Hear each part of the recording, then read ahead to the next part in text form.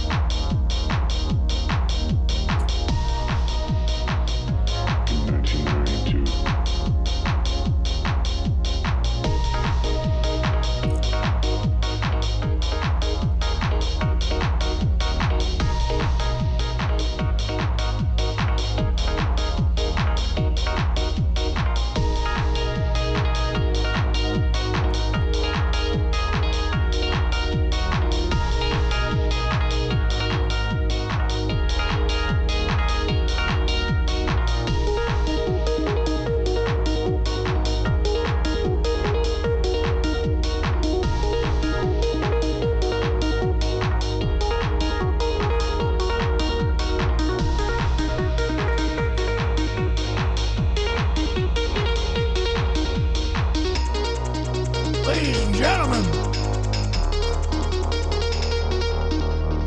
welcome.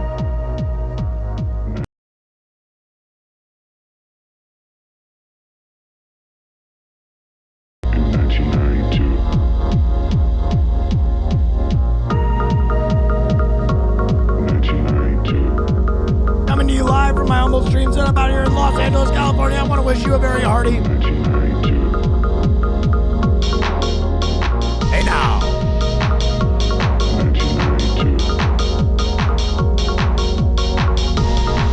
Just finishing a little snacky meal.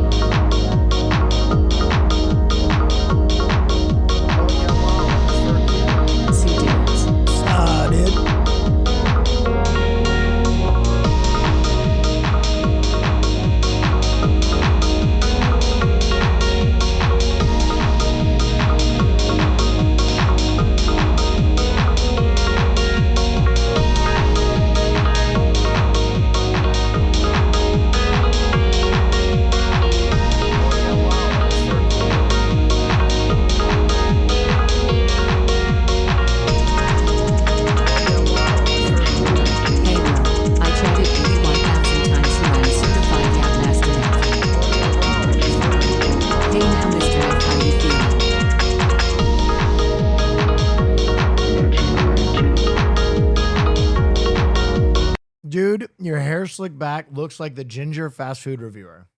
Brother.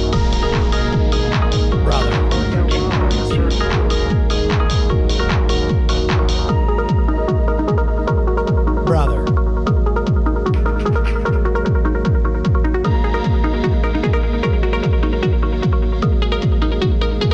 Brother. Hello, everyone.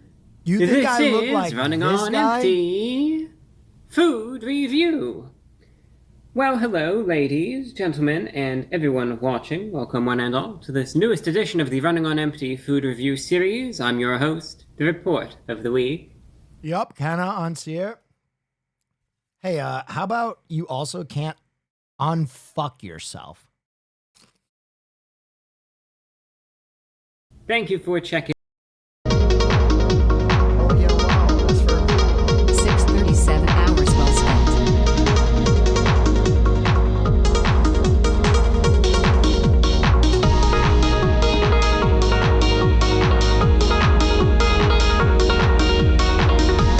Ridiculous.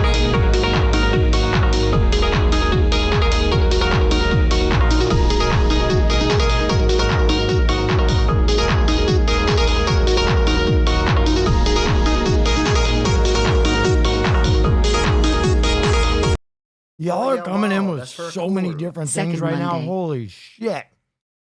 Chat is all over the place. I've been live for 30 seconds. My God. 5 teams in one month. What did that say?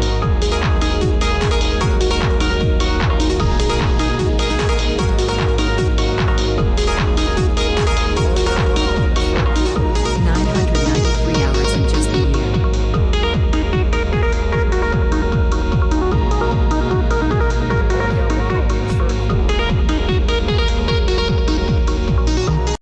Where's the chicken from? The grocery store.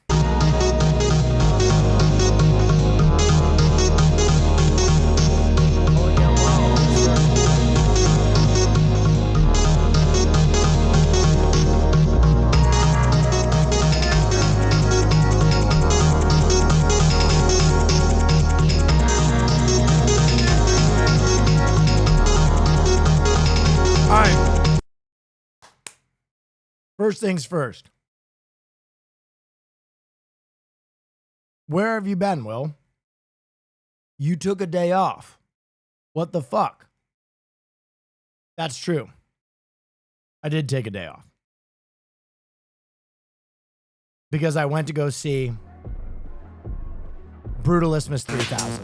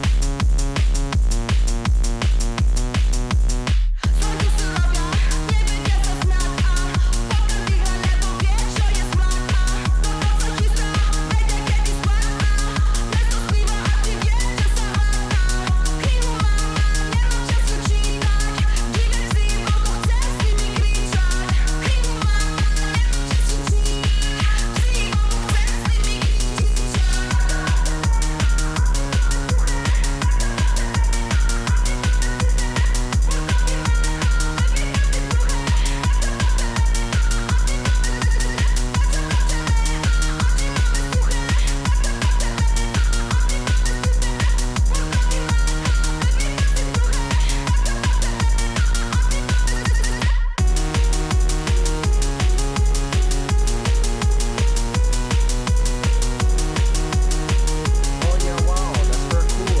1,064 hours watched.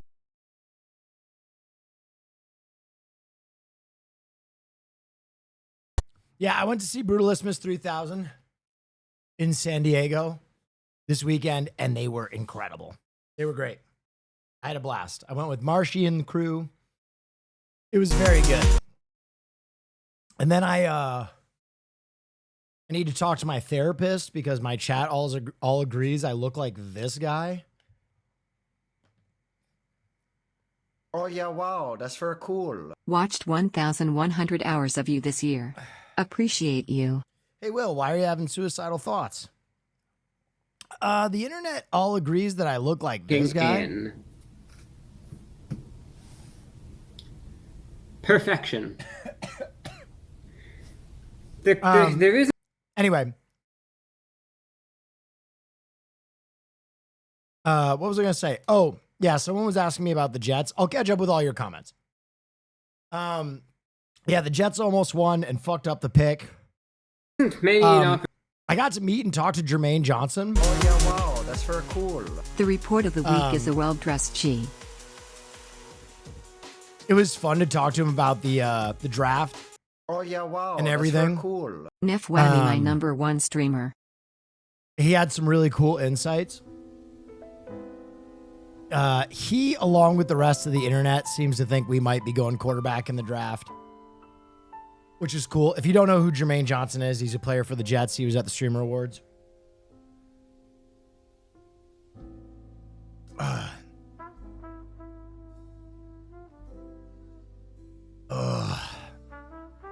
Here I Am was a banger. Yeah, it was fun. Oh, Have yeah, I tried wow, Path of that's very Exile too? cool. No, I was at a concert. Is your day now ruined and your disappointment immeasurable? Because of the Jets? No. F News tonight? Yes. What's your projected draft right now? I think we're 7.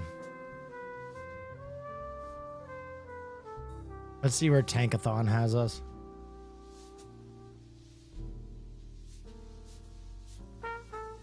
Um, 7th overall. And right now they have us taking Abdul Carter, but that won't happen.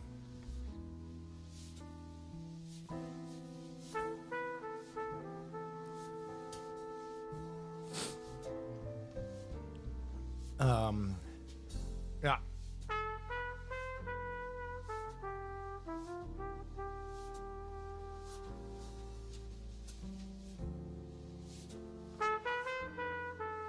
I worry about Will sometimes. Why?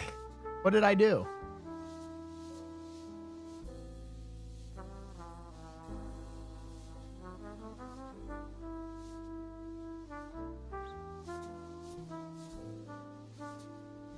Have you seen the new Indiana Jones game? Nope. Sadly, yes. Thanks for the bits. Thanks for the hype train, guys.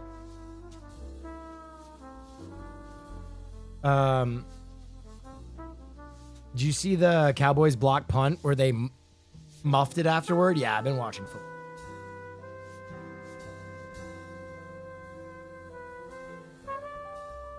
Number 1 on my recap. Yep.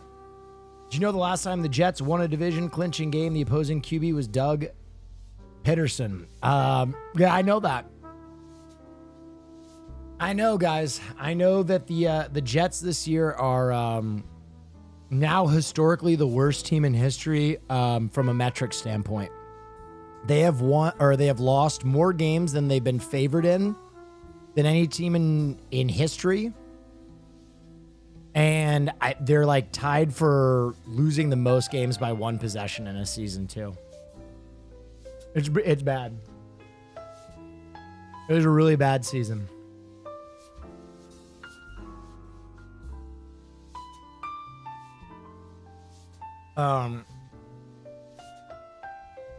Any thoughts on Aaron Glenn? Host it or I'll be honest.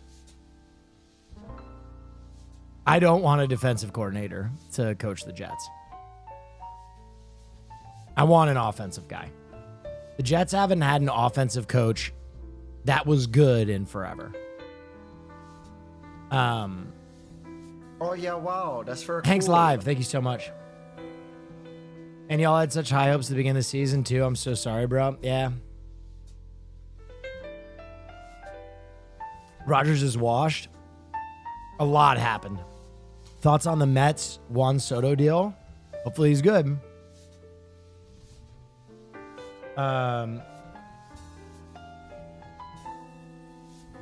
Yo, I'm super curious. What was the sweatshirt you wore in the most recent Fear End? I don't even know. I got shit in my teeth. Let me get this shit.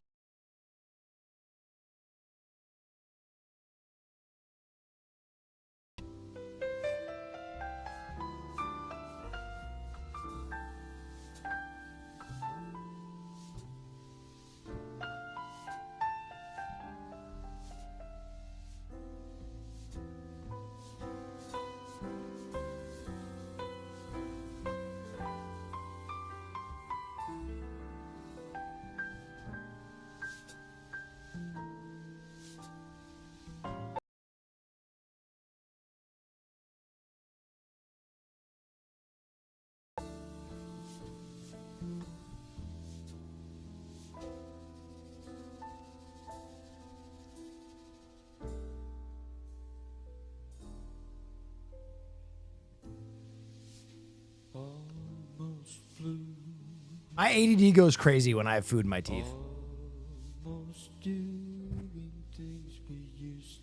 Are the Raiders crazy if they pick Shadur Sanders?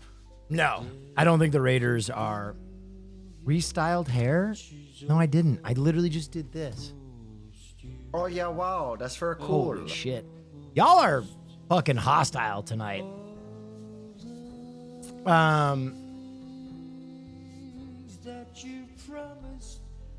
Vegas is taking him. Yeah, I think Vegas will probably take Shadur Sanders if he's on the board. I could see that. Give us the old Will or we riot. I don't even know what that means. Yo, Will, I came from YouTube. The last fast food restaurant review vid you did was dope. Thank you.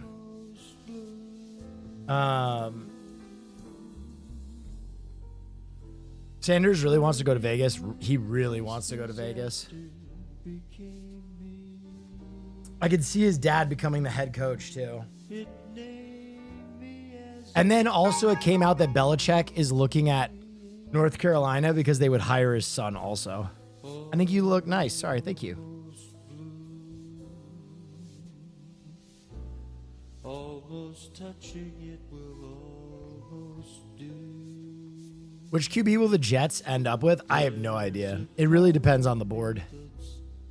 And who declares, because now it looks like Quinn Ewers and what's his face? Drew Aller both won't declare. I think they're both going to play again or enter the transfer portal. Hey, Will, just wanted to update you on my merch situation. Cool. I finally got it recovered after my stalker stole it in an attempt to get me to talk to them. Their mom saw my name on the package and thought they had stolen it like a porch pirate and gave it back to me. Great way to end the year. Holy shit. Thanks for the recommendation on Snow Strippers. Been jamming. Yeah, they're good. Thanks for the hype train, guys. Appreciate you. Hey, Will, has the scene cooled down enough to do a playlist stream? Yeah, I think we could do a playlist stream. I got a lot of event streams coming up, though. I'm doing something with Squid Games at their premiere coming up. And then I'm doing something with GeoGuessr one day. But we might do something on the same day we do GeoGuessr.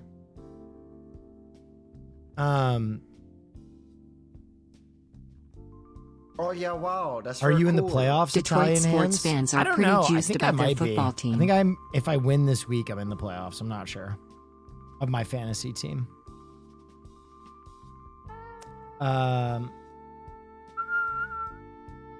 This is the sweatshirt in question.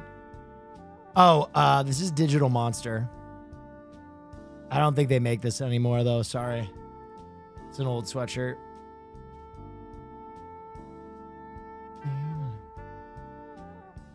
Any news on movie night? We've continued to do movie night. I've just been kind of busy on Wednesdays.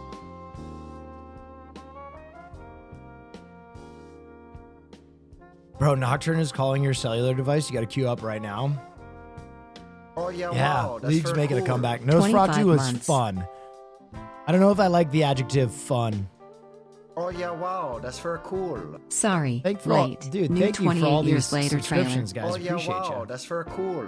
475 hours watched of you on my Twitch rap nef whammy nef whammy nef whammy. By the way, nef how the whammy. fuck did you watch Nosferatu already? Doesn't it not come out till... Oh, you're talking about our movie night Nosferatu. Yeah.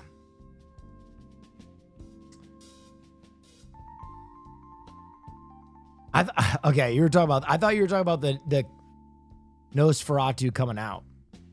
Most searched video game characters of 2024. Interesting. Chun-Li because of Fortnite. That's so funny. Widowmaker, Sonic. This is a horny list. This is a horny list.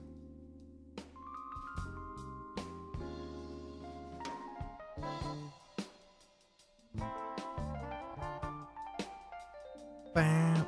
Why is every job in Turkey a variation of Ice Cream Man who won't give you the cone?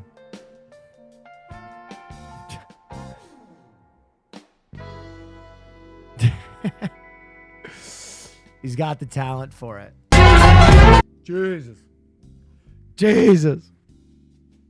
What was your Twitch recap? Mind sharing on stream? We might do that later.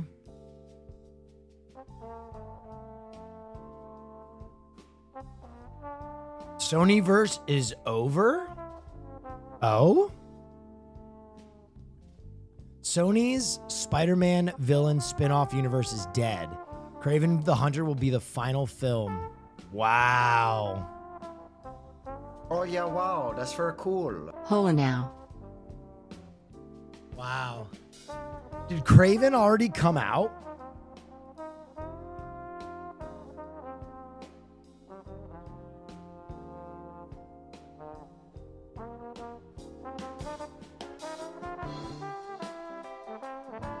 Box office. Craven the Hunter aims for a week $15 million opening. Wow.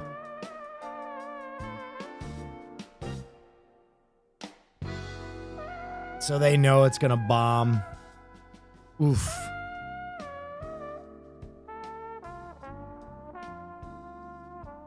Yeah, I don't know why Sony just seemed to not care at all about those films.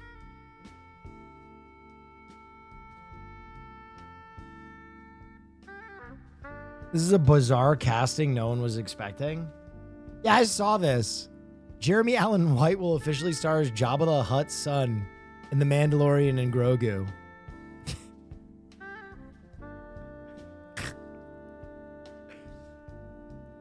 Hear me out. Fans of the bear be like, hear me out.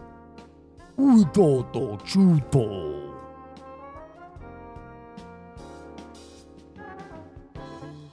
Oh yeah, wow. Cannibal that's very Consultant, cool. thank you. Hog.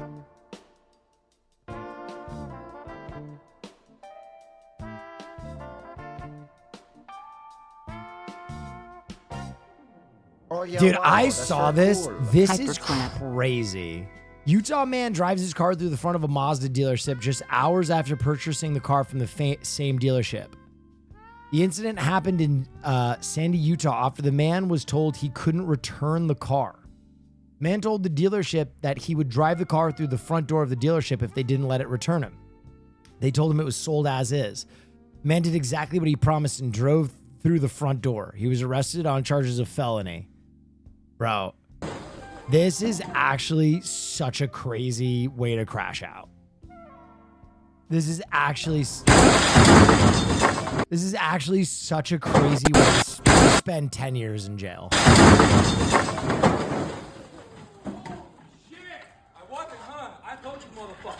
Oh yeah, wow. That's very cool. Hey That now is happy crazy. 35 months. I wonder why he wanted to return the car right after he bought it. Like if he found something terribly wrong with it.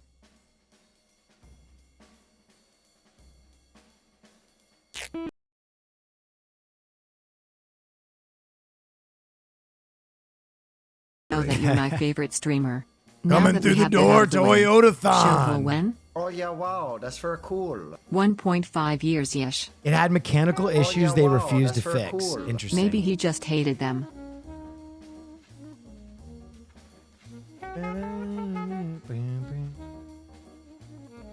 Oh yeah, wow. That's very cool. Will, Justin Haas has been requesting his chat refer to him as Poppy when he streams.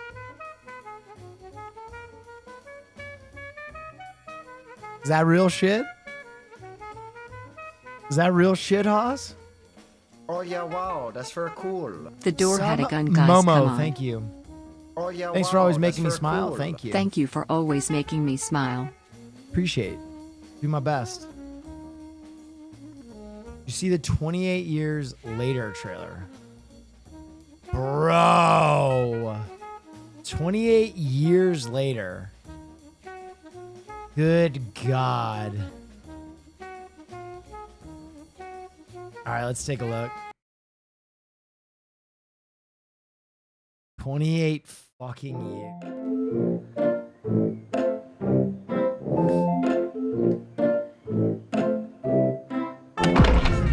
Sit here. Sit here. Auntie, what's going on? Jimmy, sit still, keep quiet, and do not move from this spot.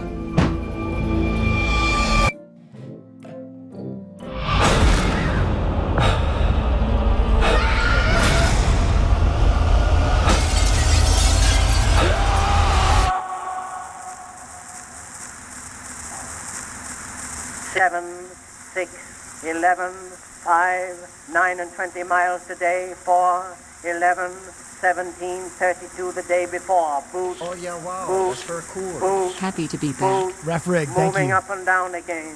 There's no discharge in the war. Don't look at what's in front of you. Boost, boost, boost, boost. Moving up and down again. Men go mad with watching them. There's no discharge in the war.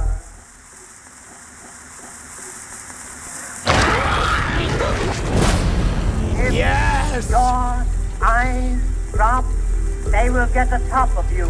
Boost, boost, boost, boost. Moving up and down again.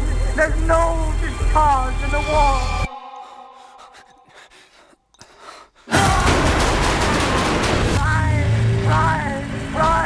Try to think of something different. Oh, my God, me from going lunatic. Moving up and down again. There's no discharge in the war. 7, I'm gonna 6, fucking 11, nut. 5, 4, 17, 32 the day before. Dude, I'm so excited because 28 days later,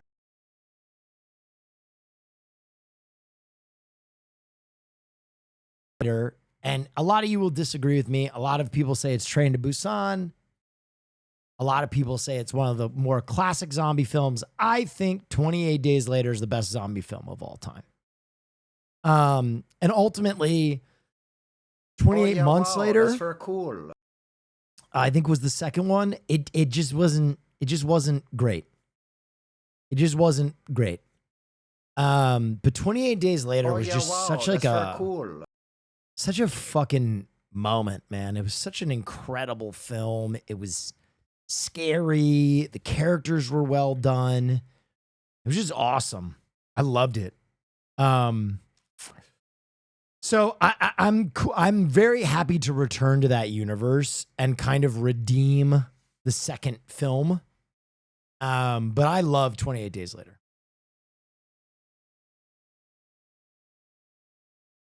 Second one was 28 Weeks Later. Oh, my bad. Second wasn't bad. That's It very wasn't cool. bad. What is your top But 3 it go to wasn't the first one. karaoke songs, Neffel? Top karaoke songs. Shimmy Shimmy Ya by the Old Dirty Bastard. Montel Jordan. This is how we do it.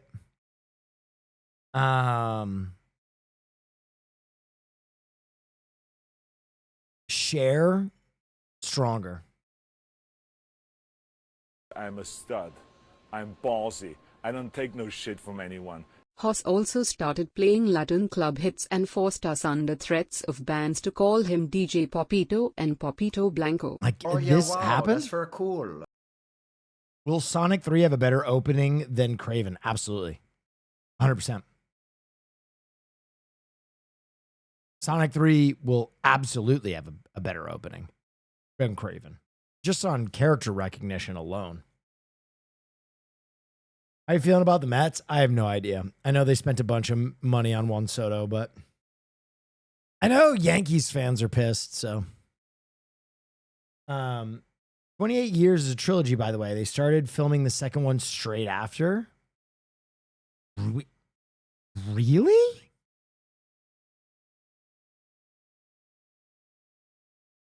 Oh yeah, wow, that's very cool. I for They one was started fine with filming DJ Papito 28 Blanco. years later in 2007? There's no way. There's no way.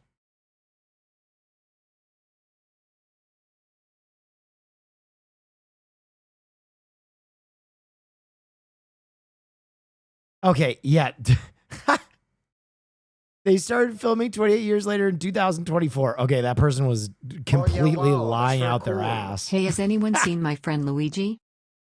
That's fucking. What?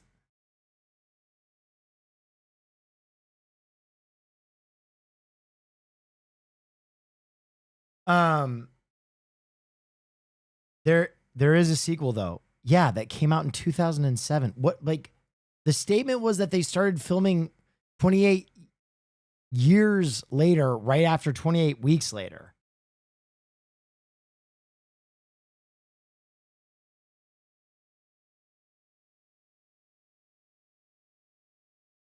No, a sequel to 28 years later.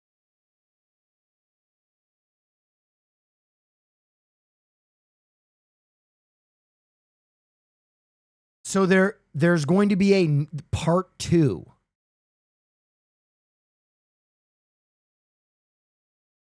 Okay.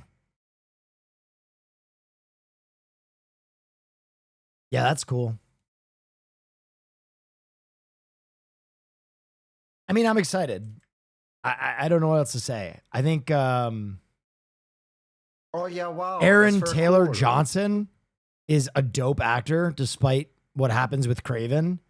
And Cillian Murphy is coming back. Ralph Fiennes is in it. It's going to be awesome. I'm with it.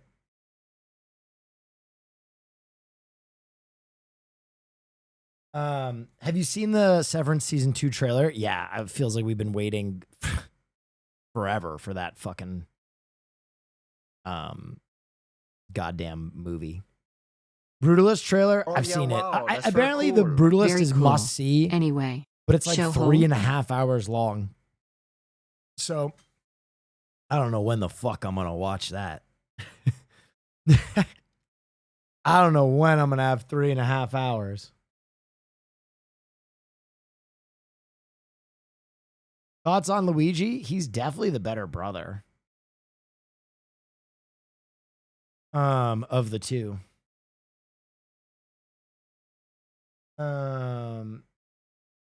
Heretic? I'll be honest, guys. Since the last time you saw me, I've been raving in San Diego the entire time.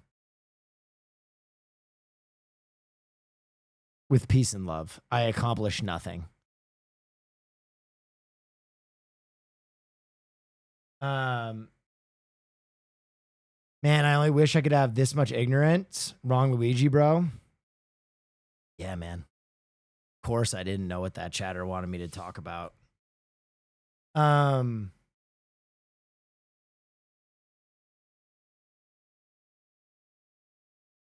The George.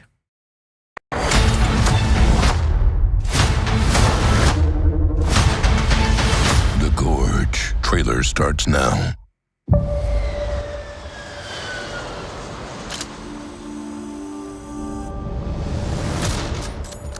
I have new orders that require me to go dark for at least a year, maybe more.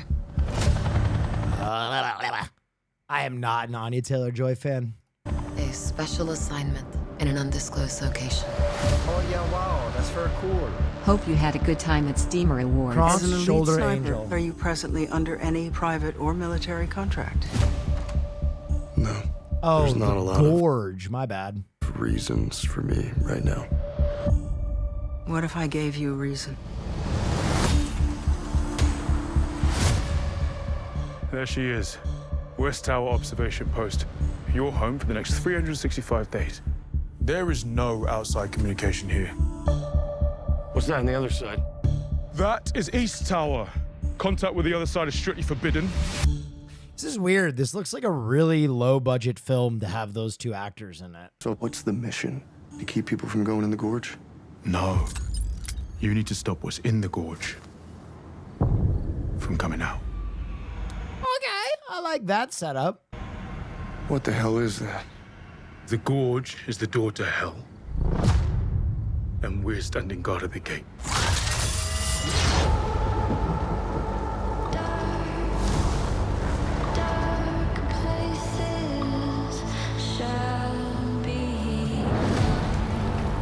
Oh my God, Miles Teller. Miles Teller's hanging dong?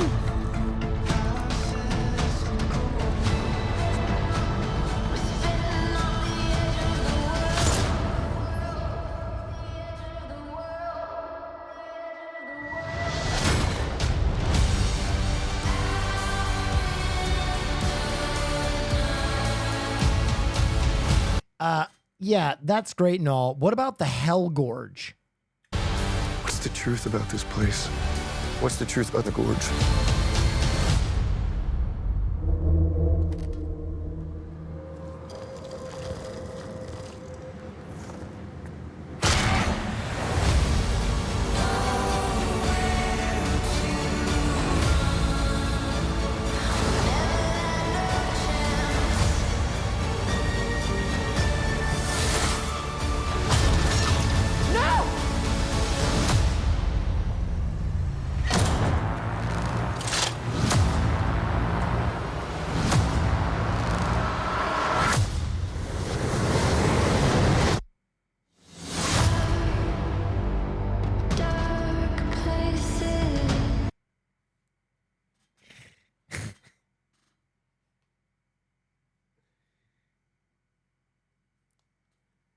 Oh yeah, wow, that's We very have cool. like Ayo. 600 cops at the Macy's Day Parade. We put 2 of them at the Hell Gorge. Seems like a terrible misappropriation of resources, doesn't it?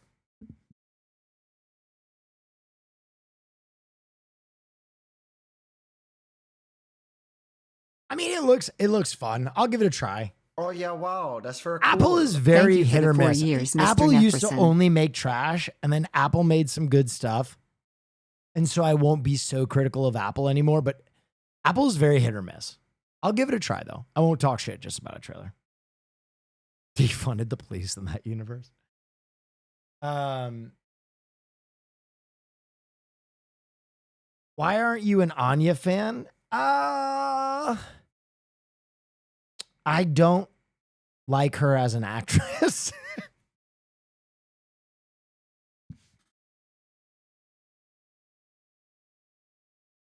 Oh yeah, wow, that's very cool. Hey no Aunef Blood God.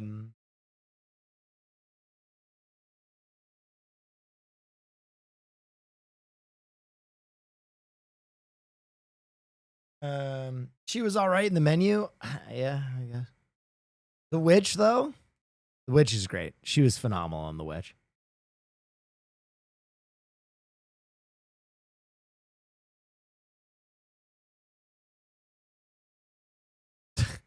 Satan's Alley trailer? Why are we watching the trailers from Tropic Thunder?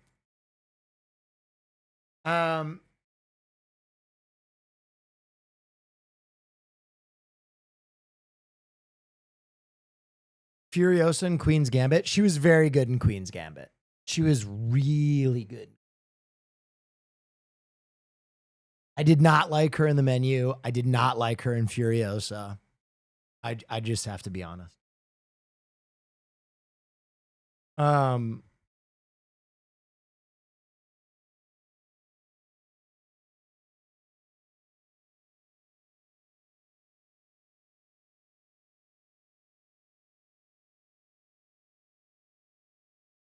Oh yeah, You wow, are my that's number very one cool. streamer this You year. are my Look number forward to one future streamer this content. year. Thank you for all the fun Look and laughs. forward to Thank future you. content. Thanks for all the fun and laughs. Joe Burrow's home got broken into during Monday night's game. Yeah, I heard. That's so weird.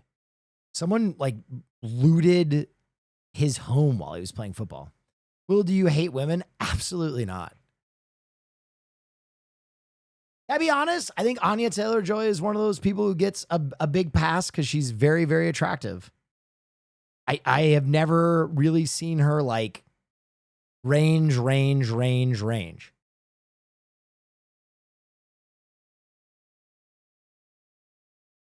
She's good, but I don't know.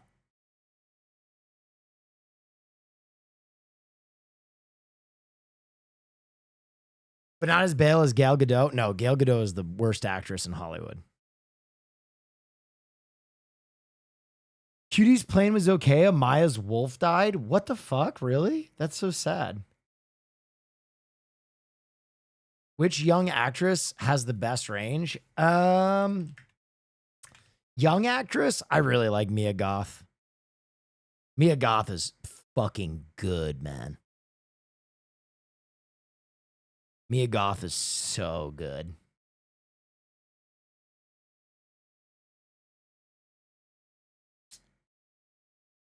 Mia Goth range? Yeah, I just think she's really fucking good. Like every time she's on screen, I completely believe that she is the character she's portraying. I would like to see her in more films. She hasn't been in a ton.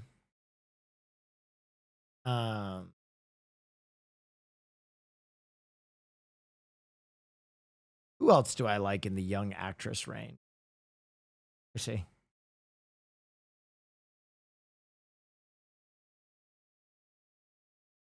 What is this list? 30 or younger.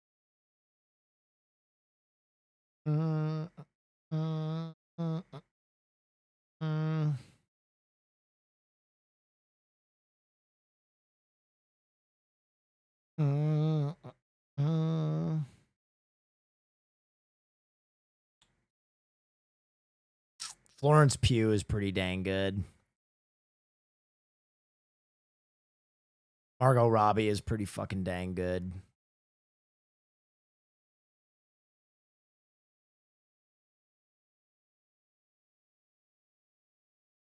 There's a bunch, though. My favorite female actress is Margot Martindale, though. That's my girl. I watch everything with Margot Martindale in it.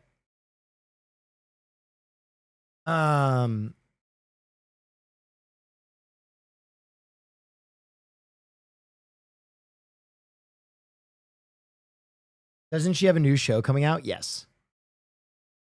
Invincible trailer. Oh, this is the new season, right? They did a teaser for this. Over the last 90 days, Mark's speed has increased 65%, his endurance 70%, and his strength 138%. Fuck me! Way to make a fellow superhero feel inadequate. Glad it's not leg day. You feel like trying out those new muscles of yours? Sir, we have intense geological events all over the country. Are you working with D.A. Sinclair? He turned people into monsters. You don't waste people like that. You reform them. You killed Angstrom Levy. Should I lock you up too? You know that was different. Mark, we can be the good guys, or we can be the guys that save the world. We can't be both. Fire. Kid Omni-Man is here! He told me the O was for Oliver. Cecil, I can never trust you with either Mark or Oliver's lives, no matter what. Ouch. Oliver, you gotta look out for other people. You guys are in big trouble! Oh, you want to call for help? Too bad. You're outnumbered and outclassed. And out of luck. And now I say something. I love that character. We can win this war. I'm not on anyone's side. I disgraced my people. So help me, Mark, and whatever that other kid's name is, stop the Empire. What are you hiding in here? The White Room is for my protection. Protection from what? From you, Mark.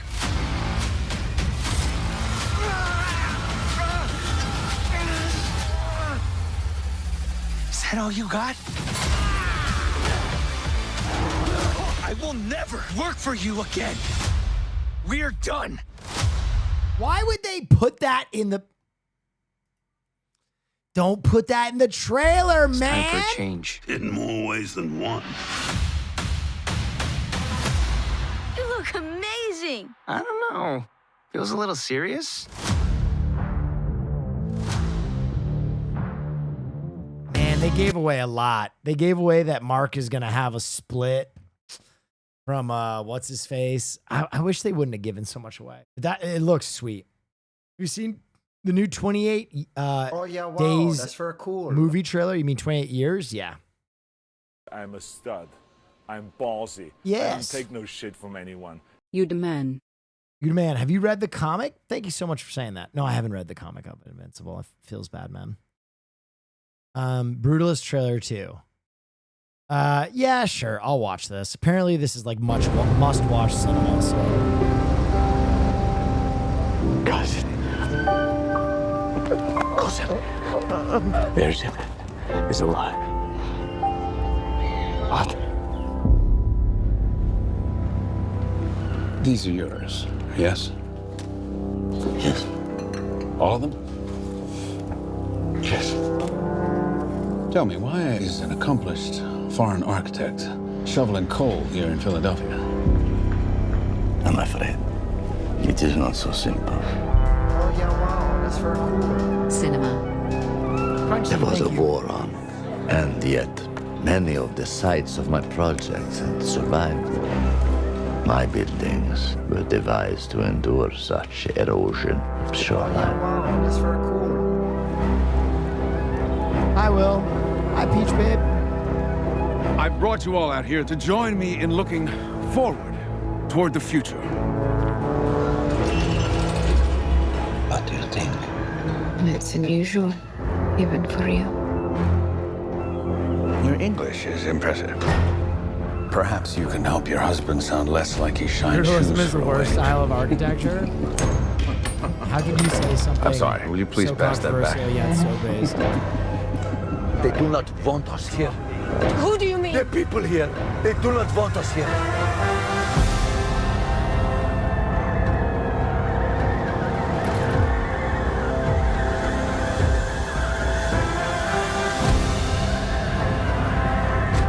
I don't understand what this movie's about. Isn't it about the architect that's like the father of brutalism? When dogs get sick, they often bite the hand of those who fed them. Until someone mercifully puts them down.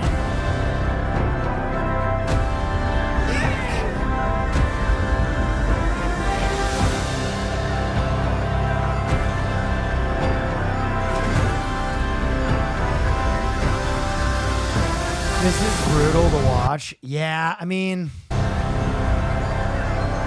Promise you won't betray him. I promise. This movie is not going to appeal to everybody.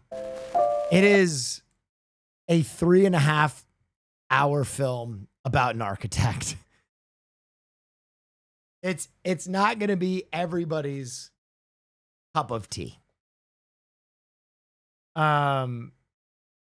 But we will see.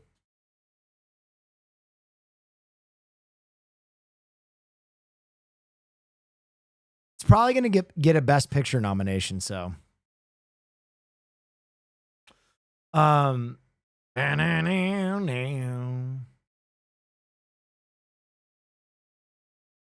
James Gunn is wild for posting this. What is this? I promised I'd give the behind the scenes of Rick Flag and Princess Alana's lovemaking scene. Oh no.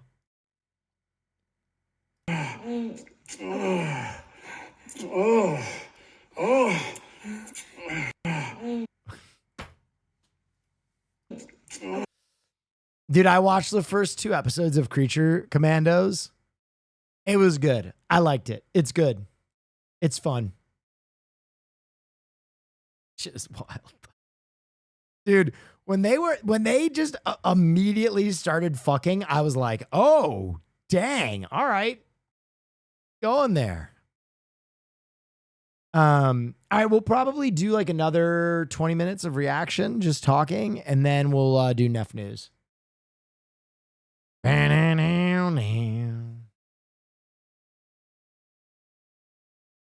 you get to meet Jermaine Johnson at the Streamer Awards? Sorry if I missed. Yes, I did. I was very excited. He's awesome too. He's the man. Another year, another Streamer Awards fit thread. I don't see the thread.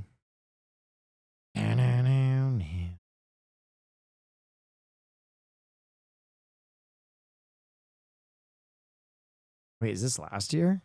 Oh, this is last year.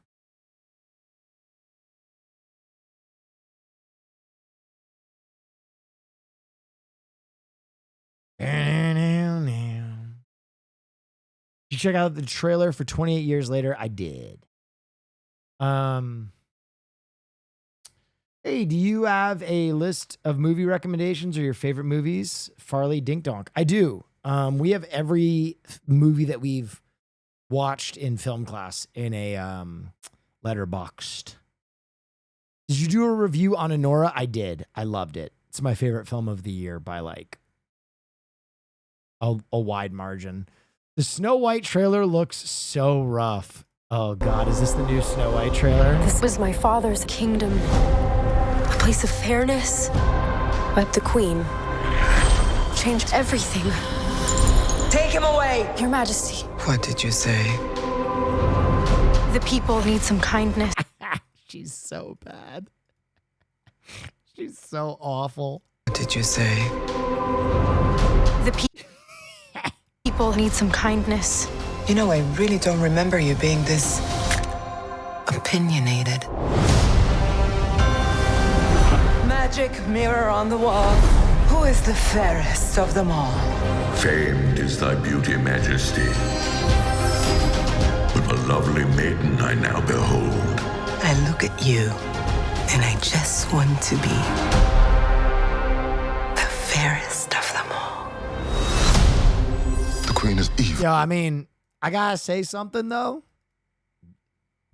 That mirror lying its ass off. I don't like Gal Gadot as an actor, but she looks better than this chick.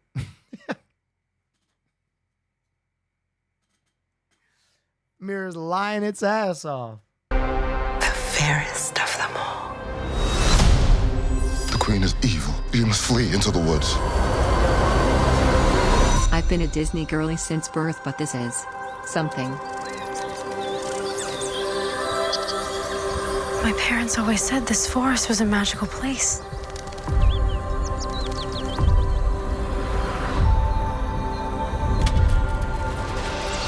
Hello? Is there anybody here? This looks so bad. It looks so, everything looks so uncanny. Everything looks so uncanny.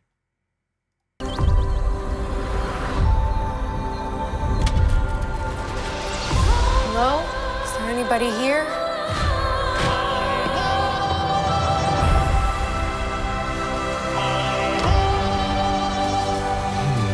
Oh God, I hate them so much. I hate them so much, bro. Nightmares. All of them are nightmares.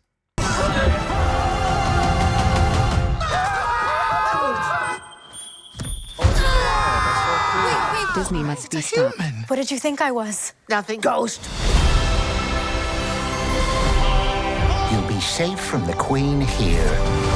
The queen stole everything from all of us. We're gonna need your help. Oh my God, I hate them all so much. I hate their faces. Well, this guy in particular. Ew! They are horrible to behold. They are horrible to behold. Oh yeah, wow, that's very cool. Reviews They for are this a are going misery to be to hilarious. look at. They used AI. It looks like it. It's time to restore our kingdom. Waiting on a wish, holding out for someday, hoping somehow, some way, there comes a miracle. Find Snow White. I close my eyes and see the girl I meant to be. This is our kingdom, and now we're here to take it back. Oh my God. What is that outfit? What is that, bro? What is that? What is that? They bedazzled this bitch. You were saying. I'm sorry, my dear. Did I frighten you?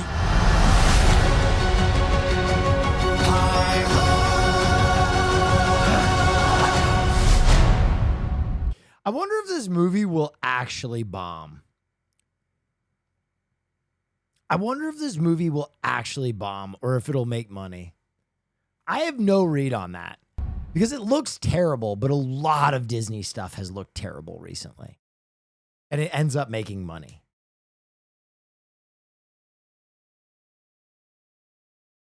It will bomb. I think you underestimate how many parents just take their kids to Disney stuff like totally obligatorily. They just like turn their brains off and outfit tier list. Bro, I feel like if the only thing that comes from this is you make people sad. I feel like the only thing that comes from this is you piss people off.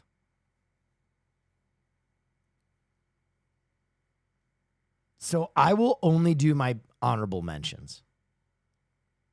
Incredible. Goat.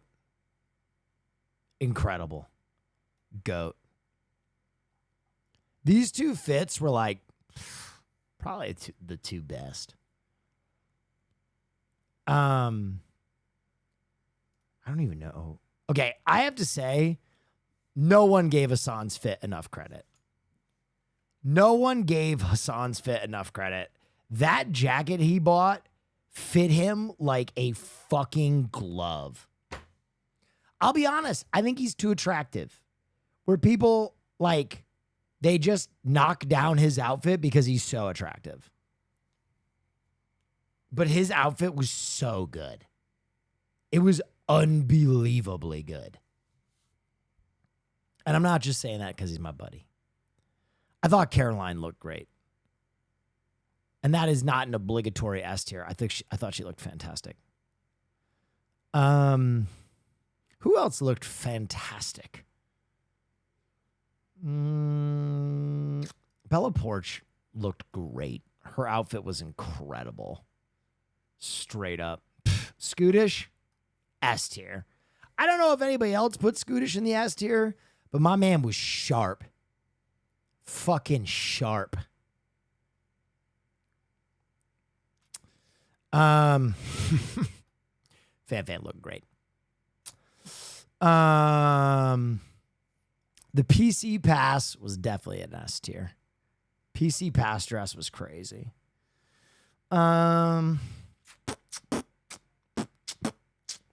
Sam, incredible fit. And Kachi looked wonderful. Hated or love it. Kachi looked stunning.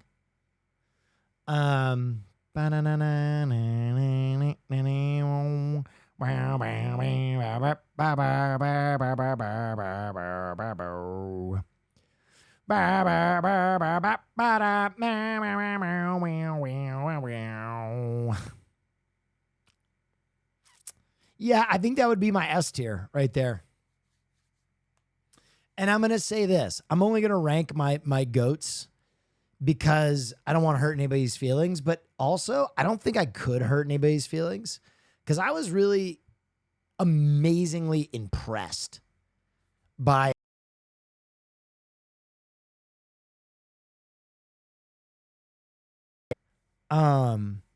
like if you go back to the first year, it's like night and day. It's like night and day. How far everybody's come.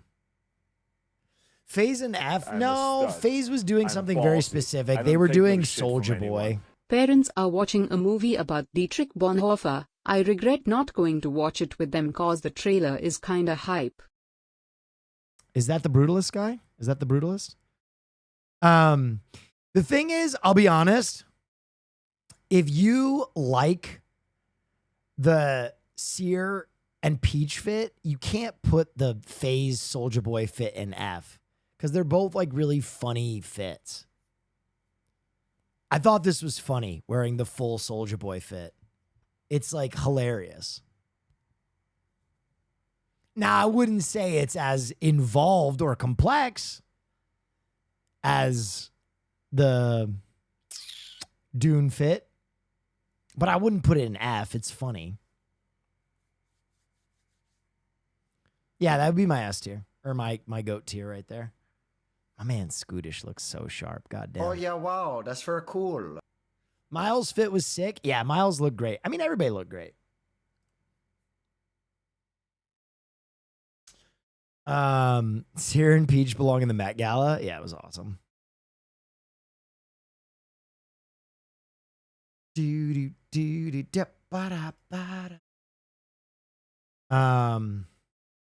FaZe is disrespectful, but that's just my opinion. Yeah, I mean, that doesn't really have to do much with how they dress. I thought you might be interested in this project. The Studio. So, how do you feel in all this? You know, I got into My this hope is one day you find a I jacket that love- instantly converts you into a JoJo character like that one Hassan found. You'd absolutely crush a JoJo look. Yeah, I agree. We just ran out of time to dress. movies. But now I have this fear that my job is to ruin them. The job is a meat grinder. Sing, sing, sing, sing. Everybody start to sing. The Continental, we don't make artsy, fartsy films. We make movies. Movies! Being the head of Continental is the only job I've ever wanted. Stop! Stop! No! It's just so much harder than I thought it was going to be. You're talentless, spineless. What is wrong with you? No one likes you. Get the fuck out of here. I'm here to save your career. Help me help you win. So is this supposed to kind of be like Veep for like a movie producer?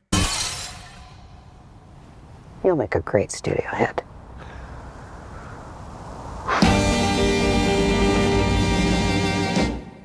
Is it going to be a show or a movie? Bam, bam, bam, bam. Beep, beep, beep, beep, beep, beep, beep, beep. Looks like a show. Okay, cool. I don't like the cutesy meta shit like this. It doesn't look like it's going to be cutesy. It looks like it's going to be pretty gritty. Show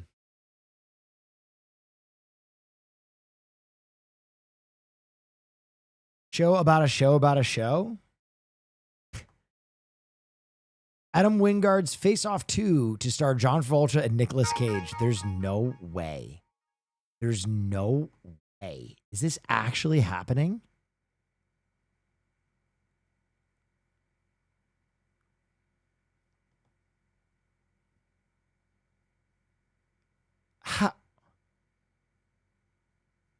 Face Off 2 is apparently centered around the children of Castor Troy and Sean Archer, who grow up destined to face off. No.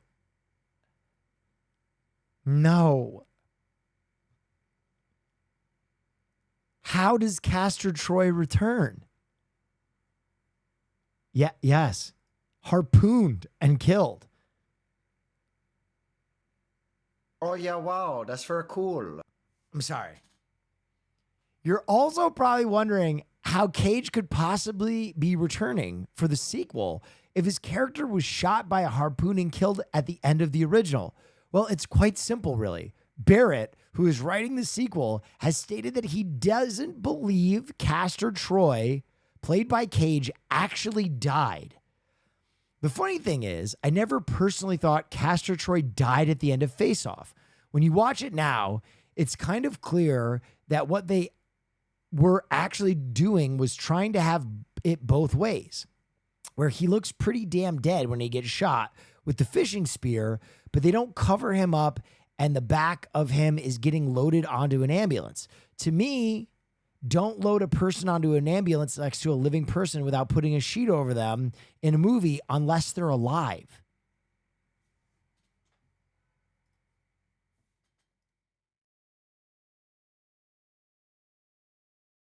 What? Oh yeah, wow, that's very cool. Hog 50 months now.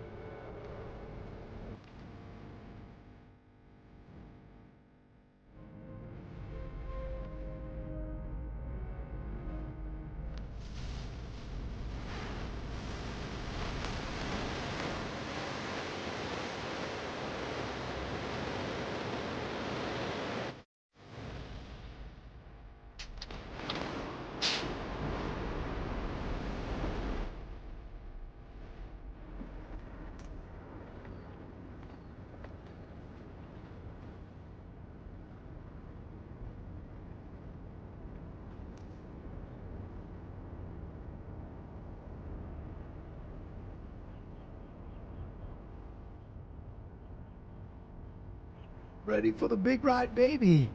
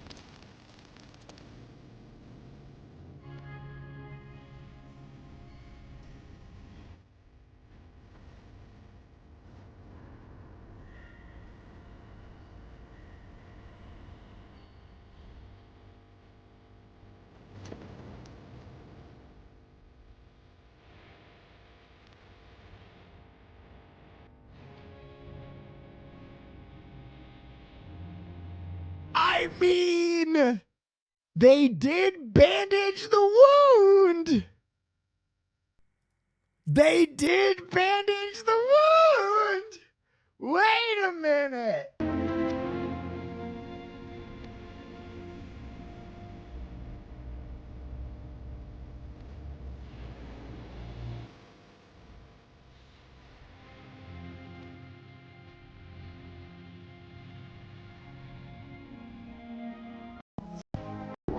My scar. Fuck it, I'll bite. I'm ready for the big ride, baby!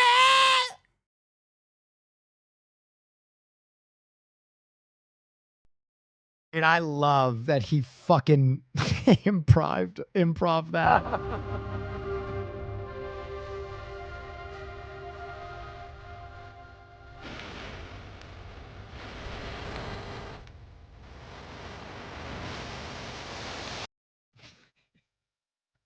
I'm ready for the big ride, baby! Oh, yeah, wow, that's very cool.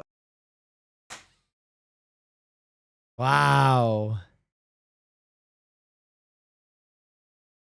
I mean, he did You're Next. Whatever, fuck it. The thing is, like, it's Face Off. The next Evil Dead movie is titled Evil Dead Burn.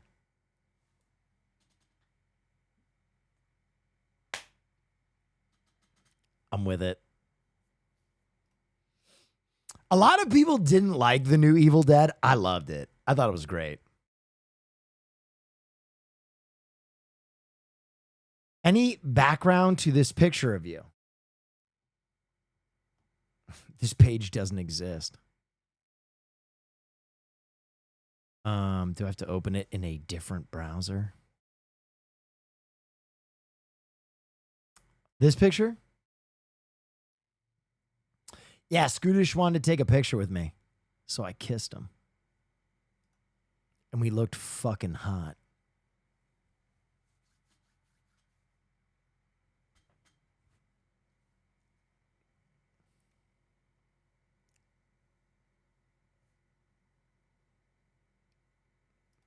If a homie wants to take a picture with me, they're going to get a picture. You feel me?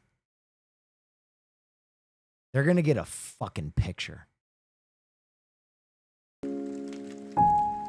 Henry Cavill is creating and starring in a 40K project. Whoa. Star and produce. That's fire. 40K has great lore. I think it'll be good. Also, I'll be honest. I never thought Henry Cavill was a good Superman, but not because he doesn't have the acting chops and not because he didn't look like Superman. I just thought the movies were bad, period. So I would love to see him to get a chance to do something nerdy again that he has a passion for, that he can go crazy in. I feel like he never got a good chance. Take, nah, man, the Superman movies fucking suck. Sorry to say. That's not Henry Cavill's fault, though.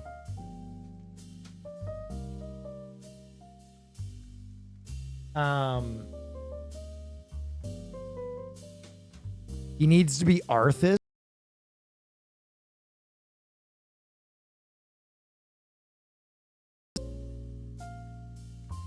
Man from U.N.C.L.E. was dope.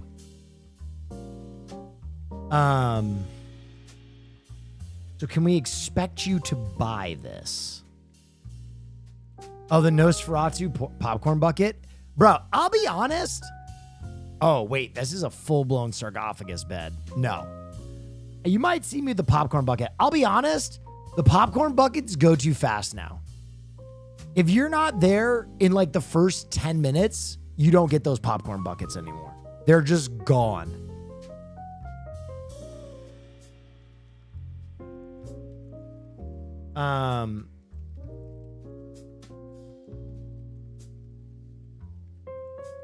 Oh yeah, wow, that's very cool. Have you seen the Warhammer Secret Level trailer?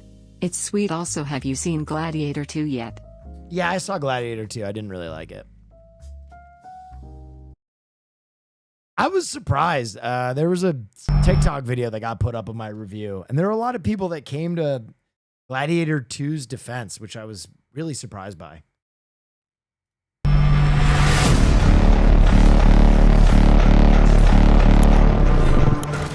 Best spy movie of all time, The Rock. It's the best James Bond movie ever made.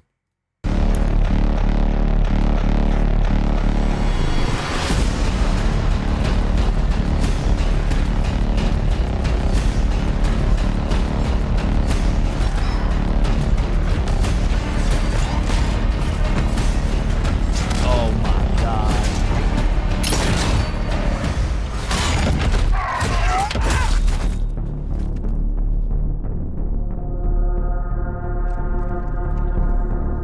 Space Marines.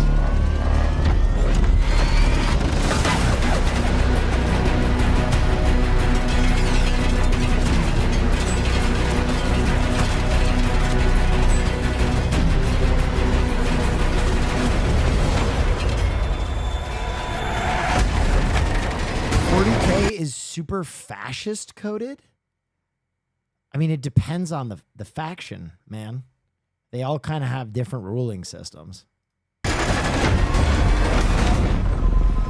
Oh yeah, wow, that's very cool. The AC episode was killer. Keanu was incredible as Johnny Silverhand. Show him.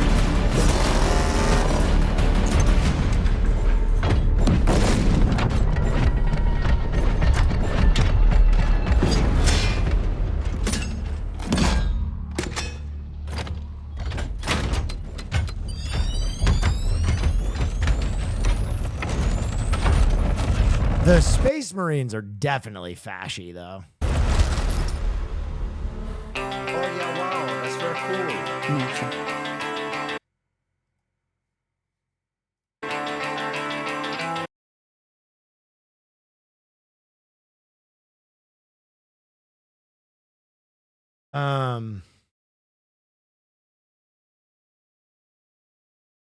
Never open Reddit. It's have you ever watched Superman and Lois? I have not yet.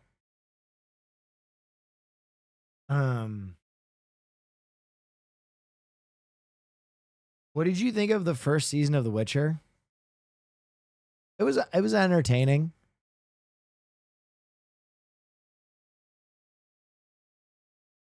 Oh yeah, wow, that's very cool. Happy Monday. Old guy?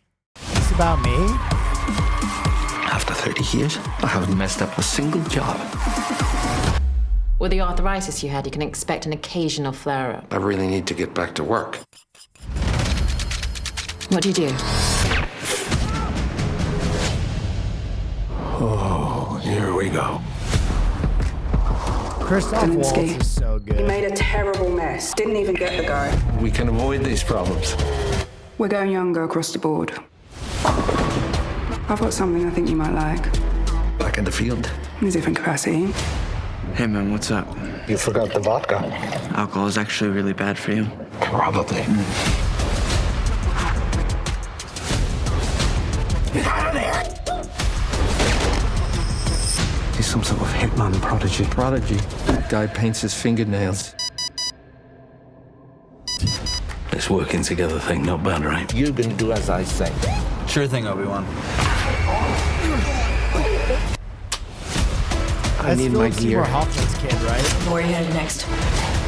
Northern Ireland. I've always wanted to visit there. So are you like a prostitute or something? Why are you partnered up?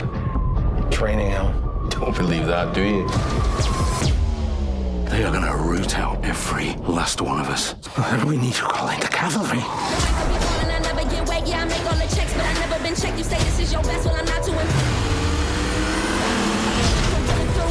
We're looking to the future. His skills, you're going to need him.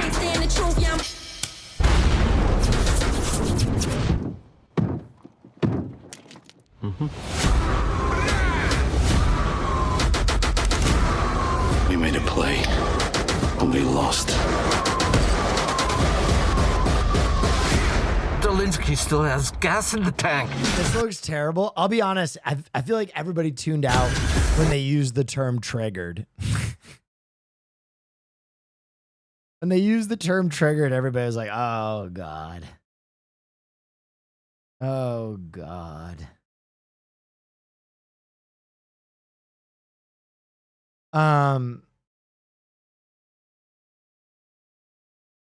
Speaking of Secret Level, they released a longer Sifu Oh, trailer. yeah, wow. That's very cool. Did you like Pantheon? Like the character in League of Legends?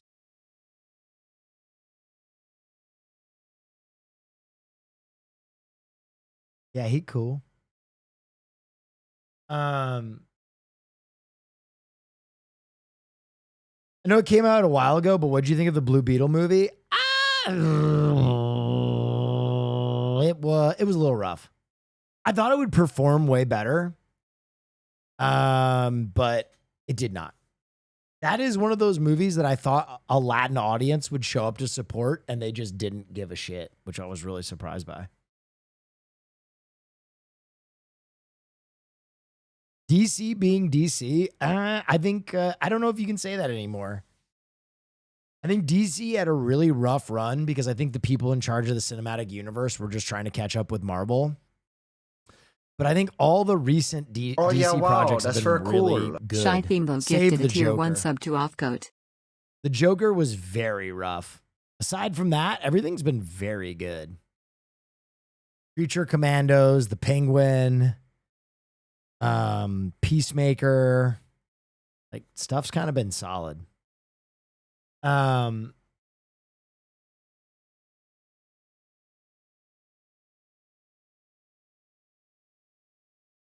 Watched Apocalypto this weekend and couldn't help but notice they had a Mayan Rizzler in it. Fuck, dude. That's ridiculous. Oh, yeah, wow. That's very cool. Did you watch the new Invincible trailer? I did. Has Marvel even done anything recently? No, all the Marvel projects recently have been bad. The Suicide Squad Isekai was really good too. So we have Creature Commandos coming up, then Superman, Peacemaker Season 2, Batman Part 2, Lanterns. Dude. Oh. Oh. Please be good, Superman.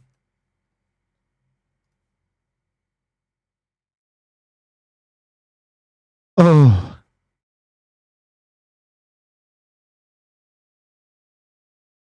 Give this a listen. It's peak audio. Merry Christmas. Oh, fucking god damn it. Merry Christmas, Merry Christmas. Your missus got me on her wish list. More side dishes than the 7 fishes. She'll be home alone with me this Christmas. Merry Christmas, Merry Christmas.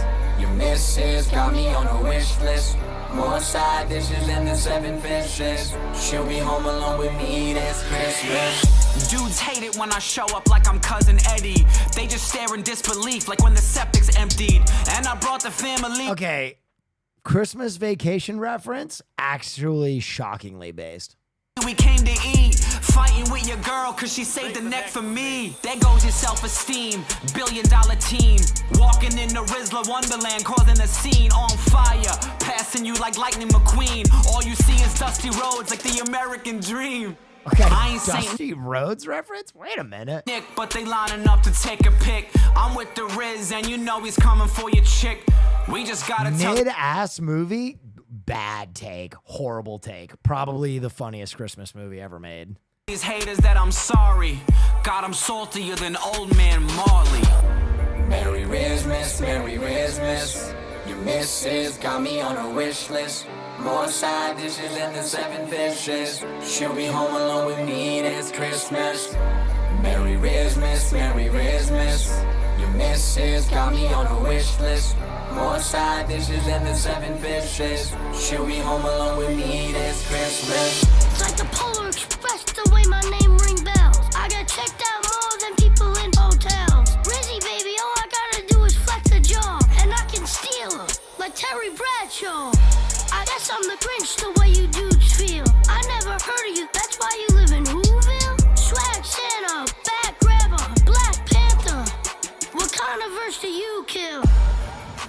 7 cents this tall. Okay, I'm gonna be honest. The Rizzler is kind of snapping on this right now. On point like I'm Chris Paul. More buzz than a missed call. Light up the block, call me Clark Rizwall. Merry Christmas, Merry Christmas. Your missus got me on her wish list. More side dishes than the 7 fishes. He is not snapping. Guys, he's 8 years old. She'll be home alone with me this Christmas. Merry Christmas, Merry Christmas. Your missus got me on her wish list. More side dishes than the 7 fishes. She'll be home alone with me this Christmas. He is talking about fucking your girl, but... Merry Christmas, Merry Christmas. Your missus got me. Oh, God. Wobbles has been practicing.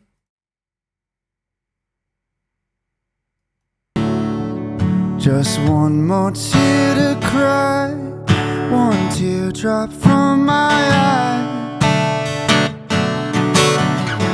You better save it for the middle of the night, when things aren't black and white. Enter troubadour, remember 24.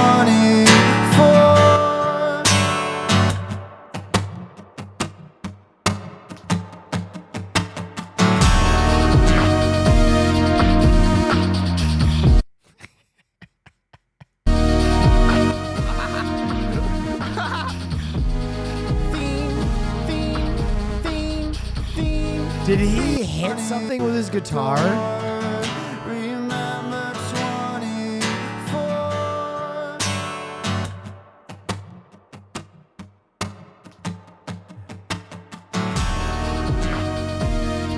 How did he trigger that?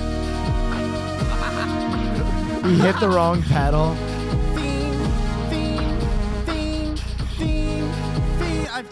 I chose the wrong project by accident. That's awesome. That's awesome. Wobbles is so fucking good, man. All right, we need to talk about something though, because I am shocked. Oh yeah, wow, that's very cool. And 30 dismayed. months Nephilim, you the best. There are people that don't like Christmas Vacation. This is like one of the top 5 Christmas movies. That's crazy to me.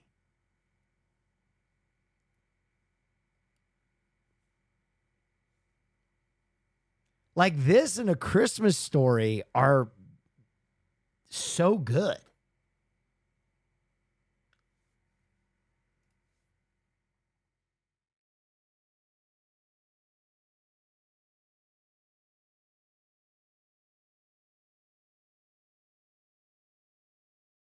Top 5 Christmas movies, I'd go Die Hard. I'd go Christmas Vacation. I'd go Christmas Story. I'd go Nightmare Before Christmas. And I'd probably go Elf. Those would be my top 5. And then honorable mentions, Scrooged probably gets an honorable mention. Jingle All the Way probably gets an honorable mention. Home Alone. Home Alone's probably in there. Gremlins.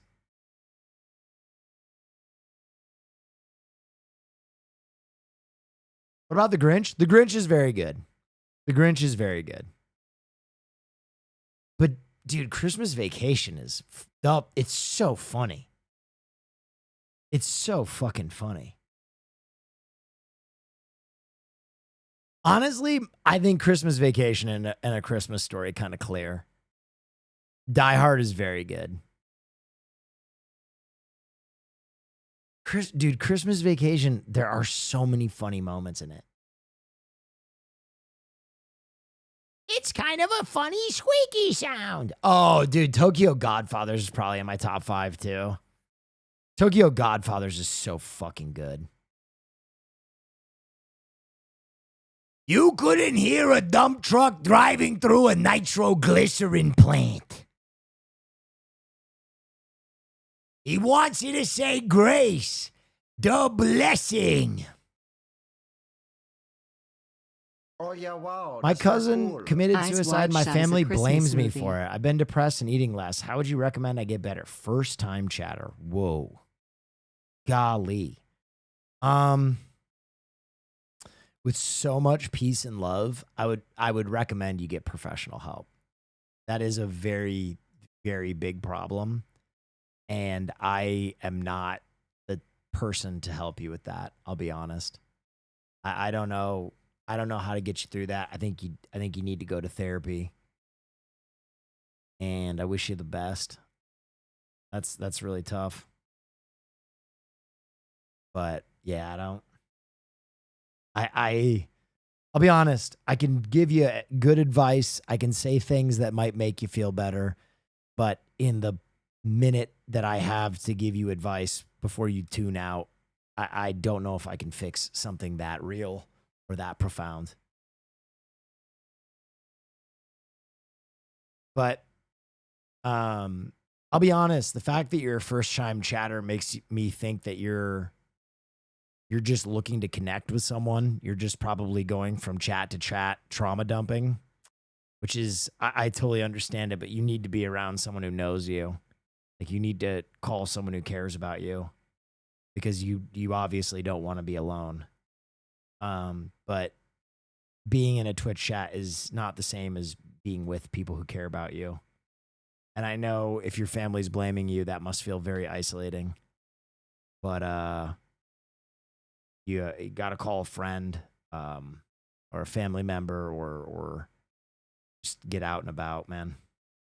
Wish you the best. Sorry, man. That's really tough.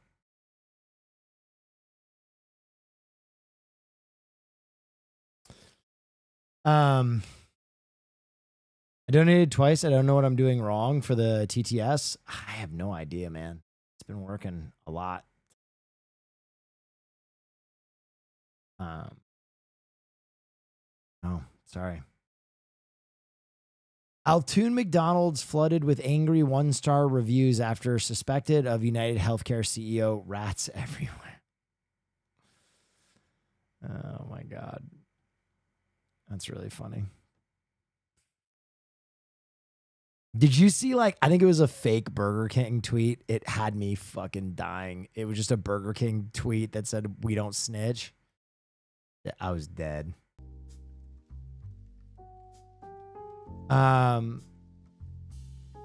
think the Rizzler is dyslexic. Brother, he's 8 years old. Skit. All right. Kentopolisket.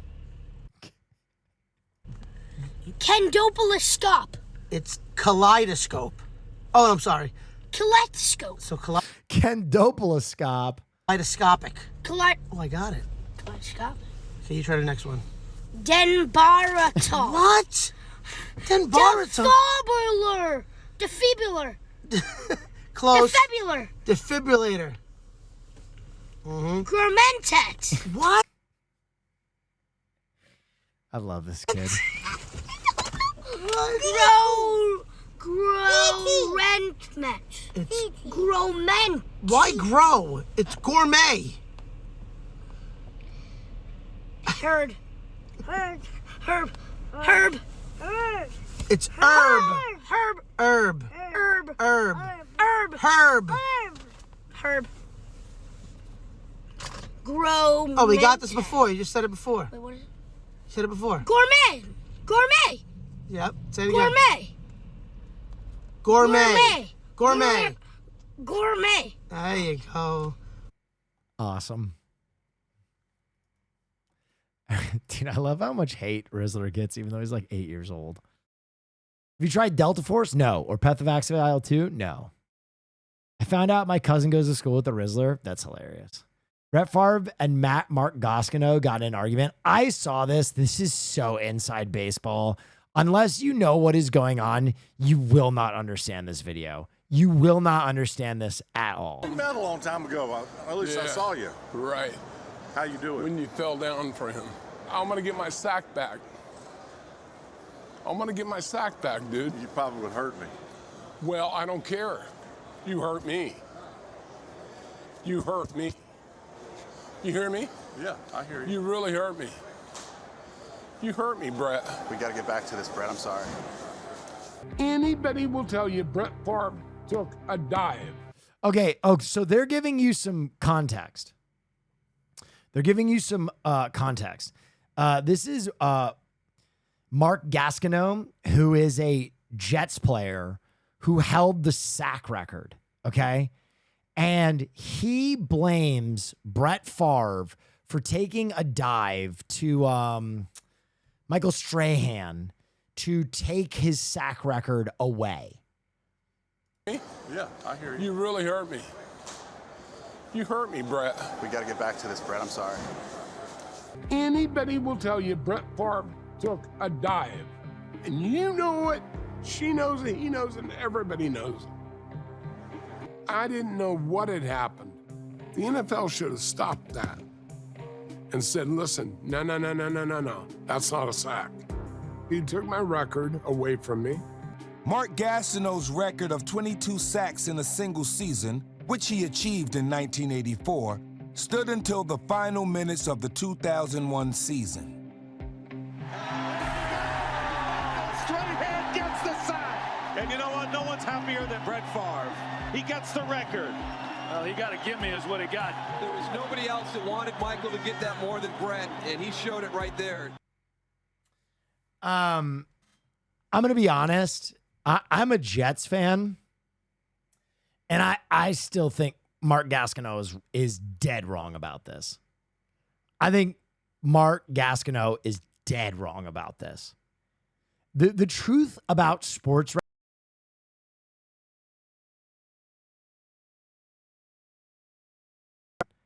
And if you look at this, what was Brett Favre going to do here? Like, Michael Strahan is in the backfield. Brett Favre, I guess, can just chuck the ball away. But, like, then he would have just been fucking Michael Strahan. You know what I mean? So, like, it's not like he wasn't in trouble. Like, Strahan is clearly in the backfield. I don't know. To me, I think Mark Gastineau is dead wrong about that. And honestly, like, you held the sack record for a long time, man. Records are made to be broken.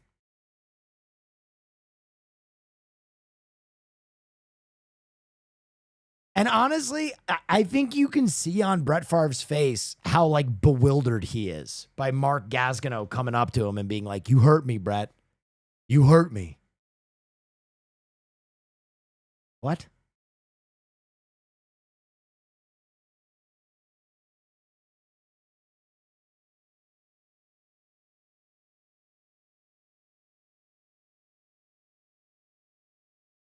Shrug, don't care. As I said, that video is such inside baseball. All right, we're going to watch Joe is Hungry, and then we're going to do the news, okay?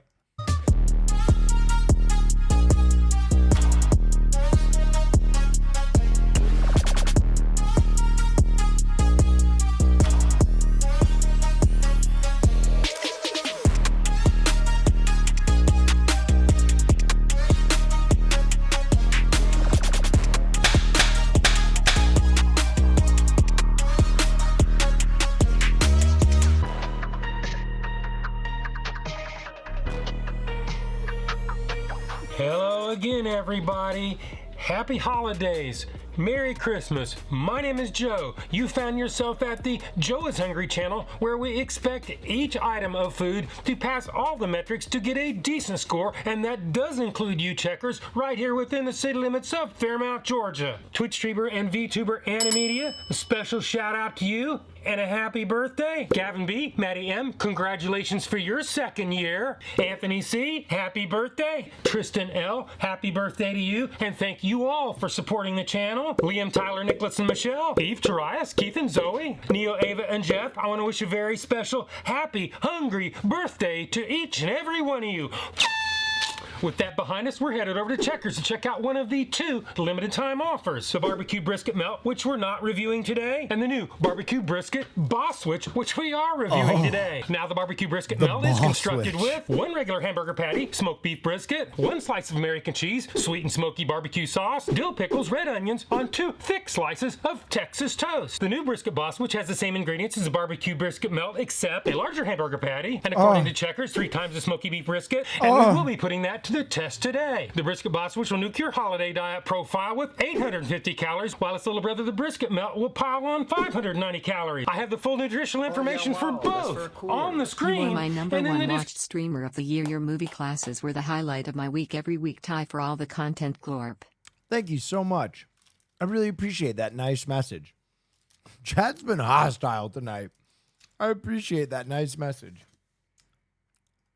Description below. The barbecue brisket melt will set you back $3.49, while its big brother will exploit your shrinking wallet to the tune of $7.29. Make a medium boss switch combo for $11.69 before taxes in Georgia. Are these things going to be served piping hot as they should be? Will they even pass the Joe is Hungry temperature test, as they have unsuccessfully struggled with in the past? Are they actually going to give a bigger burger patty than in the melt version? Are they going to give us 3 times the beef brisket? All these questions will be answered later in the video when we roll the drive-thru at Checkers in Cartersville, Georgia. Let's see how they do today.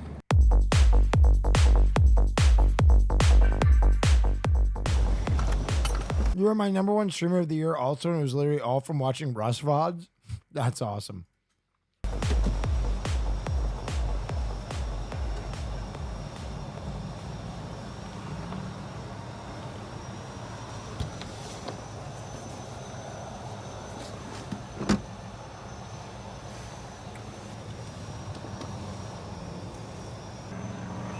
Checkers, what can I get for you?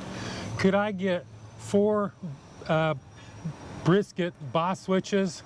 All right, the sandwiches? Yeah. All right, they're all they're $8 a piece. It says $7.29 out here, but I guess... No, they're just sandwiches alone, where it's almost $8. That's why I stopped saying that. It's just all... What did he just say? It says $7.29 out here, but I guess... No, they're just sandwiches alone, where it's almost... That's just the sandwiches alone. Almost $8. That's why I stopped saying that. It's just almost $8. Could I get 2 barbecue? Did anybody understand that? I didn't understand what he was saying. Brisket melts in a separate bag from the boss switches? Absolutely. I appreciate it. Hold on 1 second. Let me get you taken care of right quick. 1 second. Okay. He's saying 8 after tax. Okay. That's all I want. All right.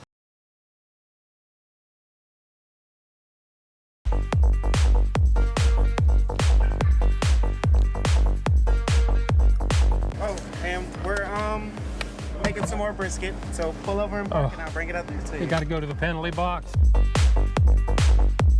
Off to the penalty box we go.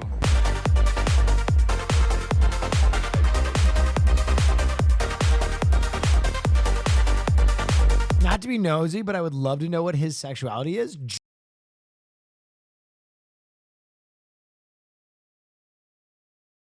We've got our boss switch sandwiches. Let's go ahead and do the Joe is Hungry. He's just eating fast food. Let him live. Temperature test. Boss switch number 1 is 127.8 degrees. I love his food reviews, but I want to know what that dick do. Degrees Fahrenheit. Oh, by the way, something big. Boss switch number 2 is something big coming down the pipe. Something big coming down the pipe.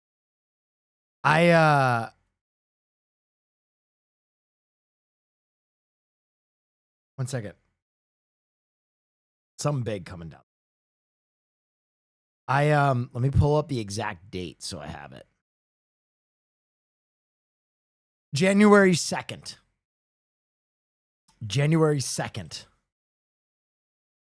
Hassan and I are doing a live stream with my favorite YouTuber other than Joe. Hassan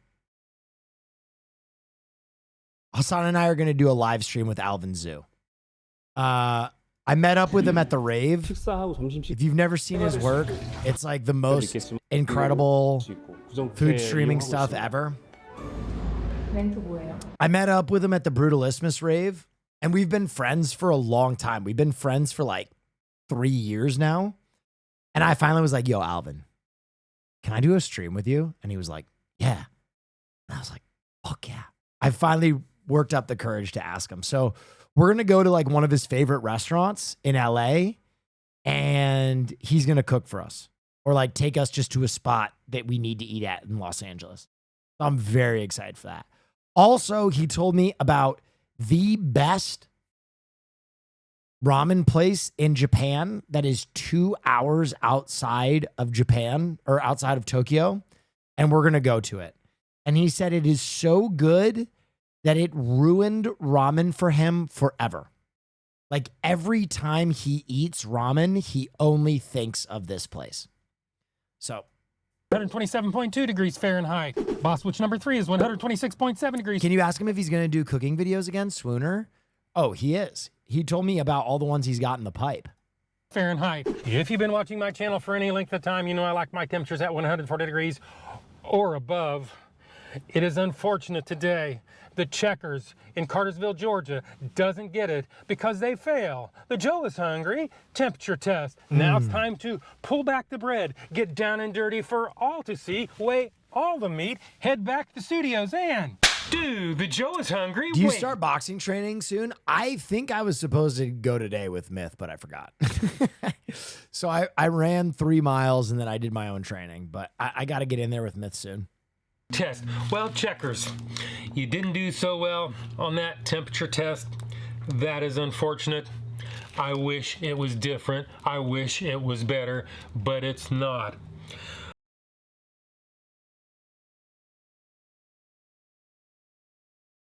What are you training for? A boxing match.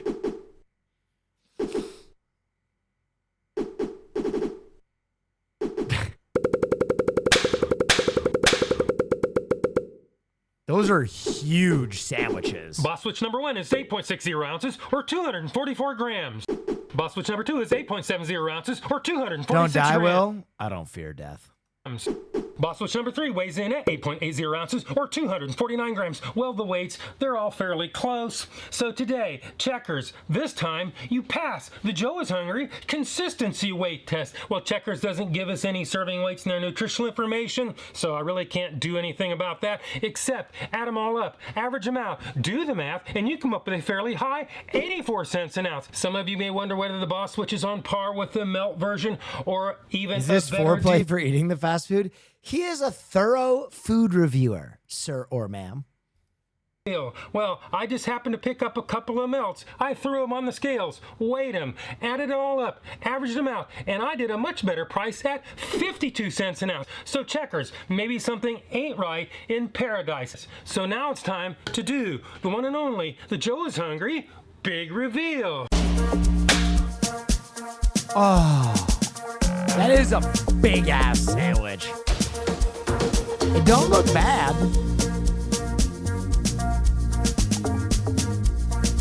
Wait, huh? Why is there a bussy? Yeah, wow, Why is there a bussy? Those sandwiches look good, but what are their sexuality? Good question. Judging by the bussy hole on top of this thing, it has a butthole. I don't know if I've ever seen that.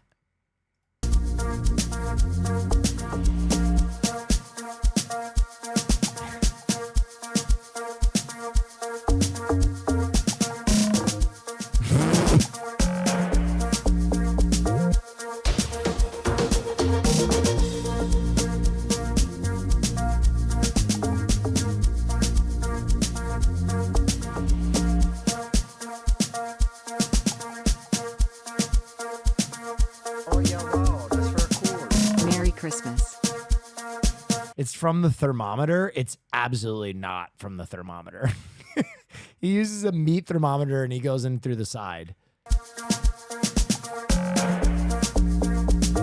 Unless Joe started using a rectal thermometer on his food.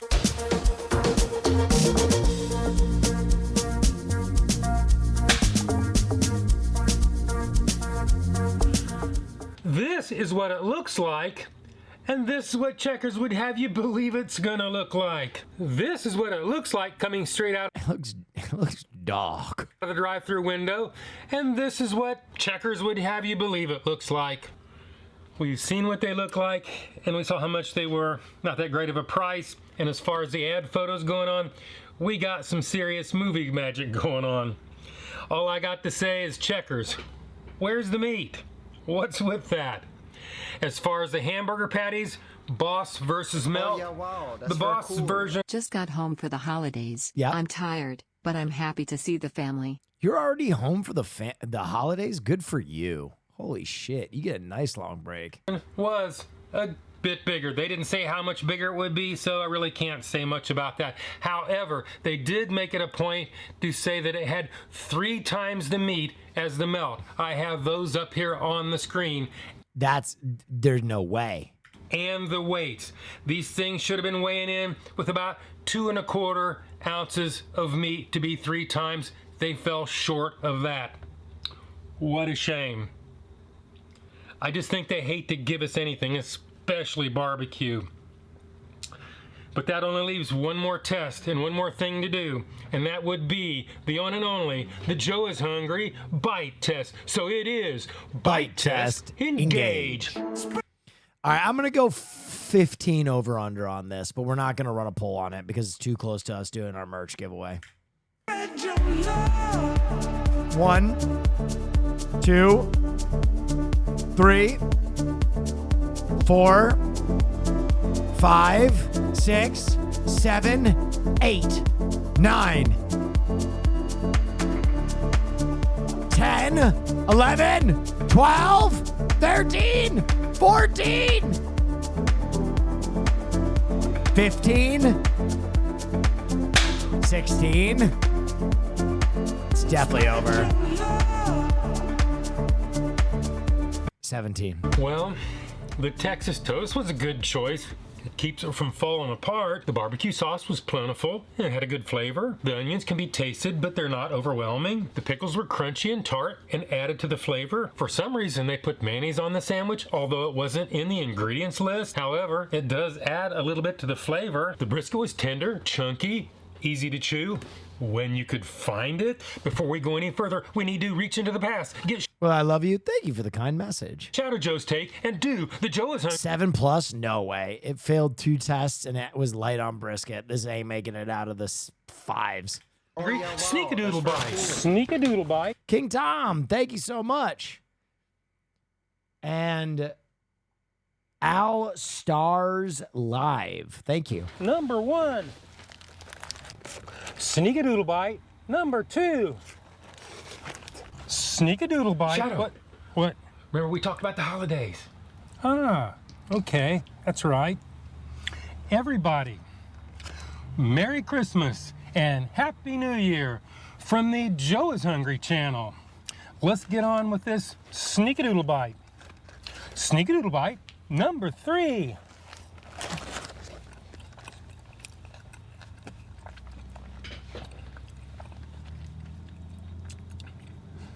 The pickles are crunchy. I'll give them that. As far as the temperature, it could have been a whole lot hotter. It's even having problems melting the cheese. They put plenty of barbecue sauce on it, but I'm not so sure about 3 times the amount of meat. Not seeing it here. So let's go ahead and give this thing a score. If you don't know my scale is 1 to 10, 9 being the best. Anything above 9 is a once in a lifetime experience and almost never Okay, achieved. guys. 5 and down is that slippery slope to the pits. Hold on. We have a secret mission. we have a secret mission. Hold on. Depth. So I set up my mom's computer at home so that she could watch me. I made a single button setup. So if she clicked my stream, it would pull up. But she's having trouble listening to it. So I think she hasn't turned on the volume. I think she hasn't turned on the volume. So I'm going to show her how to do it.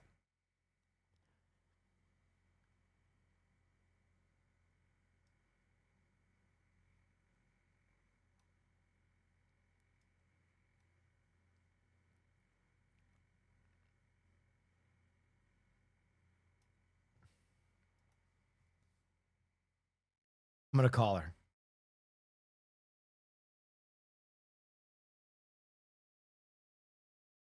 Yeah, Mom, did you see the thing I just pointed to?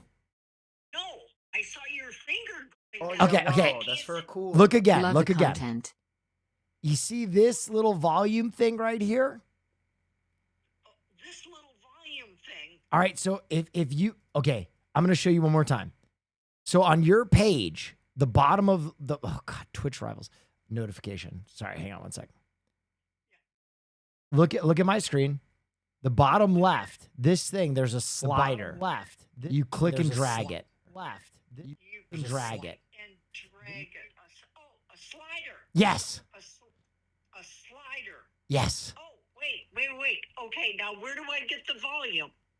You drag that slider to the right. Slider. Drag that slider to the right. Okay? Yep. It says 100%.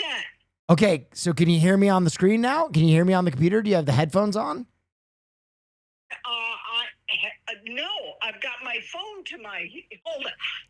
Hold that. Yep, you got it? Oh yes. Wait. Yeah, I can. you weren't wearing the headphones. Do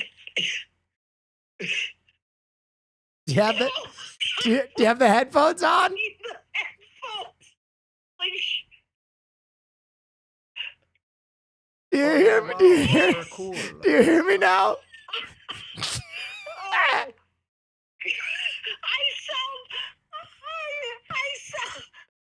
sound like Marge. So that was the problem. You weren't wearing the headphones. Wait, are you listening to me on stream now? You're not listening to your phone anymore. Yes. Yeah, I turned my phone off. Okay. But I wish I had some volume on Okay. Okay, there's more volume on the headphones. If you look at the keyboard on the top right, I set it up so all you have to do is turn that wheel away from you. Yes. Turn that wheel away from you. Yeah, and it'll turn the volume up, remember? I've got that. I was turning the volume up without the headset on. Oh, you're turning the volume without the headsets on. Okay, is it louder now? Can you hear me? I got it now. Go. Can you see the chat? Can you see all the people talking? Can you see all the writing on the screen? Sure. All right, watch this. Everybody say, "Hi, Julie, we love you." Everybody say, "Hi, Julie, we love you." Watch this, Mom. Watch this. Look at that. Look at that. Oh, that's so darling. That's so darling. Oh, yeah, wow, that's very cool. Hi, Julie, we love you. You got it now? Do you need any? Do you just? That's so fun. Well, Yeah. I know how to turn the computer on. I know how to get the volume. I have to put the headset on. I'm listening. I'm listening. Martin through silk.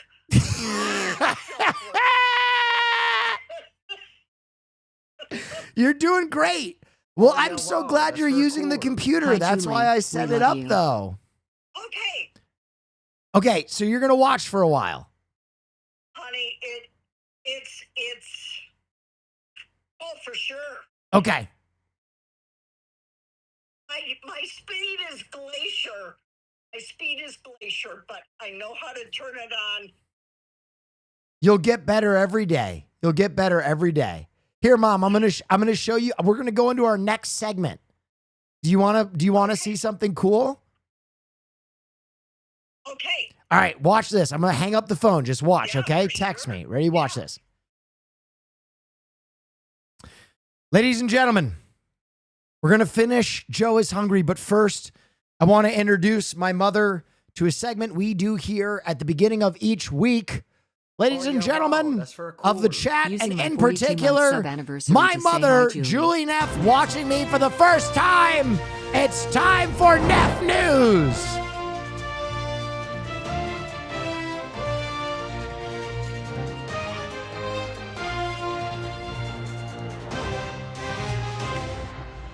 These days, everyone wants to be an anchorman and do the news, but everyone else is a fake and a phony. This is the only real news on this fucking platform. Oh yeah, wow, that's if you very want to know cool. what Neff matters News. in this sad little world, this is the only place to get all the news that's fit to breathe. Brought to you by the Badass Boss, hosted by the one and only, your mother fucking favorite anchor, Real Neff.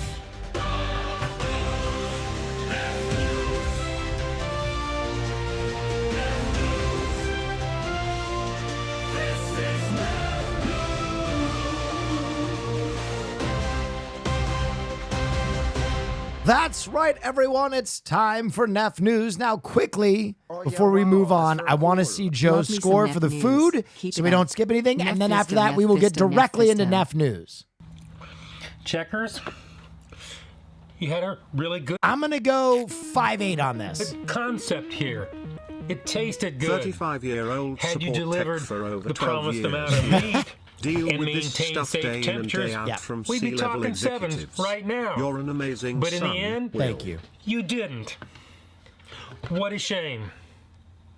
I'm going to have to go 4.5. That is my number. This is my review. Way lower than I thought. All right, ladies and gentlemen, now And hopefully, it is time for Neff News. If you don't know what Neff News is, we like to start off every week by covering the week's most frivolous, unimportant, and stupid stories gathered around the internet by everyone's favorite mod, sentient AI, and all-around good dude, Disney fan, Hoss on Twitch. So we are going to begin with our animals and nature segment. First up, we got Tiny Pig Pal. Let's take a look at this story. From the very beginning, we knew he's got a big personality. He's a tiny little guy. But it was so funny because he thinks he's just the biggest pig in the world. He loves to go in our bedroom and play in the piles of dirty clothes or Yeah, clean sound clothes. effects go absolutely crazy. Anywhere I went, he would just follow right behind me. He's not scared of anyone or anything. He came from a really bad situation where he wasn't receiving proper care. Aww. Our sanctuary veterinarian was doing a visit to a property. Our vet found Monty and he wasn't doing very well. That he was probably a few days old. I saw him and I just thought, oh my gosh, he's so tiny, but he's so cute. Up until 8 weeks of age, you really don't know if they're gonna make it.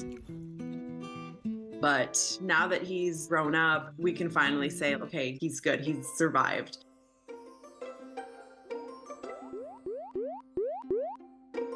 And as soon as that resolved, I saw he's got a big personality. He's always been very curious and funny and friendly.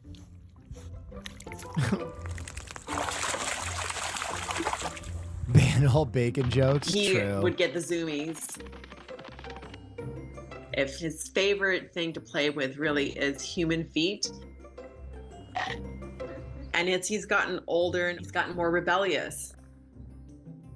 He still sleeps inside, but we are getting him more and more accustomed to being outdoors and being part of the pig herd.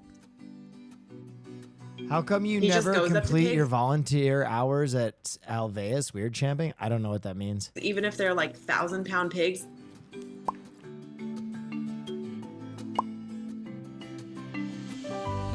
He just wants to prove himself. So he's pretty funny. Finally, when he started going outside, he started to learn pig behavior. So we gave him some watermelon, and he wouldn't touch it until he learned from the pigs. Good job, buddy. It's your first watermelon.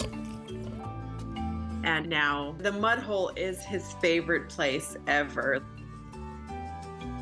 The first few weeks of life for him were very rough. I'm surprised that he survived. I'm just so glad that he's made it. I know that he's gonna have a really bright future. Aw, cute pig. Cute pigs. Dude, it's getting harder and harder to eat bacon, I'll be honest with you. Rare sighting of the world's loneliest bear.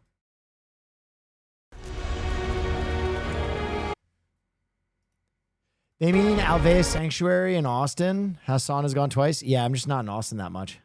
A Gobi bear cub.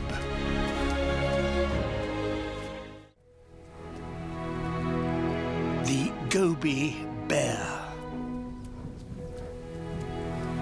Fewer than 40 are known to exist. They are so rarely seen, they were thought to be a myth. Really? Gobi bears?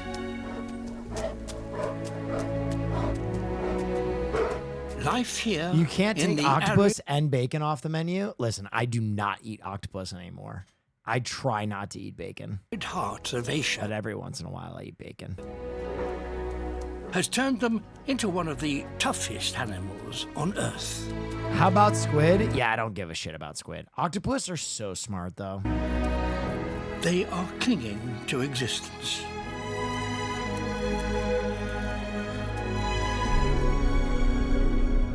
In Mongolian, Gobi means waterless place. And therein lies the bear's greatest challenge. Sources of water may be 100 miles apart. This bear just looks like he's in rough shape. This bear looks like he's coming home from a rave. He looks They strung face out. a grueling trek across the desert.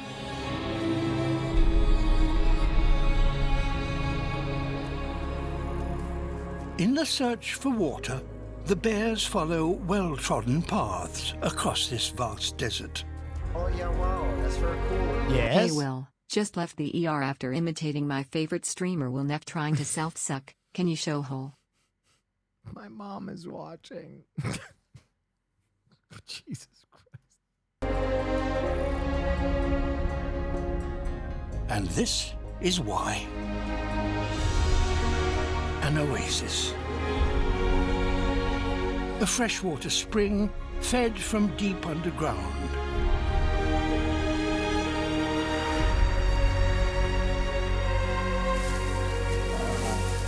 Oh, he found the water. Oh, that's gotta be so satisfying. At last, a drink. Is David Attenborough still doing all these nature docs? He has had a stranglehold on nature docs, and he's so good. At last, a drink. And the Gobi bear, so rare, many thought it to be a legend. Here we see it walking, miles and miles and miles, across the Gobi Desert. And a refreshing dip. Dude, David Attenborough always made the one thing about David Attenborough that was always scary is he would flip from the Gobi bear. He's found a lake to drink from.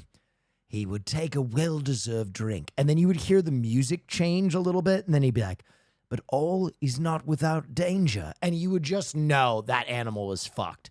You would know immediately. But all is not without danger. alligator eyes all of a sudden. You're like, no, David, no! Predators around every corner. Wait for the tired Gobi.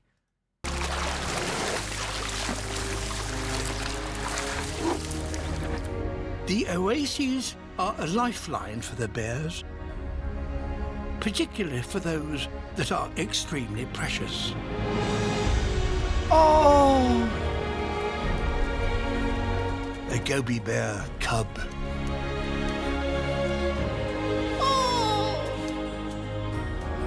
I prefer Werner Herzog. They're both good. Werner, he does everything like it's sad, though. David Attenborough has up and down. You know what I mean? Like, the joy of life played out in the Gobi Desert. A beautiful, solitary creature. Like, you know what I mean? He brings a little happiness. Herzog would be like, you look upon despair as it carves its way through the desert. Insanity, madness, famine. You would ask yourself why any living creature would endure this. I sometimes think of myself as despair and think, surely I would annihilate myself if I had to live such a life. Such a life could not be worth living. As I drink my bottled water and create this voice track, I realize how spoiled I am and how ridiculous my life must seem to the Gobi bear. But perhaps struggle is the very nature of life and what makes life worth living. But perhaps not. And perhaps this animal's very existence is ridiculous. The future of these bears rests on just a few individuals.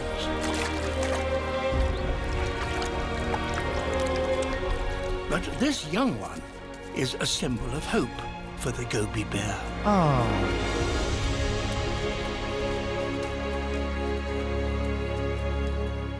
The Gobi bear.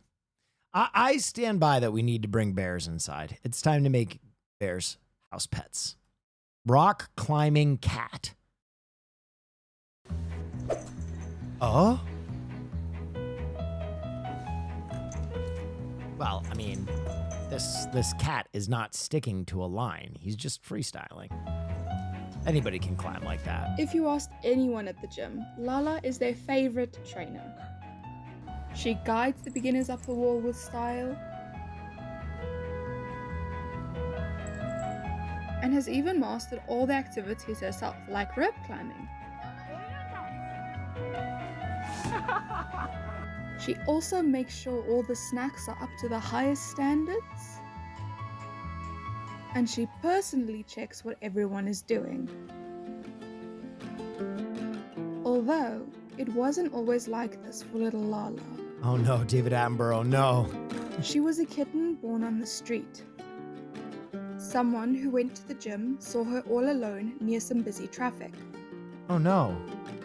They felt very sorry for her and decided to pick her up and take her to the gym.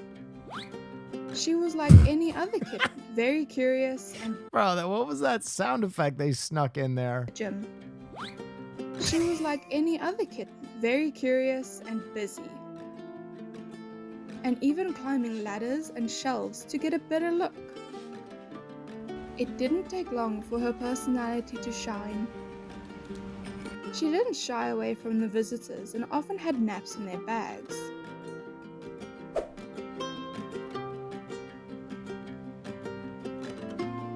And she wanted to be a part of everything going on.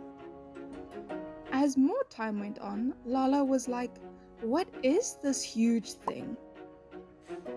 It was more than her just wanting to watch the people. One day, when everyone had their backs turned, Lala had climbed all the way to the top of the wall. Their jaws dropped and they carefully brought her down.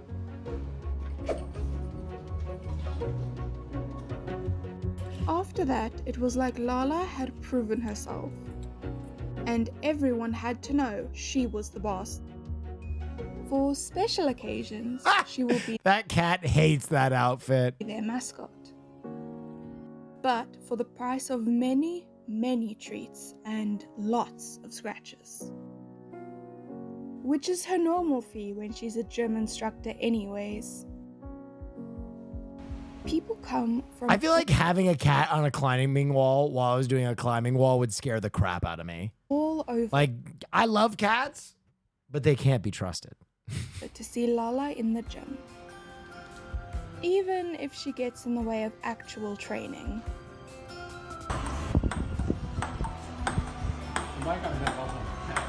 But her big personality and knowing she's safe off the streets makes it all worth it.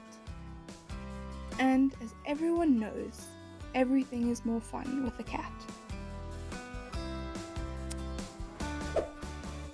That is good news.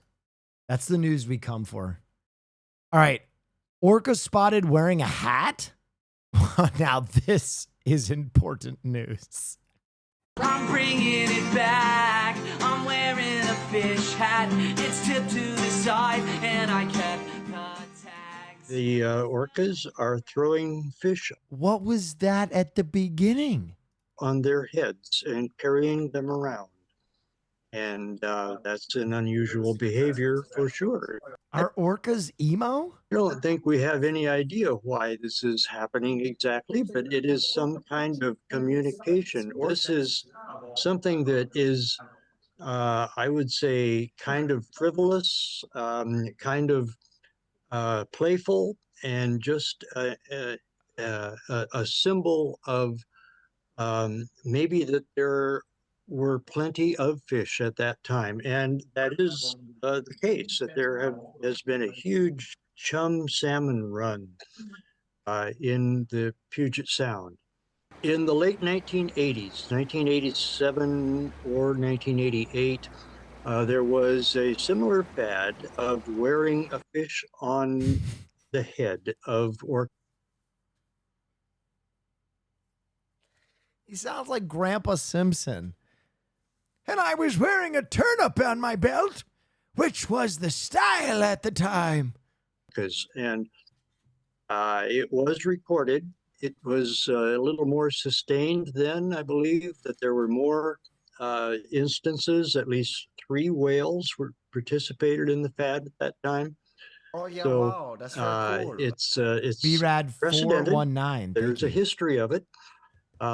But we still cannot really pin down exactly what it means, but it means something to them. That's what's important. Could it just be an orca carrying a snack for later? Is some sort of symbol that carries some meaning that they are communicating. It's always a thrill, and it's a kind of exhilaration to see orcas in the wild. It's not a phase, Will. It's not a phase. In any case, emo for but life. To see one wearing a fish, you could say that's a cherry on top of that experience. Wow. Wow. Wow. And I was wearing a turnip on my belt, which was the style at the time. 14 exotic deer are on the run. Cool. Yes. Thanks for all the news, Sexos, and Sauce B. As a But we lurker, begin- you help make the nights less lonely and filled with laughter. Love Thank what you. you do, Brother Naffle. What a nice message. Thank you. Tonight, with investigators trying to find out if someone sabotaged a fence at a small zoo that led to more than a dozen exotic deer escaping. Thank you so much for joining us for 7 News Detroit at 6. I'm Are those reindeer? Carolyn Clifford. And I'm Mike Duffy. The animal rights group PETA denies being involved, saying they wouldn't put any animals in harm's way. Our crew captured this video of the fallow deer wandering fallow deer in and out of yards today. They're not native to Michigan and are used to human contact, but not to surviving on their own. 7 News Detroit reporter Megan Daniels went to Monroe County to speak with the owner and manager of the zoo to hear what's at stake and answers to how this could happen. The Indian Creek Zoo is closed for the season, but the owner tells me he's concerned for the safety of all of his animals after he says someone cut through the fence and let his deer out. That baby's crying. We're just a private zoo with a couple hundred animals. At the Indian Creek Zoo, not all the animals are where they're supposed to be. We're getting reports and we just go to every house. Joe Garverick, the zoo's owner, is looking for his 14 exotic deer that escaped overnight. And after seeing Do you want me to donate more of my nice messages to impress your mom more, or was that enough? Also, I need to get reimbursed. Okay. Jeez, man. Come on, dude. neighbors' posts on social media.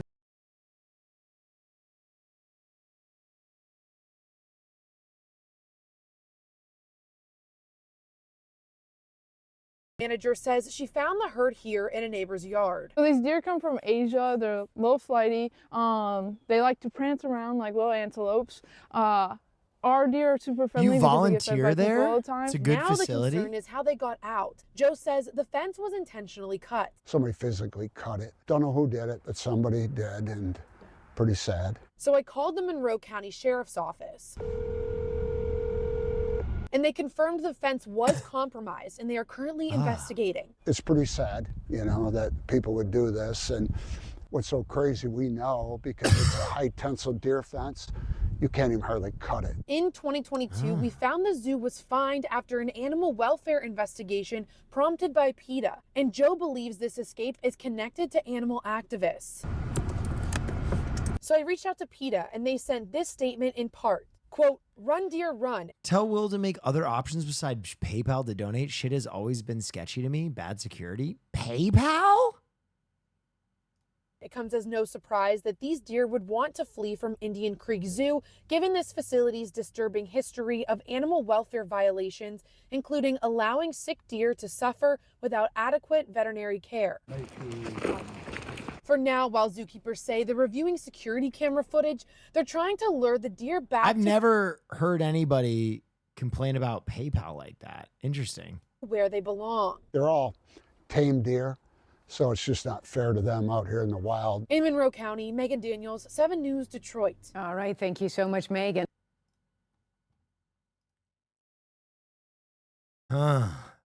Wonder who let those deer out. Night with Wolves.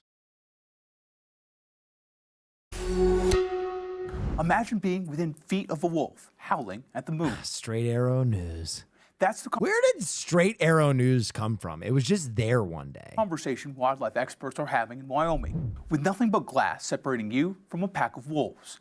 The discussion comes from a wildlife preserve in Canada, allowing tourists to sleep with the predators. What? Park Omega in Quebec puts guests face to face with nature when they can Goddamn book a night striped at their cabin. salespeople. The wildlife park uses windows and sliding doors to give guests a look inside a wolf's habitat. That is awesome. That is so awesome. A local researcher in Wyoming said changing a wolf's surroundings to include more interaction with humans can shift their behavior and create a false sense of security. It's a trend experts say could become dangerous if brought to Wyoming national parks because it blurs the line. Straight Arrow News sponsored Jubilee, and it's owned by a right-wing racist guy. Huh. Why would they do stories about wolves then? Between wildlife and human They interaction. seem so apolitical. Although wolves aren't known to attack humans, experts say the growing popularity can make animals too familiar with the public and decreases their natural fears of people. Park Omega says their experience has safety precautions in place for lodgers. Visitors are not allowed to feed the wolves or open the windows to interact directly with the animals. A tall fence also separates the wolf's habitat from the lodge's yard and patio. Currently, there aren't any wildlife viewing lodges in America's national parks. Many rely on technology or designated viewing spaces to keep people and animals separate. For Straight Arrow News, I'm That Jack is Allen. cruel? How is it cruel?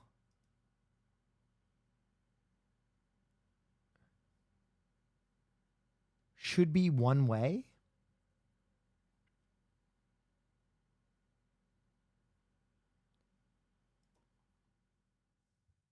Also separates the I would definitely go stay in that place. Pretending to feed an animal. I didn't even think of that. I just thought he was putting his hand out. I thought. No. Listen, For the first you know, time. I'm pretty enlightened. But sleeping near wolves is kind of fucking cool. Kind of fucking cool, man. In 20,000 years, one animal is seeing the light of day, and it's raising a lot of questions. I can imagine. The discovery of bones could give us an opportunity to look into the Ice Age along the Mississippi River. The bones of a mastodon were discovered on the grounds of Principia College near Grafton. First Alert 4's environmental reporter Avery Martinez tonight explaining the mystery that actually turns out is only just starting. Amateurs and experts are trying to solve a mystery 27,000 years old after a tusk was discovered unexpectedly by custodians at Principia College, which led researchers to a mastodon skull 10,000 years older than the Egyptian pyramids. Luckily, experts of all types came to see the skull and explain what a mastodon is. They have tusks, and I also like elephants.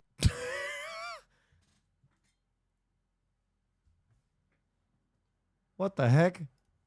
It's really fun because I get to see a mastodon skull, and I really like mastodons. Rush came on his 8th birthday. He was happy because elephants are mastodon relatives. They're all of our favorite ancient animals. They're the largest mammals for 25 million years. I mean, they roamed this area, coincided with people. I mean, they're kind of cuddly. And 10 feet tall and 6 tons living in the Ice Age. I don't take no shit from anyone. Mormon F. Close your ears for a few seconds. Will just wants to go bust a nut while staring directly. What the fuck are you doing? Glaciers would pour water into the Mississippi and stop it, leaving the riverbed dry. The silt that it contained would have been deposited, then was whipped up in these horrific dust storms, so that effectively this place was a death trap. Our mastodon fought for survival and lost. Researchers originally thought the mastodon was butchered for meat, but damage to the tusk led researchers to another mystery. Kind of more interesting in a way. The tip was completely fried. It was just ash. What burned this prehistoric beast? I thought well, maybe it was a lightning strike. And charcoal found in the tooth, tusk, and earth points to lightning, but they're not sure why the mastodon came to a dangerous area at all. Maybe for food. Probably died suddenly. Researchers wonder if other mastodons Probably tried to died bury suddenly. It was struck by lightning. the body, something modern elephants do in the wild. It's believed timber wolves may have feasted on the mastodon, so it's remarkable the skull survived at all. That thing was about to crumble, so we had to just keep it in one piece, so that was a long 2 hours. So removing the skull could have caused it to fall apart, but students successfully got the skull to safety indoors. For students on the dig, this work has been an experience, like this philosophy major who says this mastodon's death has... It's definitely affected how I view life, so that's going to change my capstone. This is not the first time that an ancient animal really has been found here on the college campus. Actually, in the 1990s, a mammoth was found. Choked to death by these dust storms. These bones help us understand the ancient past and experience something unlike any other. I call it historic. I don't know if that guy really liked his capstone project all that much, if he was just... A mastodon? Well, this changes everything. I'm done with what I was working on. Vertigo. That reminds me of Midsummer, where he's like, that's my thesis. I'm going to do it for my thesis too. When you're an archaeologist, you uncover something that you're the first person to see that, and you touch it, and there's this compression of time. You feel this connection with this other time. And for those who saw the skull, the experience was really good. So this is reminding us that we need to take advantage of what we've got in the area. And who knows what other mysteries lie hidden for 20,000 years beneath Principia College. In Grafton, for First Alert 4, I'm Avery Martinez. Mastodons are cool. I hope they do bring them back. That would be cool. That would be cool to see a mastodon. World's oldest known wild bird lays new eggs at 74.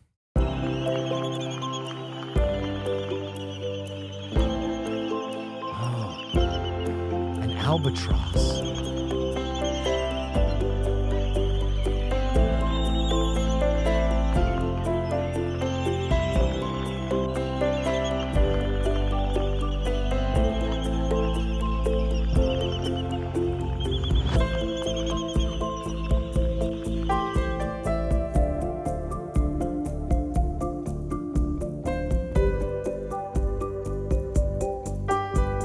wisdom. Just keeping the albatri alive. Big news out of Alberta. Cool. Yes. I fucking knew it was Monday. True. No one believed me. Holstein steers through Tim Hortons drive-thru, turns heads in Alberta town. Magnum was bought for beef, but soon became a beloved celebrity bovine. Why did the cow cross the road? In central Alberta community of Sylvan Lake, at least one bovine appears happy to hit the streets in exchange for a sweet bite from Timbits from Tim Hortons. What the fuck? What's a Timbit?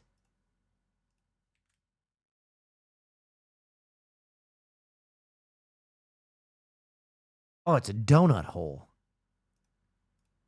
I've never heard of a Timbit. At least they didn't get a burger. No bull. His name is Magnum, and the sweet-toothed steer has become an increasingly common sight in central Alberta town.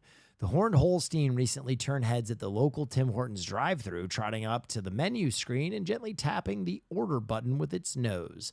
Video shows Magnum ambling up to the pickup window before accepting a box of bite-sized donuts, much to the delight of the servers inside. Riding high in modified brown leather barrel horse saddle is Kelly Landry, who owns the Gentle Giant. I like to go to Tim Hortons. Many people do it with horses, but that's too common, said Landry with a chuckle. It's just to have some social time, and people love to see it.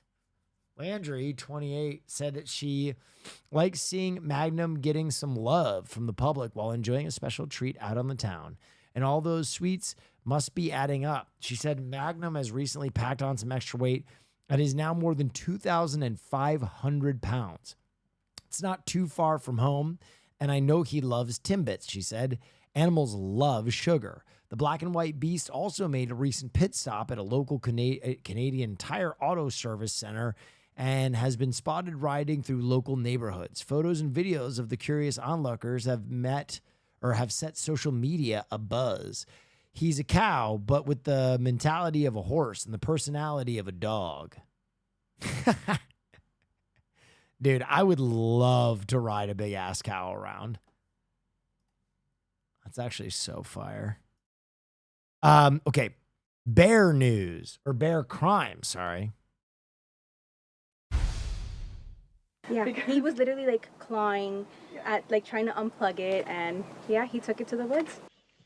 You are watching a bear attempt to save Christmas by stealing a Grinch out of a Golden Gate Estates woman's yard.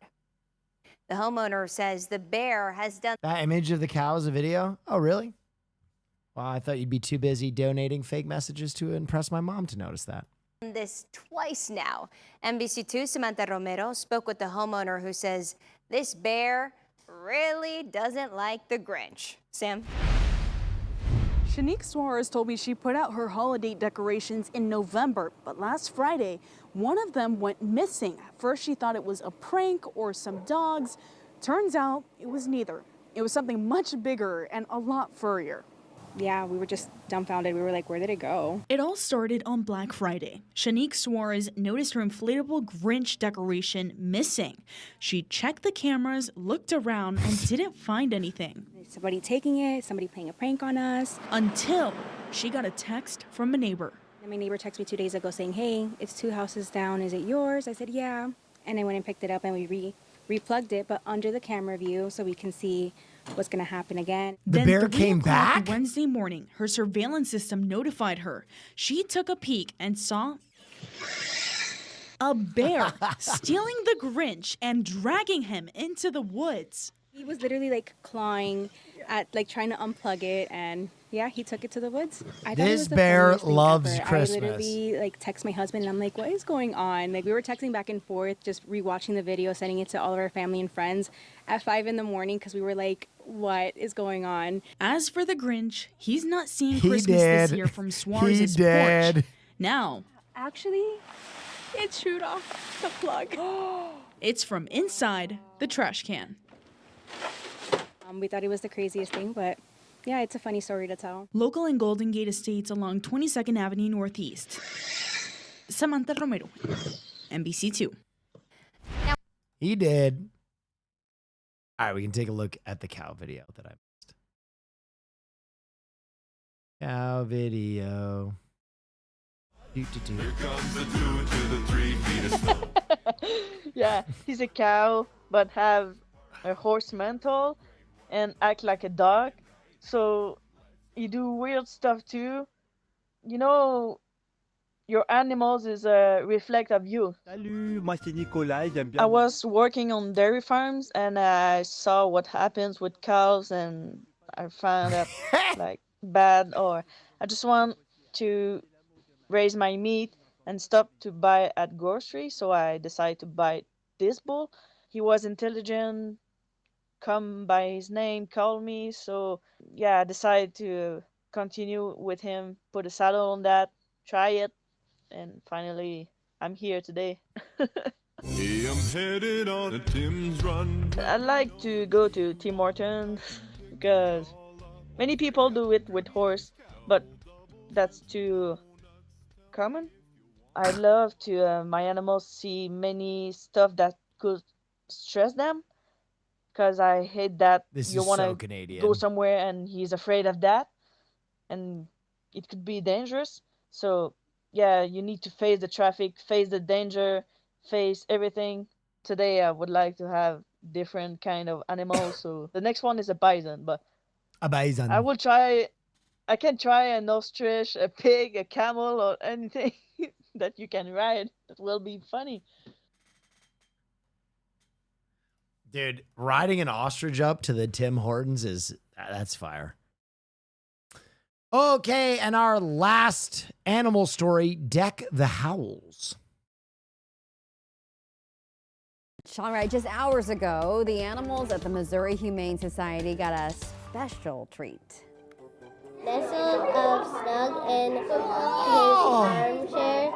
About 60 kids in their PJs read their favorite holiday stories to animals by candlelight as part of the event Deck the Howls. The holiday tradition at the Humane Society is part of its Shelter Buddies reading program and helps socialize, with humans as they await their forever homes. So cute. Little kids reading books to puppies is the cutest thing ever. World record roundup, baseball robot. God, I love robots. Wait, that's the basketball robot. This is the world record. Wait, did it say baseball robot or am I tripping? Basketball robot, sorry. Attempt for the farthest basketball shot by a humanoid robot. It's BasketBot. But how did we get here? Dude, His name BasketBot is and I have a Q, long history. And he started life as a challenge. Could artificial intelligence achieve human-like precision and adaptability in physical tasks? And who's more adaptable, precise, and physical than a basketball player? In 2017, 9 volunteers working at Toyota took on this challenge. Q started from humble beginnings. His components were tested using Lego. This was his first ever basket. But soon a humanoid body was formed. Since then, like the rest of us, he's been on a journey of development and evolution. Q is not just a human-shaped catapult for basketballs. He's adaptable. He uses machine learning to adjust his posture, arm position, and shot strength. Bang! He's been trained to recognize patterns and correct for variables in real time, simulating fine motor control and the precision of a human shooter. Over the course of Q's next 2 iterations, he was able to receive the ball and set himself up for a shot, and through advanced posture control, hit 3-pointers and even further shots. But it was his accuracy from the free throw line that earned his first Guinness World Records title. He achieved the most consecutive basketball free throws by a humanoid robot, with 2,020. This only after the engineers chose to stop the attempt. He could have seemingly gone on forever, a task impossible for a human. But Q still had a long way to go to match the mobility of a human player. Dude, And his the team shoes. Toyota are fully aware of that. Oh, wow. A robot can shoot 3 free throws. I'm so impressed. Are you doing sarcasm without emotes? Because it doesn't work in chat. I don't know if you're actually impressed or if you're being sarcastic. In his fourth iteration, Because this is a marvel of engineering. Q could independently pick up the ball and shoot from the 3-point line. He could even now move on wheels and collect the ball from different shooting Thank you for positions. that Prime Gaming sub. But there was one big frontier left to conquer. Dribbling. And this was going to be the greatest challenge of all. Q's fifth iteration incorporated additional axes of movement, including modifications to the previously static. Yes. Hey dude, this is definitely not Hos. Anywho, love your stream. Mind loosening my restraints real quick? I can't feel my legs. Best streamer on Twitch. Thank Love you so much. I'm a stud. I'm ballsy. I don't take no shit from anyone. Okay, but how will this affect LeBron's legacy? I don't know, chatter. I don't know. How many years though till we are unable to beat a robot in basketball? 10? Till this thing is absolutely giving the best basketball players in the world buckets? Left hand. This meant Q5 was capable of smoother, more human-like motions. Foot cameras were also added to improve ball sensing, helping Q5 respond to court conditions or the ball's air pressure when dribbling. Now in his sixth iteration, Q's dribbling skills are coming on leaps and bounds. But the team at Toyota know his biggest strength is still his shooting. And what better way to demonstrate that than with a Guinness World Records attempt. From downtown! ギネス世界記録挑戦を目標に今までよりも格段に遠くからシュートをしようということで世界中に驚きを与えるという意味で遠くからシュートをしたいということに挑戦しました。Qに同じ投げ方で投げさせてみようとしたんですけどやっぱりうまくいかずにロボットはロボットの構造をベースに人工知能で自分で学習をして最も効果が出る投げ方を自分で考えていると。でその結果が今の投球フォームにつながっていると思います。それはもうロボット側が結構自然に考えてるっていう。そうですね、はい。This is the world's longest basketball shot. In 2022, Joshua Walker from the USA set a new world record for the longest basketball shot. That's the longest basketball shot? With a distance of I feel like I've seen Steph Curry hit that before. 34.6 meters, which is 113 feet and 6 inches. Q6 was attempting to set the humanoid robot equivalent from just 10 meters closer to the basket. But unlike Joshua, could he do it on the first try?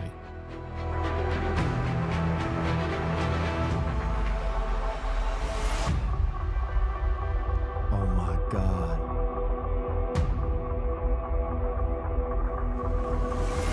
Oh, washed.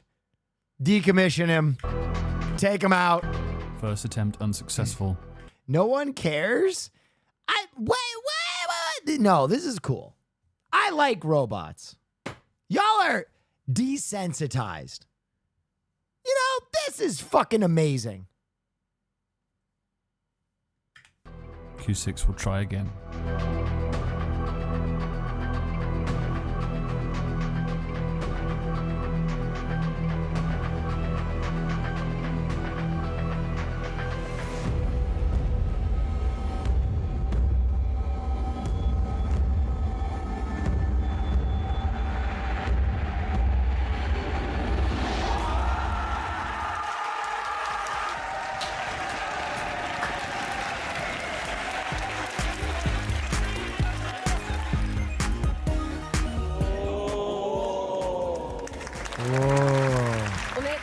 You're officially amazing.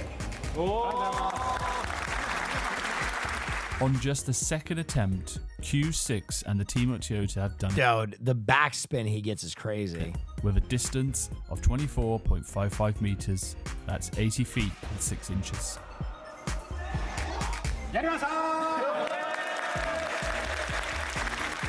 何か面白いことを面白いものを作ってでものづくりの力でまだ日本はまだ Wow, the robot did exactly what it's programmed to do. Dude, y'all are some haters.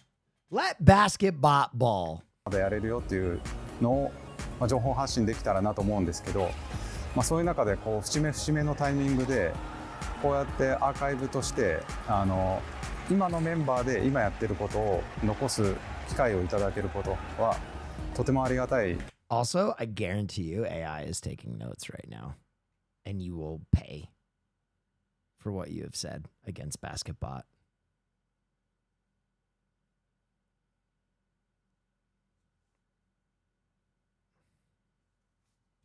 なと思いますし、まずはその次に走れるようにして、で最終的には Yes. Well, I think your chat is racist towards robots. As do I, and they will be judged in the coming robot apocalypse. やっぱりマイケル・ジョーダンのダンクのようなロボットが走って飛んでダンクできたら、そんなものがあるなら見てみたいなと思いますので、そこを目指して開発していきたいなと思います。ギネス世界記録達成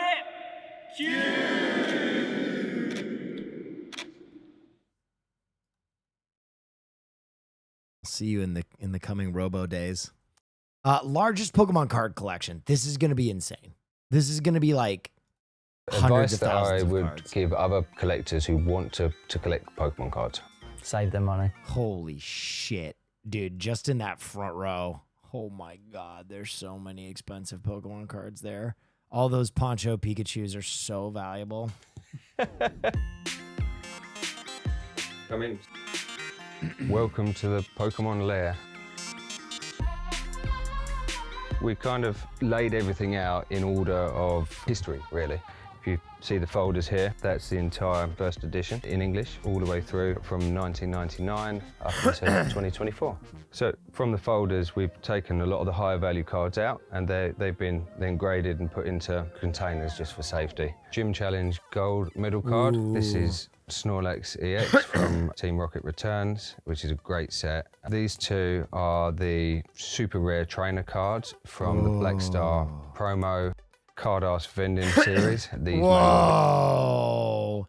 The Mew and Mewtwo Cardass, those are very rare. Be the first artwork cards produced. 2016 Evolutions Mew Holo, but they're the league promo cards, and they're the winner cards. First place, second place, third place. Only 8.5. Those Cardasses are really hard to find. Yeah. I'm ballsy. I don't take no shit from anyone. Fuck robots, all my homies hate robots. Philly was right to destroy Hitchhike Bot. That is a crazy take. And fourth place? Cardass? Yeah, it's the name of the original Pokemon set is Cardass. I don't know why it's called Cardass. It's just called Cardass. These are from Heart Gold, Soul Silver. This is actually my favorite combi card. This is a few of the waifu trainer cards, which are super popular in Japan. A lot of the trainers that were released of the females in anime form started to become super valuable.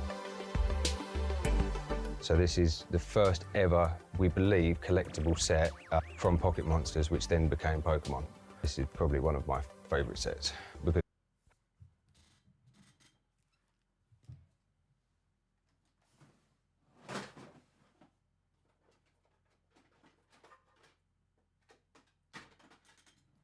Those are the prototype cards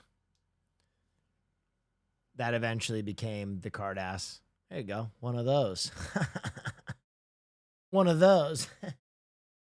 Oh. Except mine's a 10. Again.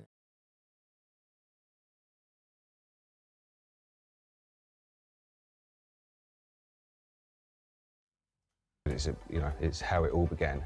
First 150 Pokemon cards that were ever released. It didn't include the Mew. And then we go on to Pocket Monsters file cards. Older artworks were just so much more detailed. So again, Pocket Monsters complete set. This is the original folder as well, from Japan with the original sleeving.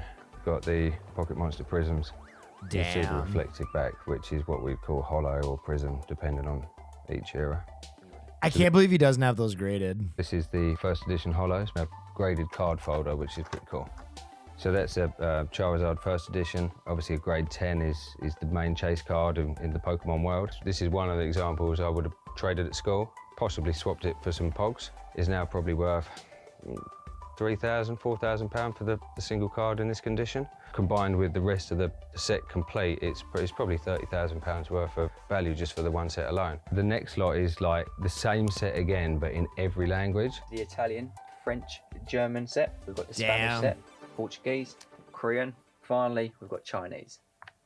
We have all of them, unfortunately, bar the Dutch language. That became a bit impossible for us to find. Anyone with any Dutch first edition, let us know. So this is the WotC era Japanese cards, everything from base. Gimmick says you guys might do a little Tarkov stream tomorrow. Any truth to those salacious rumors? Yes, I want to do that. I want to do a Tarkov stream with Gimmick and Juiceman and Stanker. To Jim, again, all in chronological order. In the Japanese, it's so much better than the English. They grade better, and just visually, I think they look better. This is our Japanese Neo sets. So we've got Neo Destinies here. It's a Neo Genesis. Now we're into Revelations. Raikou, one of my favourite cards. Does he have all the e-reader cards? Those are so valuable now. This is Vending series, which is probably my most favourite series of all time. Certainly my most favourite Pikachu. The artwork is, there's nothing that's been made like it since. Because they were sold on these Vending series sheets. You'd peel the Pokemon card from the sheet. These are the Topps Chrome set. So it's all 151 of the cards, all 3 series of those. One that's been very collectible over the last couple of years, Evolving Skies. This set is based around Eevee and its evolutions. Then we get to Jolteon, which is my favourite of the Eevee evolutions. This is Umbreon VMAX, which is the chase. That is such an expensive card. Is that in a 10? That is such an expensive card. Is the chase card of the whole set. And another collected card set. This is the Sylveon Secret Rare. So here's the little Secret Rares. 800? Buyer. Buyer. They added in the 151 collection. Each of them showcases sort of an art style that they all follow. So now we're getting into the 151 set. What made this set very unique? This has an effect which you will see a load of Pokeballs dotted around the borders of the card. This is the Master Ball reverse because it's exactly the same, but instead of a Pokeball showcasing on the foil, it showcases the Master Ball. So trying to collect all 100 plus of the reverse holos is a very expensive and hard thing to do. Poncho cards, but super cool artworks. Everyone likes ponchos. Pocket Monsters World Map cards. On the back of the card is the Pocket Monsters World Map. The main chase cards of the Pokemon collections of New Era. In January, a new Eevee set is coming. I know. That set is going to go fucking bonkers. So this is... it's going to be the highest selling set since 151. Loads of different Japanese mini sets and mini promos. Loads of different rare bits there. You've probably seen... What's the rarest card you have? I have like a pack fresh first edition Venusaur that's like crazy, but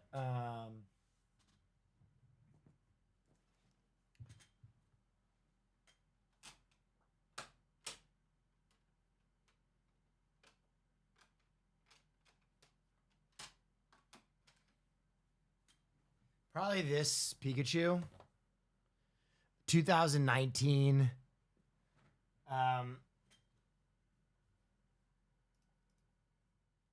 it's a promo Pikachu.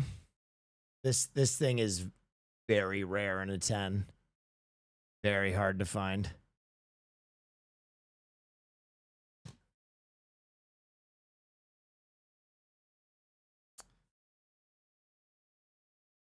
It's Pikachu! These all over the room. We've got 131 folders for the Guinness World Record in total. So this is a legendary Charizard, but this is my favourite set of all time. Here's the chase card from the Scarage set. This one's in a pretty decent condition. Oh, dude, these, okay.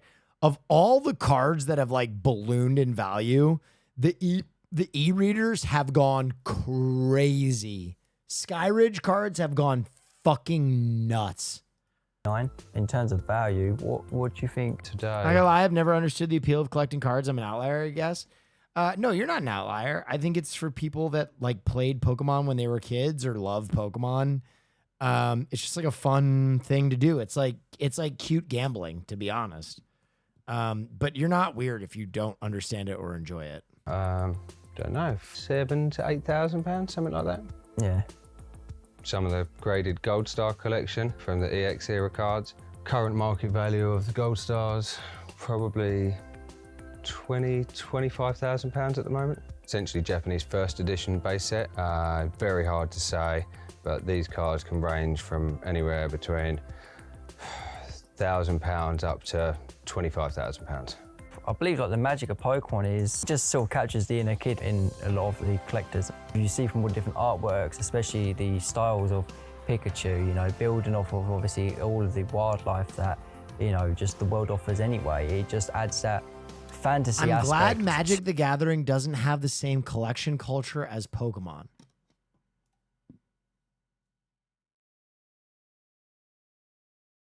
Wow, I'm hate to break this to you.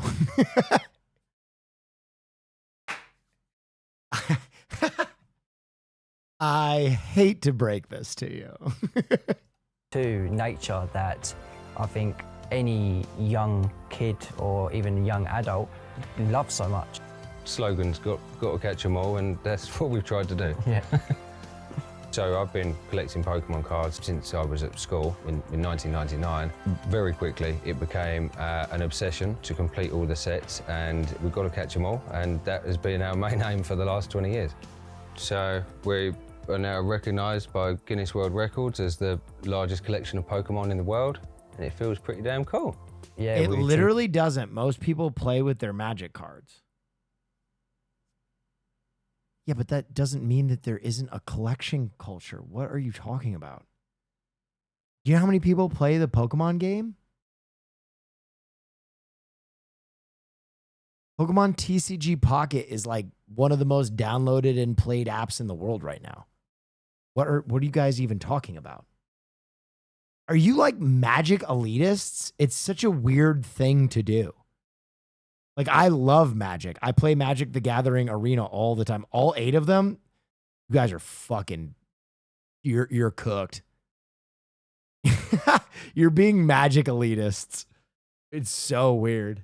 That is a weird thing to do. 48,000 cards, which I think was 15,000 more than the previous record. So we were trying to make sure we, you know, if we're going to beat it. There's at least 9 Pokemon players. Want to do the best we can.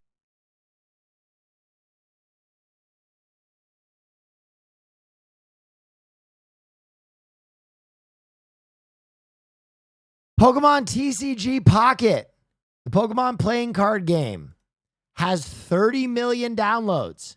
It was released last month. You're right, no one plays that card game. Wow, that was a quick Google search. Can and make sure that hopefully this record lasts for many years at least. Try and cement our name for and hold the record. Yeah. I don't really know what to do with it. I don't think I've ever played. No, same here, to be honest. It's probably about 3,000 or 4,000 cards. Do digital in there, versions count? Yes. Because almost every Magic player plays Magic the Gathering Arena. What are we talking about? Into a couple of JD Sports bags, and in that combination were 2 Gold Star Charizards, which today are worth anywhere between £5,000 to £25,000 each. And they weren't bad condition at all. Sent them off for grading. I think we paid £81 for that auction.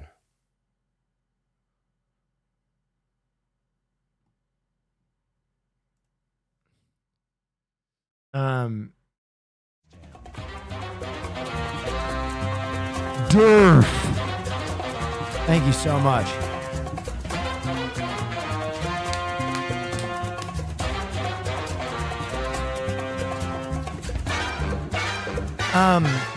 So just to clarify, I do concede that Magic players, Magic collectors typically will play the physical game more than Pokemon collectors.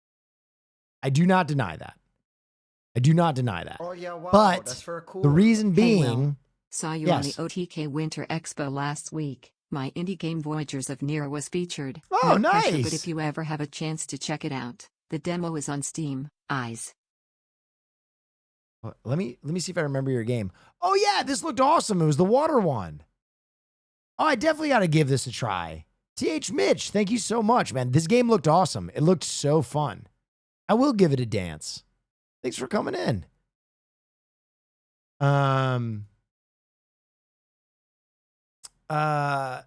Everybody here, go check out his game as well.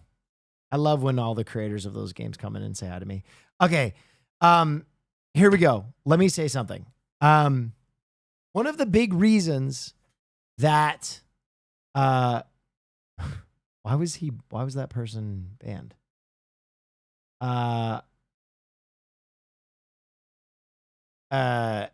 Okay.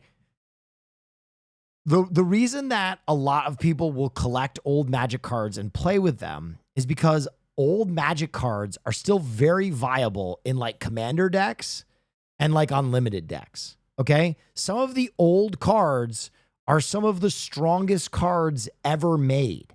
Pokemon is completely the inverse. If you tried to play in a modern Pokemon tournament with the old cards, you would get absolutely schmacked. You would get rolled because Pokemon kind of like kept scaling their power levels. That's why people just collect old cards and not really play with them as much because you would get fucking schmacked. So that is part of the difference there. But yeah, I don't know. You aren't even allowed to play 3-year-old cards in tournaments. That is true. But I mean, can't you play old cards in Commander still, right? You can still play old cards in Commander. Yeah. But that's like a new format. Listen, I play Magic the Gathering Arena, and I think it's an unbelievable game. And I like to play Magic the Gathering, but I will be honest, I think the purest way to play Magic the Gathering is in person. It's draft. There's something so pure about playing draft. Thank you, Rush.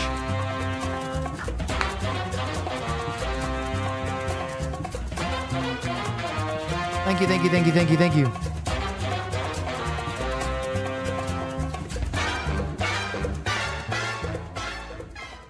Oh my gosh, thank you for this hype trade. Rush, thank you so much. Sob, thank you so much. Prof, thank you so much. Dragon Llama 12, thank you so much. And the other thing I will concede about Magic versus Pokemon is Magic is just fundamentally a better game. It's just a better made card game. But I think the target audience for Pokemon has always been much younger. It is a much simpler card game. If you were to give the average 10-year-old a Pokemon card, they could probably figure it out. If you gave the average 10-year-old a Magic deck, they would probably have a panic attack. So it's really a different audience too. I disagree. You're dreaming. You are dreaming, bro. Oh, yeah, wow. That's very Dude, cool. if you gave a 10-year-old, what was that recent set? Thunder Junction? What was that set? It's Thunder Junction, right? Outlaws of Thunder Junction. Yeah. If you gave a 10-year-old an Outlaws of Thunder Junction deck, they would crap their pants. I'm sorry, dude. It's tough. There's a lot of reading comprehension. There's a lot of reading comprehension. By the way, guys, we can go back to being a little expletive. My mom is going to bed. She wrote, "Hey, sweetheart, I'm going to turn off / tune out. Loved every minute watching you. Poco a poco. I learned several important steps tonight. I love you, mama."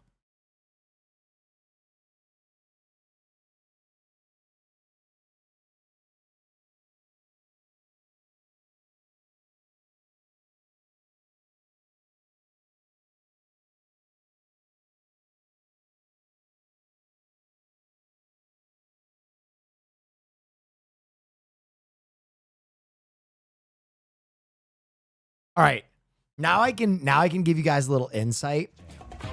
Oh, Rush! Thank you so much. Brad! What's up, baby? Brad.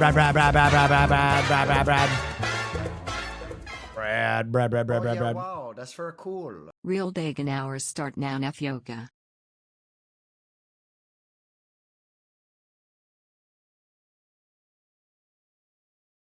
Ladies and gentlemen, make sure on Steam you go and buy the game I Am Your Beast. It's incredible. It's amazing. Go buy it. My seal of approval. And it was nominated for Best Soundtrack at the Steam Awards. So there you go. Okay, let me explain to you guys what was going on with my mom, BTW. So while I was home, I bought my mom and dad for their 50th anniversary a Starforge PC.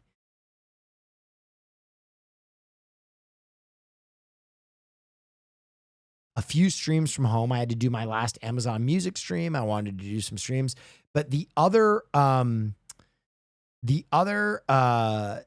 that I wanted to do was create a computer that was ultra simplified for my family because they struggle a lot with the PC. So I went home and I created a setup and I spent like hours and hours and hours making it the most simplified setup I could. I put on Windows Shell. I put all the logos at like 20 times size, all the little things. I put all the text at like 50 times size.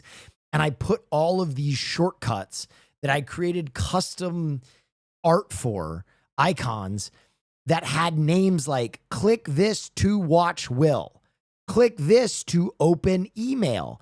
And then I did all of these things where I color coded everything with nail polish.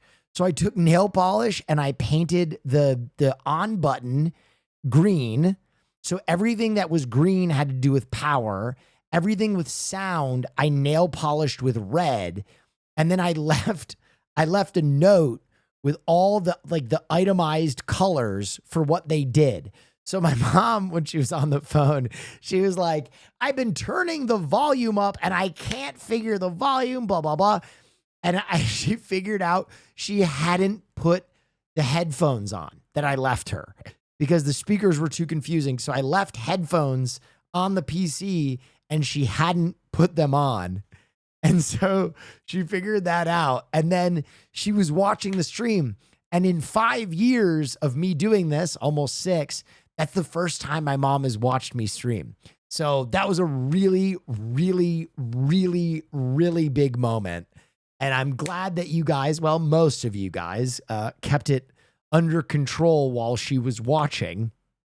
Because my mom is very computer illiterate and she gets very frustrated and very scared of technology. So her by herself without my dad going and turning on the computer and opening the computer and turning it on and opening my stream and figuring it out, that was a really, really big moment for her.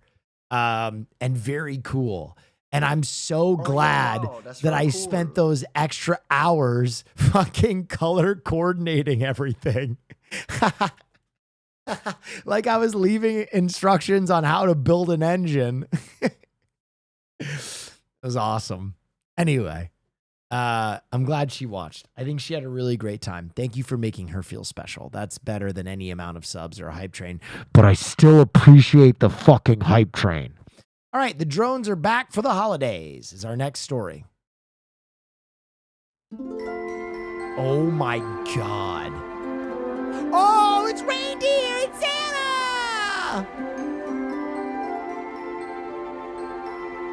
You have a black string by your collar. Okay. There you go. Fixed.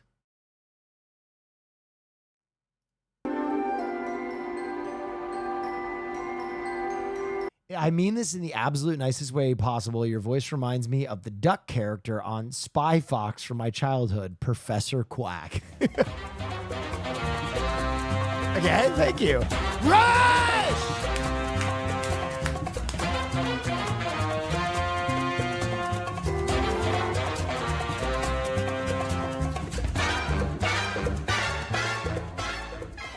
Oh yeah, wow, that's very cool. Love ya.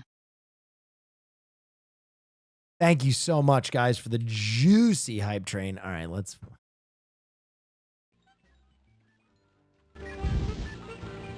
The duck blind. What's the insight on this gadget, Professor Quack? You simply put the duck blind on like a hat, and it renders you invisible to all ducks.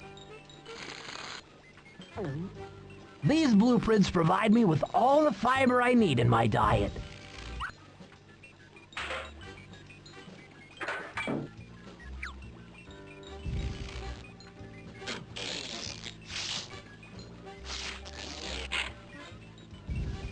How the fuck did you even think about that? These blueprints provide me with all the fiber I need. Hang on, let me hear it again. All the fiber I need. Provide me with all the fiber I need. Blueprints provide me with all the fiber. He's kind of got a little... These blueprints provide me with all the fiber I need. With all the fiber I need. These blueprints provide me with all the fiber I need in my... These blueprints provide me with all the fiber I need. Diet. There you go, chatter.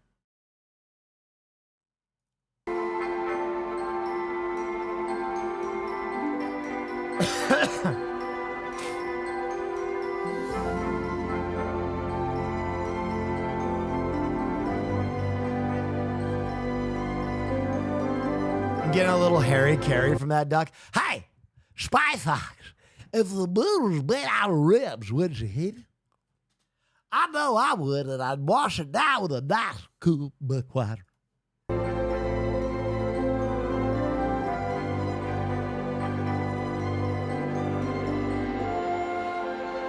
Cubs win! Cubs win!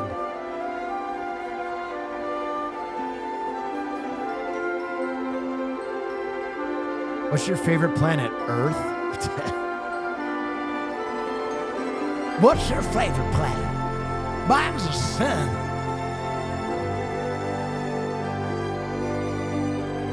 This is so cool.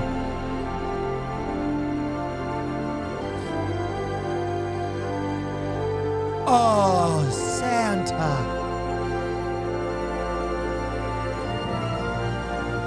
Bro, if I had seen this as a kid in the year if the moon was made of cheese, would you eat 2000, it? I would have shit my pants. I would have absolutely erupted. I would have been like, what do you mean?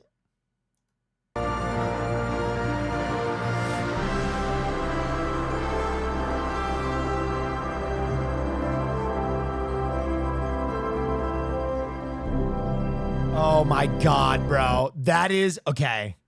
That is so cool. Oh my God, that's cool.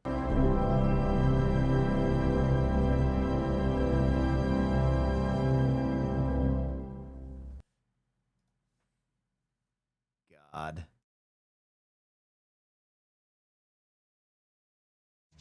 Stacks of bills! Thank you. Thank you.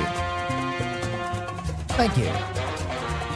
Stacks of bills!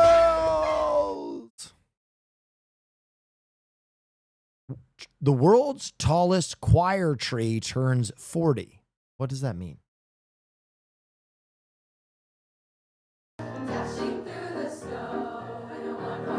Thank you guys for the hype train. It means a lot. Singing Christmas Tree is in its 40th season this year, and of which I've gotten the pleasure of being in charge of 32 of those, as this is my last year here. The tree stands 67 feet tall. What is that? And it's like if you were in a 5-story What is building that? and you looked out the window. That's what our angel at the top of the tree is looking at. It holds KJ Waddle! Space Ghost, coast to coast!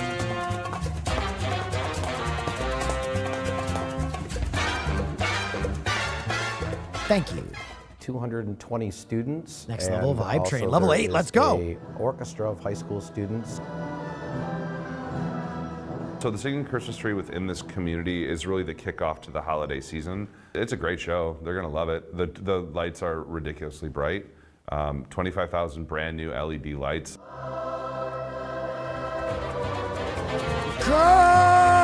Kerfuffle! Dude, the Saturday Night Live voice for all my subscribers. Tonight's musical guest, Kerfuffle. Aw. My mom said, Will, I feel empowered.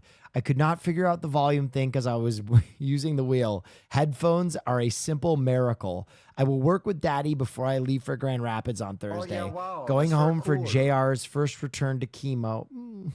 Also, Lainey is having eye surgery. Thanks for walking me through the curve tonight. Our new computer is as amazing as our golf cart. You are so generous to us, Will. Thank you. You decorate our lives.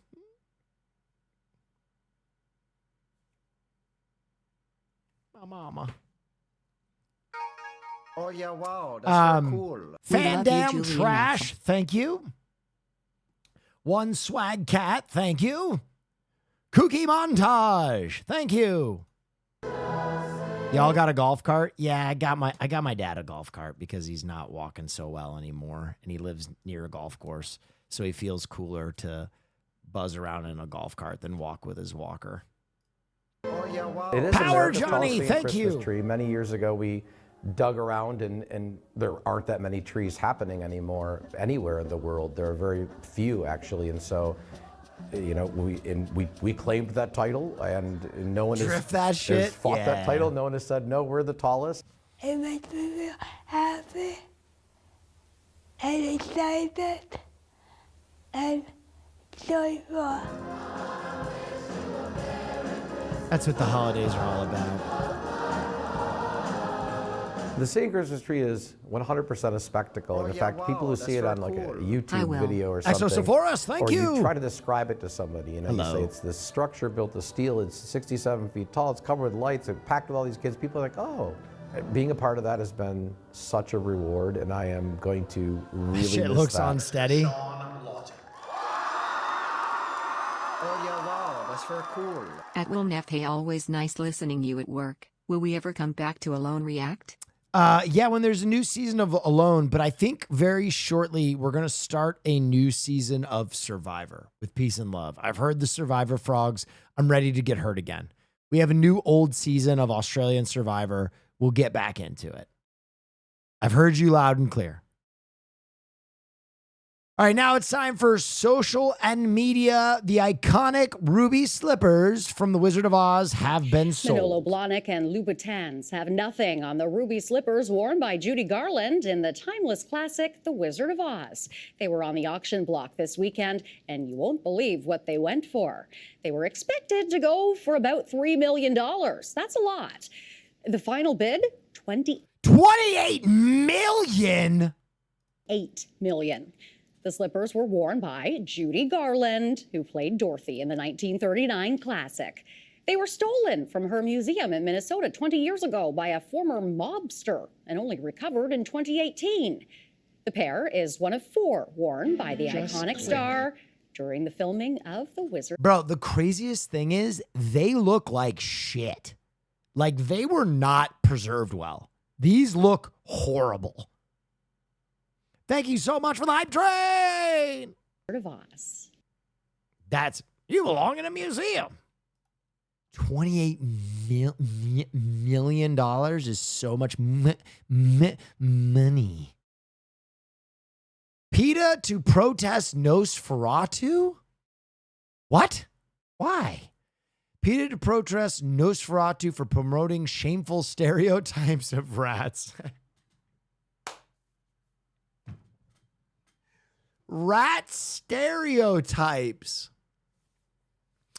The post PETA to protest Nosferatu for promoting shameful stereotypes of rats appeared first on Consequence. PETA plans to protest an upcoming screening of Robert Eggers' Nosferatu over the use of live rats in the film's production and the suggestion that the rodents caused the bubonic plague. Well, it didn't help.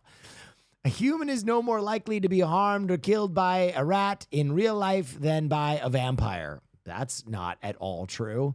And false portrayals of these animals as harbingers of death.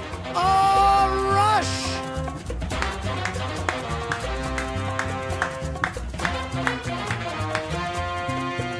Rush! Special music guest, Rush! Thank you guys so much for the hype train. I really appreciate you. A human is no more likely to be harmed or killed by a rat in real life than by a vampire, and false portrayals of these animals as harbingers of death deny viewers the chance to see them as the intelligent, social, and affectionate individuals that they are, PETA said in a statement. The only pests moviegoers need to be concerned with are directors who subject animals to the chaos and confusion of a film set. And PETA encourages everyone to see through these shameful stereotypes. Okay, I gotta say something.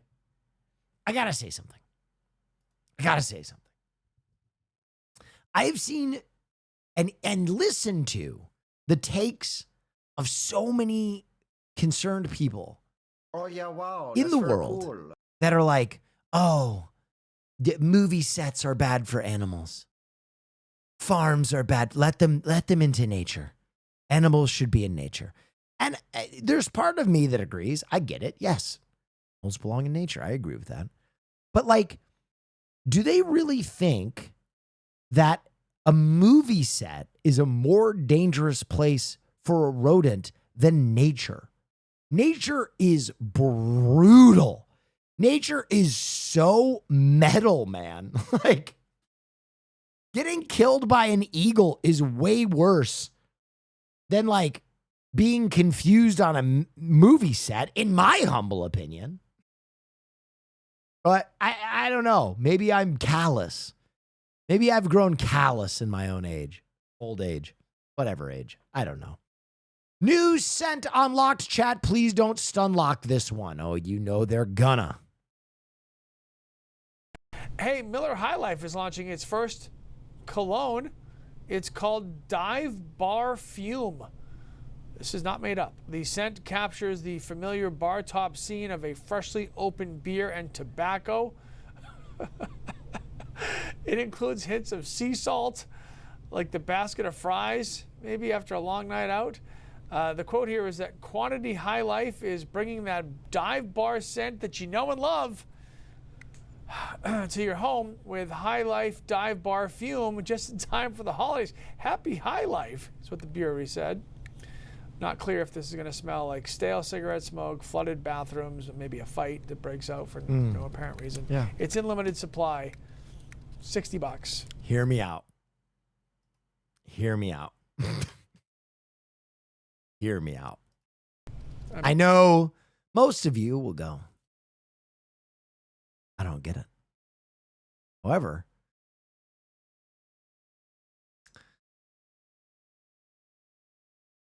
women with daddy issues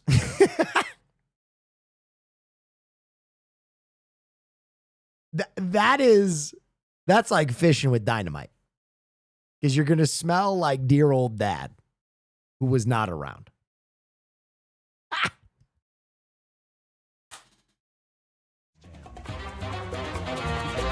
Soul Boot, thank you so much.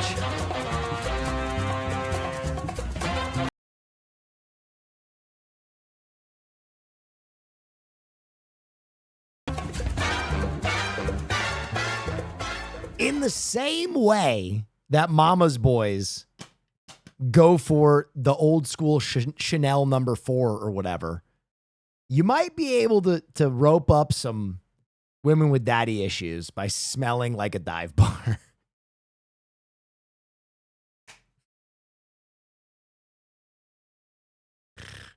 Gotcha, bitch. Finally get that approval from their father that they've been That is a joke. It's humor, guys. It's humor. Rats shut down Subway. Many people, of course, have been flocking to the movies to see some of those popular films like Moana 2, Gladiator 2, and even, of course, Wicked. But appears to be curtain call for one theater in Methuen. The city shut it down over reports of rodents. Our NBC 10's Darren Patella joining us live in Methuen. And Darren, you spoke with a woman who said she saw a rat. This is not Ratatouille. But what is she telling you? A live rat? Well, Priscilla, not only did she see a rat, but she says she felt a rat. She said she was watching a movie inside this movie theater when a rat ran right through her popcorn, then over her feet. We also spoke with other customers who say they're giving this theater a bad review. Keeping piles of trash, unemptied barrels. And that's just the top of the heap for customer reviews of this AMC movie theater in Methuen. A sign on the door on Lit Limit 77. Tuesday reading, Thank we you. apologize for the inconvenience, but this theater is temporarily closed. After a woman we spoke with filed a complaint with the city's health department several days ago and also posted this on Facebook, saying I went to see Wicked at the AMC theater at the Loop in Methuen yesterday. Right in the middle of the big finale, a giant rat, not mouse, ran through my popcorn on the floor and over my feet. There were holes in the walls. There were instances of rodent droppings and rodent urine. We checked with the city's health department, and this was the first official complaint against this theater in at least the past 2 years. Inspectors go in here and certain other businesses every 6 months, but they're only required to inspect the kitchen, not the rest of the facilities. When the rodents are feeling emboldened enough to run in front of people and the public, that means that the problem has probably been existing for a while. As of now, this movie theater needs to clean up its act and require more regular pest control before their next opening night.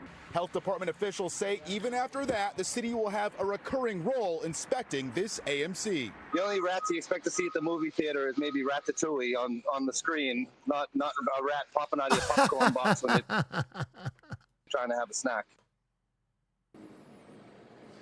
And Colton and Priscilla, AMC Theaters got back to us just about an hour ago. They said they're making sure to clean every single auditorium. Also, they're taking care of that pest problem, of course, and making sure none of this ever happens again. Also, the city says most likely this theater won't see a fine because they are complying and fixing the problem. Live in Methuen, Darren Botello, NBC 10 Boston. If they ever make a sequel to Ratatouille, they should really call it Ratatouille-Tooie. That would be really good. Okay. Silver Fox Squad. In our series, Never... God, I hate when YouTube breaks.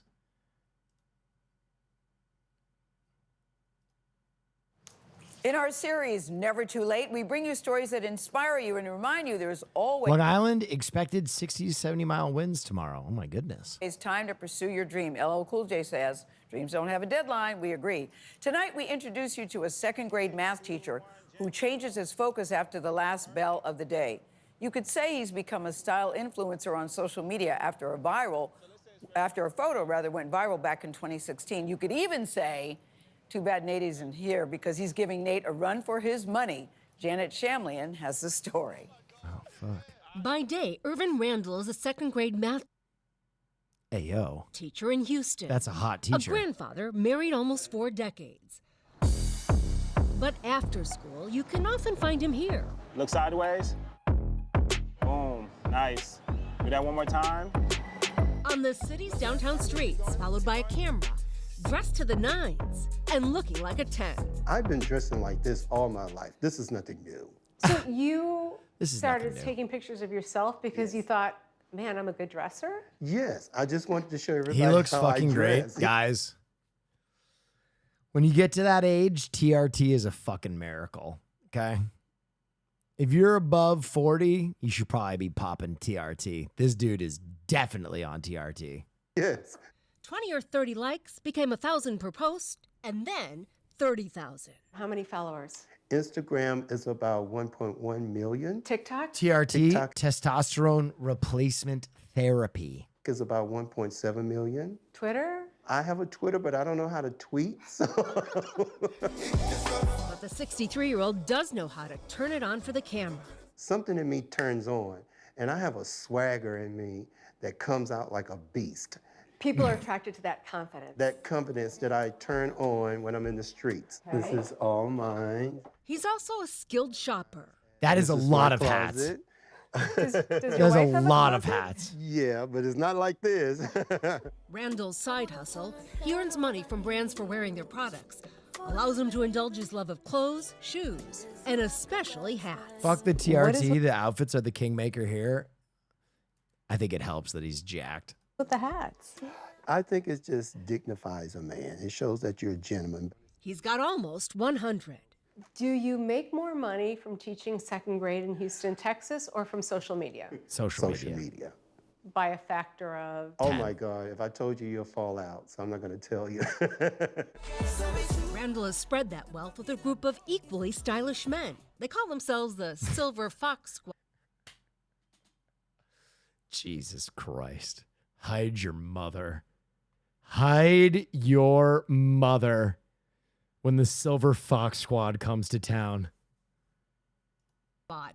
And they make appearances at charity events like fashion shows. It's not the only group he's voguing for, keenly aware of and embracing being a role model for his kids. They do watch me carefully. You know, they watch me. Hey, Mr. Randall, are those some new tennis shoes you got on? Do You they? know, oh, yeah. Is that a new watch? I like that watch. You know, and you're Will's supposed to be watching me post-streaming career, teach you I'm not good looking enough for that. With peace and love. something, but you watch Tonight at the beginning you of know, the stream, everybody collectively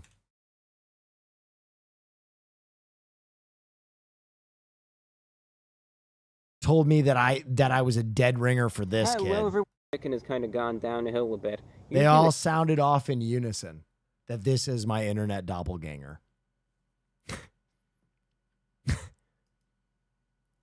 So, I don't think I'm going to be part of the Silver Fox Squad. With peace and love.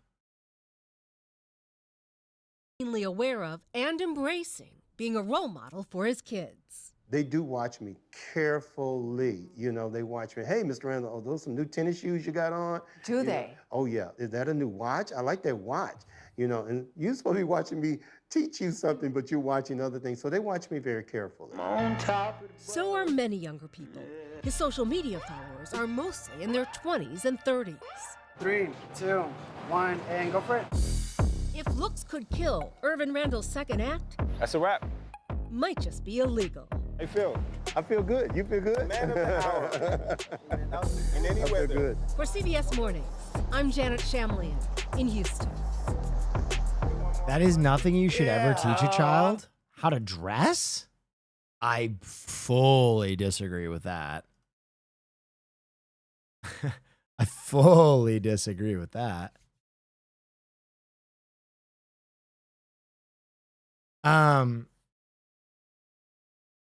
Dangerous Diner or Dinner? I don't know. I didn't see what it said. Click too. Big box shopping, it's not. I got a step here, and I could probably do a half step here. No, this is business unusual. It is the world's largest rubber duck store. Shops so odd, they've defied the odds. Kids shouldn't worry about looks, just living life as a kid. I think there is a difference between a child worrying about their looks and a child expressing themselves through what they wear. I think those two things are totally separate. I think you should learn to love your natural appearance. But we live in the real world and people judge you if you dress like shit. Full stop. People will judge you more based on what you're wearing than how you look, to be honest.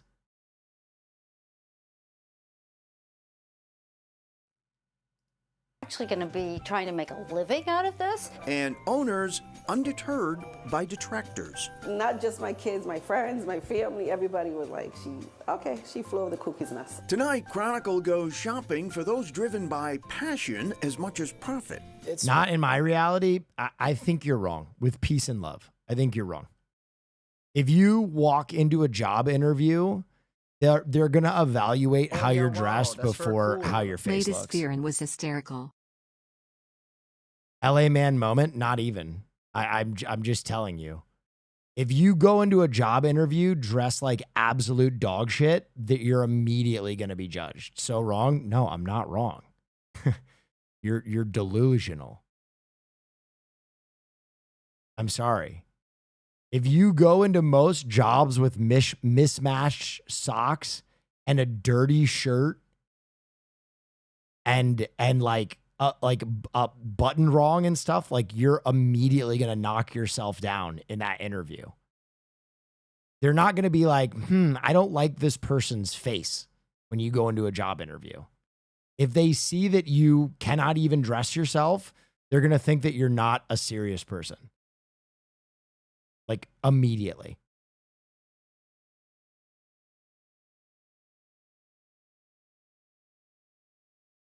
I'm sorry, but that's absolutely true. Unless it's an IT job, there are there are special cases there.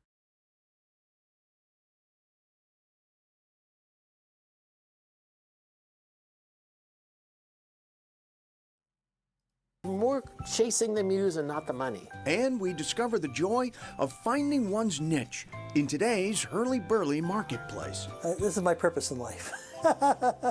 Chatters might be evaluating wearing clothes that fit and look good with buying expensive fashion. Yeah, I don't know. That seems like a stretch to me, but like, I'll be honest, and I know some of you are going to get upset that this is a stun lock, but like, I am shocked how many of my friends don't know how to tie a tie, don't know which button of a coat to button, don't know how to like button or press their collar, don't know how to take wrinkles out of clothes. Like there are so many like basic fashion things that are like miles away from expensive fashion. Like there are so many like basic things that I learned a lot of these things, especially with like wearing suits in boarding school. Like a lot of boarding school was like learning how to tie up. For rich kids, it's basic. I think it should be basic for everybody with peace and love. I don't think that suits are expensive anymore. If you really want to get a suit with peace and love, I think that everybody should own a suit.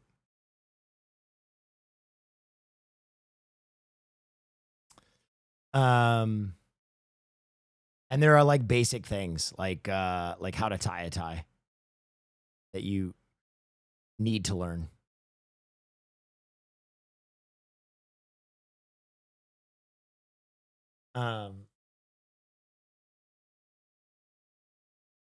You can get a decent suit at most common thrift stores. True. You can get a suit at Walmart now. This is depressing. Why is it depressing?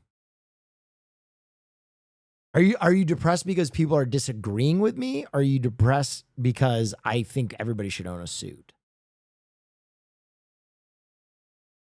I've never owned a single suit. That's crazy to me. Have you never been to like a wedding or a quinceañera or a bar mitzvah or a funeral?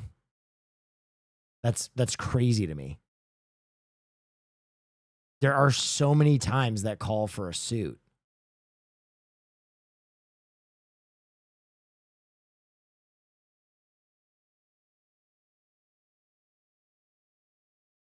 Suits are lame and cliche? No, not at all.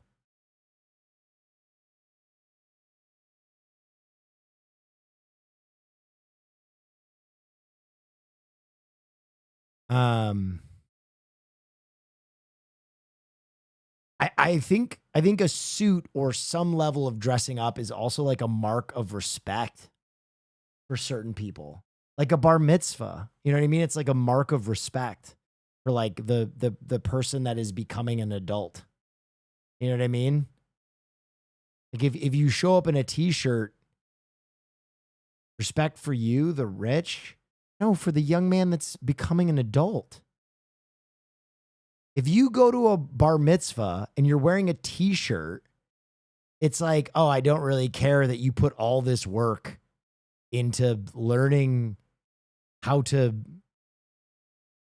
like do this performance, or this like the same thing for like a quinceañera or a funeral, right? It's like a mark of respect for that person's life. You know what I mean? That you would take the time to like get dressed up, to dress yourself.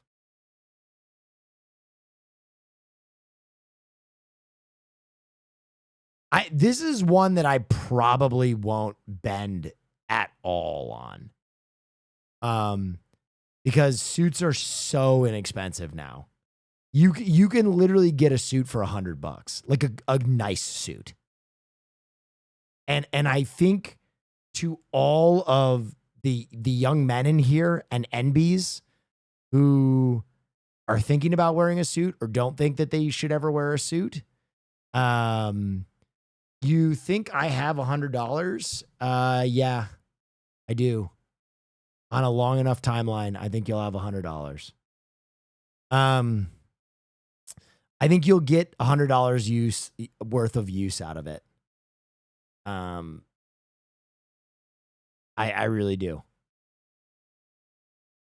I think you would get $100 worth of use out of it. I really do. I think it's very worthwhile. And suits, a good suit will last you your entire life. My dad wears suits that he bought in the fucking 40s.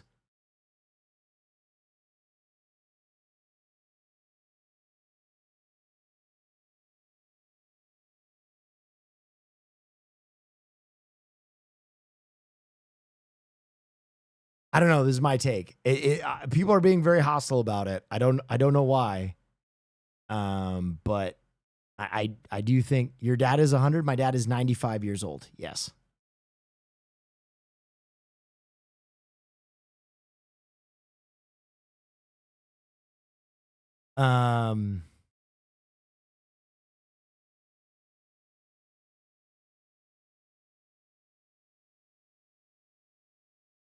Chatters are being contrarian on purpose. I don't know why. For all of you that are so anti-suit, I'm going to be honest.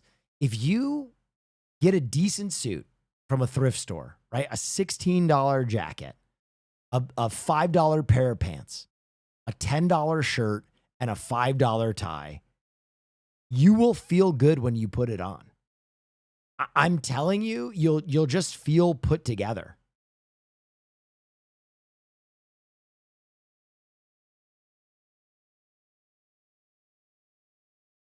Maybe at Goodwill, that's what I'm saying at Goodwill.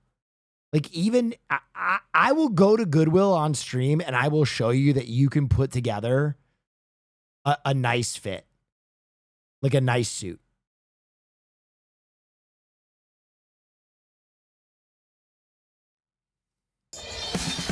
This is Chronicle on WCVB Channel 5. Like every person ever, Colette Cummings never imagined owning a rubber duck store. I'm in my 9th year and it still blows my mind. It still blows my mind. Chatham, Massachusetts may offer many charms, but let's be real, the Cape is lousy with gorgeous beachscapes. There is only one ducks in the window. It's unlike anything I've ever seen. I've never seen a store like this that draws such a crowd of people. It is almost standing room only all summer long. Ducks. Nearly 1,000 different ducks, from micro to metal to Mona Lisa. There's a duck for everyone. Our #1 seller is the Spider-Man duck, followed by a pink unicorn, followed by Duck Vader. Forget the Grand Canyon, we've come to the duck store. This group of friends from Britain, I was King Charles. underwhelmed by the pilgrims in Plymouth, made a special detour to visit the world's largest rubber duck store. It's the best thing I've ever seen. It didn't disappoint. You know what? There's more ducks than I thought there would be, which is weird and unexpected.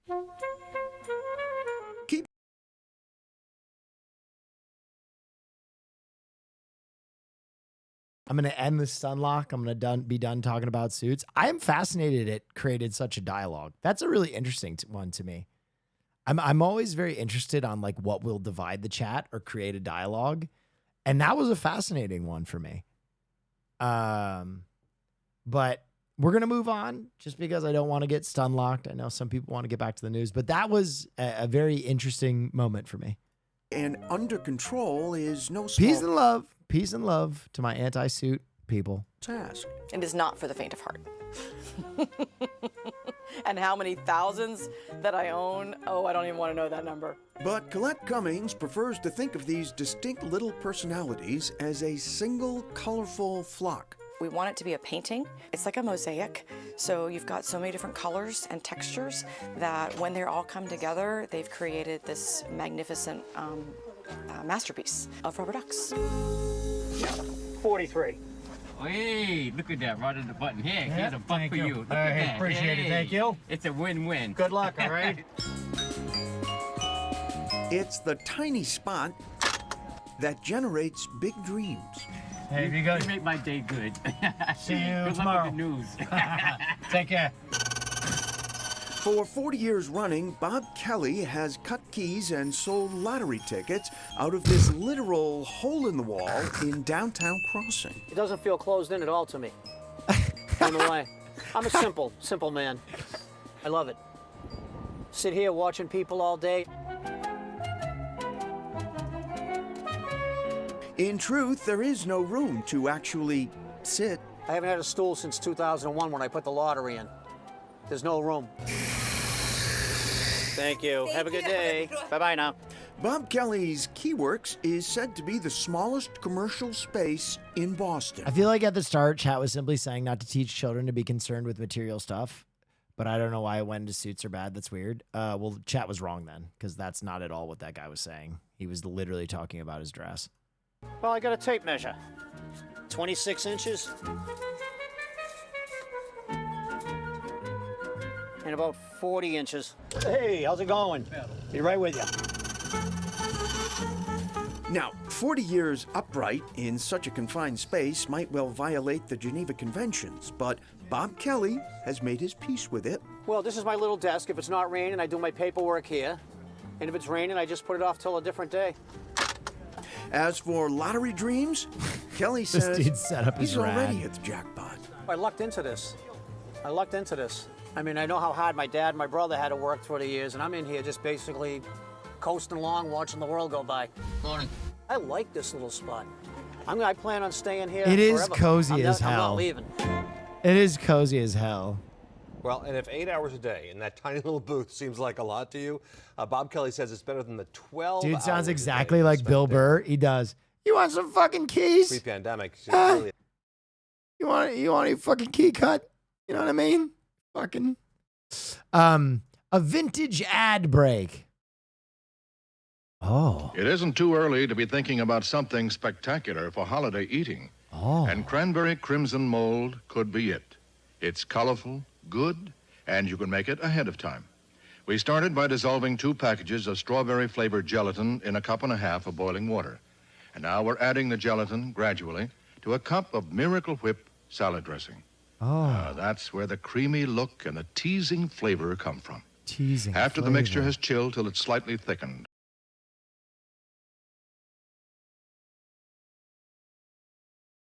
It's a marvelous combination of flavors, and the lively, teasing taste of Miracle Whip is perfect for it.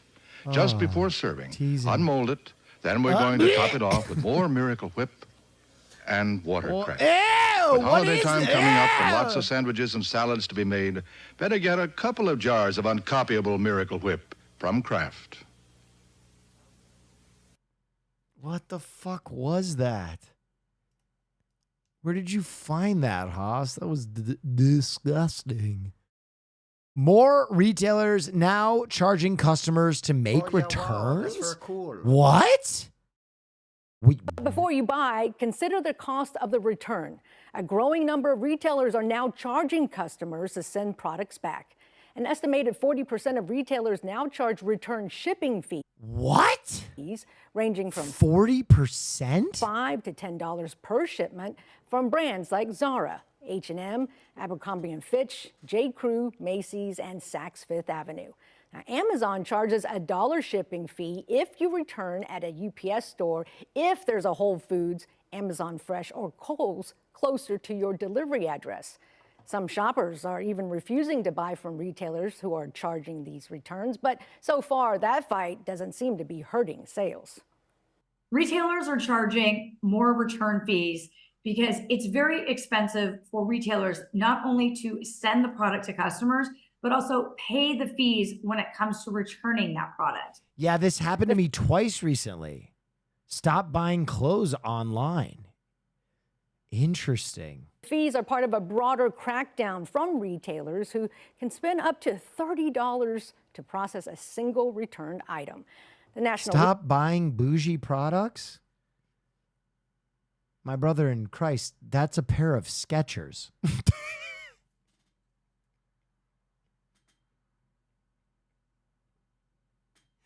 She's unboxing a pair of Skechers.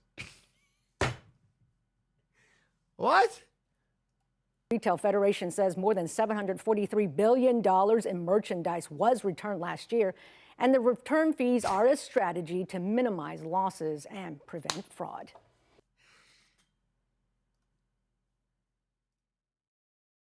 Bro, I agree. You know, I agree. I agree.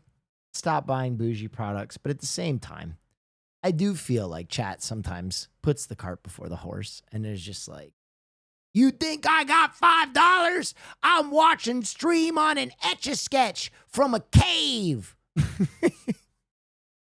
I eat slugs that crawl into my cave, and that's it. Okay.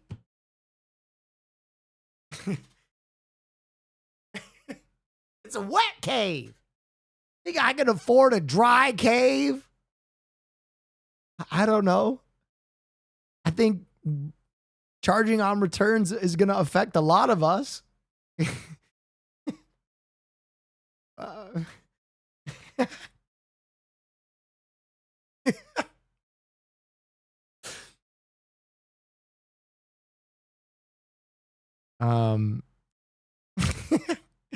The links got mixed up. My bad. Here's the actual link for Dangerous Diner. Oh, got it.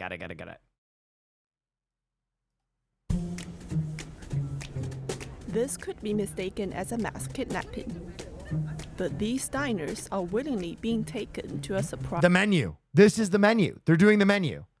Location. They have been told to dress up in 1920s style clothing and to prepare for the meal of a lifetime. This is the menu. On the bus, we took out the mask. Where am I? This is the menu. Totally different land. Do I need a passport? I didn't bring it. Totally different place. There's a little bit of panic in this guy's voice. I took off the mask. I had no idea where I was. I was scared. Please help me. I didn't bring it. Totally different place. Diners were greeted upon arrival with the lychee scented cocktail. It has special meaning because lychee trees once filled the courtyards of the century-old villa in Hong Kong's New Territories. After visiting a small art exhibition and listening to an opera performance, they headed upstairs to the dining room. This is in China? I'm going to be honest. I would never let anybody blindfold me in China. Called me old-fashioned. Hell no. I want to know exactly where the fuck I am in China.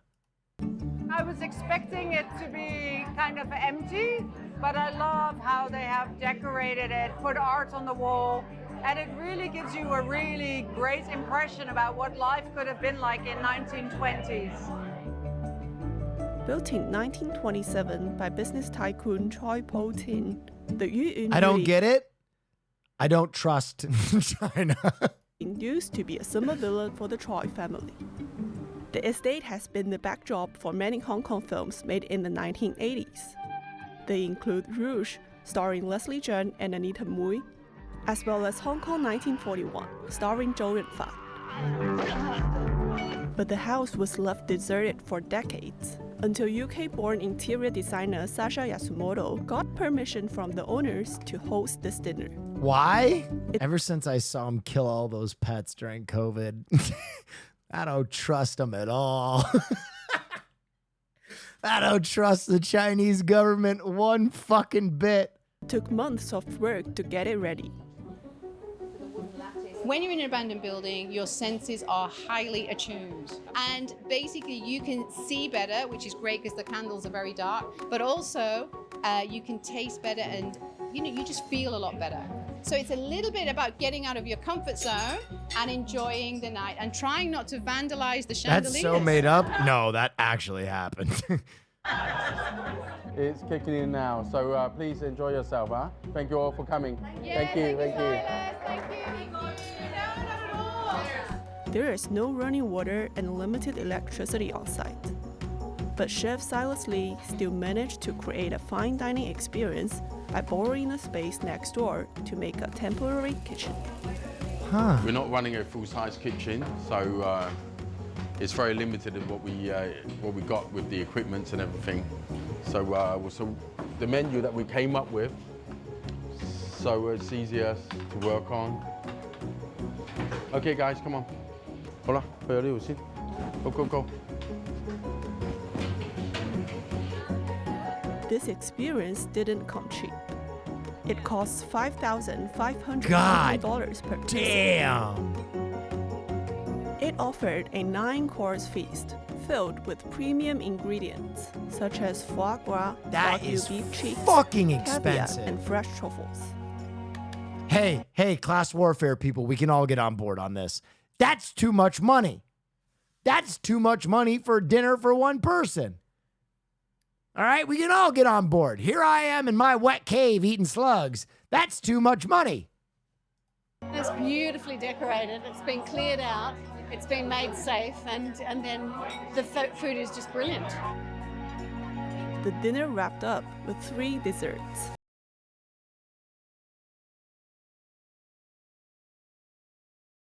You notice how all the men are wearing suits? Yeah, because they won't be allowed into this restaurant without one. Milk ice cream, and that's to go with the truffle. I think I'm impressed by that you can serve really good food in such a place is amazing. I'm talking about food meaning temperature, taste, and the wines and all that. So it was very good.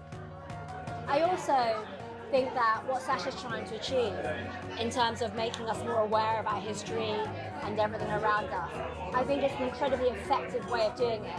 Because on one hand, you're having a great time with your friends, but on the other hand, it's made extra special by sitting in such an amazing part of Hong Kong's history. And it really definitely is inspiring me to think more about my surroundings and be more aware of everything that's around us. Everyone who's lived here before us. This is the 4th Dangerous Dinner Yasumoto has organized in Hong Kong. She began exploring forgotten historic properties dotted around Hong Kong during the COVID-19 pandemic. I think old houses have an intriguing character, and they definitely have a presence about them. So when I came back to Hong Kong for the second time 5 years ago, I was actually amazed at how many old buildings they still have here. Quite old, like this one is over 100 years old, and it's just absolutely stunning. In fact, when I first came to this one, I just fell in love again.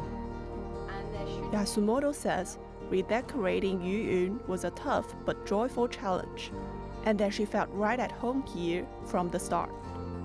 The whole process took the team 2.5 months, including long hours to remove 4 tons of rubbish from the house. Oh my God. People always say, oh, Sasha, why is it so expensive? We never make money on these events. It's all to do with...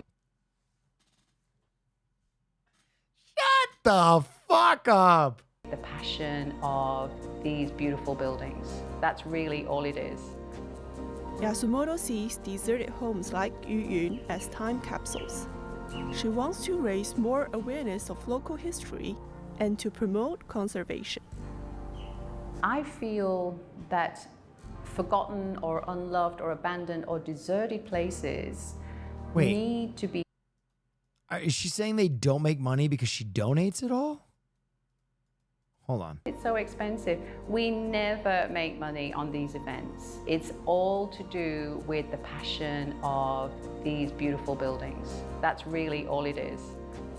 Yasumoto sees deserted homes like Yuyun as time capsules. She wants to raise more awareness of local history and to promote conservation. I feel that forgotten or unloved or abandoned or deserted places need to be seen. So whether this is the last event this house ever has before it's demolished, but really it's to showcase to the people. Wait, it's about conservation, but it's going to be demolished? So whether this is the last event this house ever has before it's demolished, but really it's to showcase to the people that this place exists. And then hopefully somebody say, oh, we want that building. We want to renovate it. We want to restore it. That's really what it's all about. It's not just about food and stuff. I believe they don't make money. Only $700 per 30 people does not renovate an entire house. I don't think she renovates the entire house. I think she just clears the trash out. Like this, it really is about showcasing these gorgeous, gorgeous places that really should be saved. This is a huge asset to Hong Kong. This hidden gem, it's just crazy. It's just left to its own devices. It's very sad.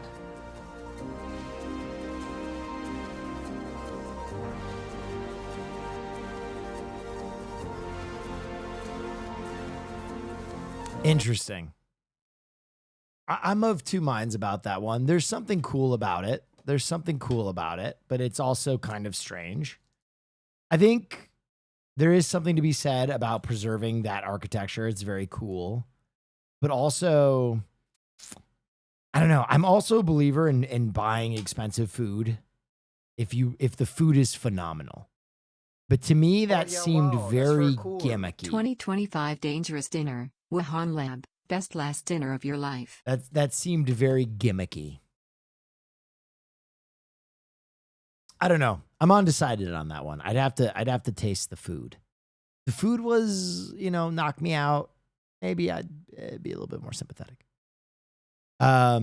Infant self-rescue water safety training.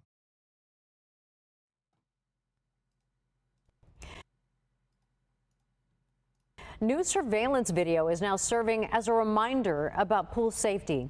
As families get ready to gather for Thanksgiving and the rest of the holidays, this video shows a local toddler falling into his family's backyard pool before some potentially life-saving training kicked in. Our Jamie Chambers has more. At 17 months old, little Frankie is about to scare and amaze every parent watching as he slips and falls head over heels into the pool. Little Frankie. Oh, God. His little fucking feet. Dude, that is a nightmare. That is a fucking nightmare. He slips. Oh, fuck. I'm going down. The feet stay perfectly upright.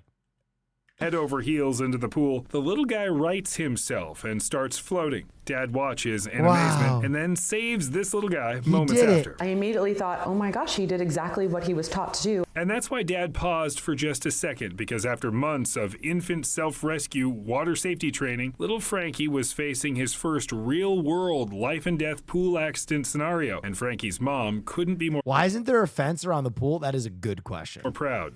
He did what he was supposed to do, and those lessons were invaluable. Brad Hurwitz, Frankie's teacher, has taught thousands of infant infants and toddlers, ISR. This is his take on the now viral video seen by millions. He knows where the water is. He's holding his breath because as he's falling in, he takes a breath and holds it because he learned that in day one of lessons with me.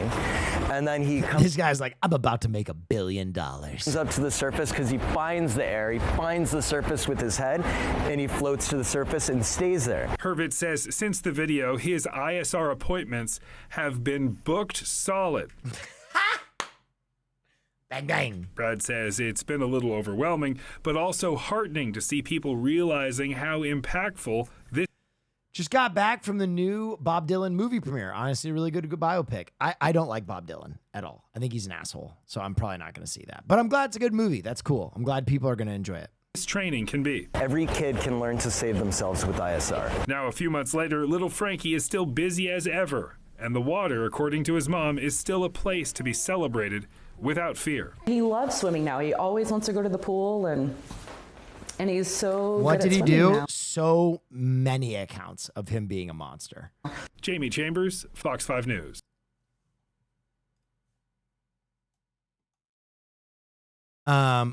Interesting. I'm glad the training kicked in. The honey packet trend. Yes, Jamie. So this is what they look like right here. They're just in a little packet, and it was very easy to go and get them today. We actually just went to a local gas station and were able to pick them up. But all you have to do essentially is rip them open and then take it orally. So over the last couple of months, experts do say that the use of these honey packets at college campuses has skyrocketed as an sexual enhancer. But the FDA does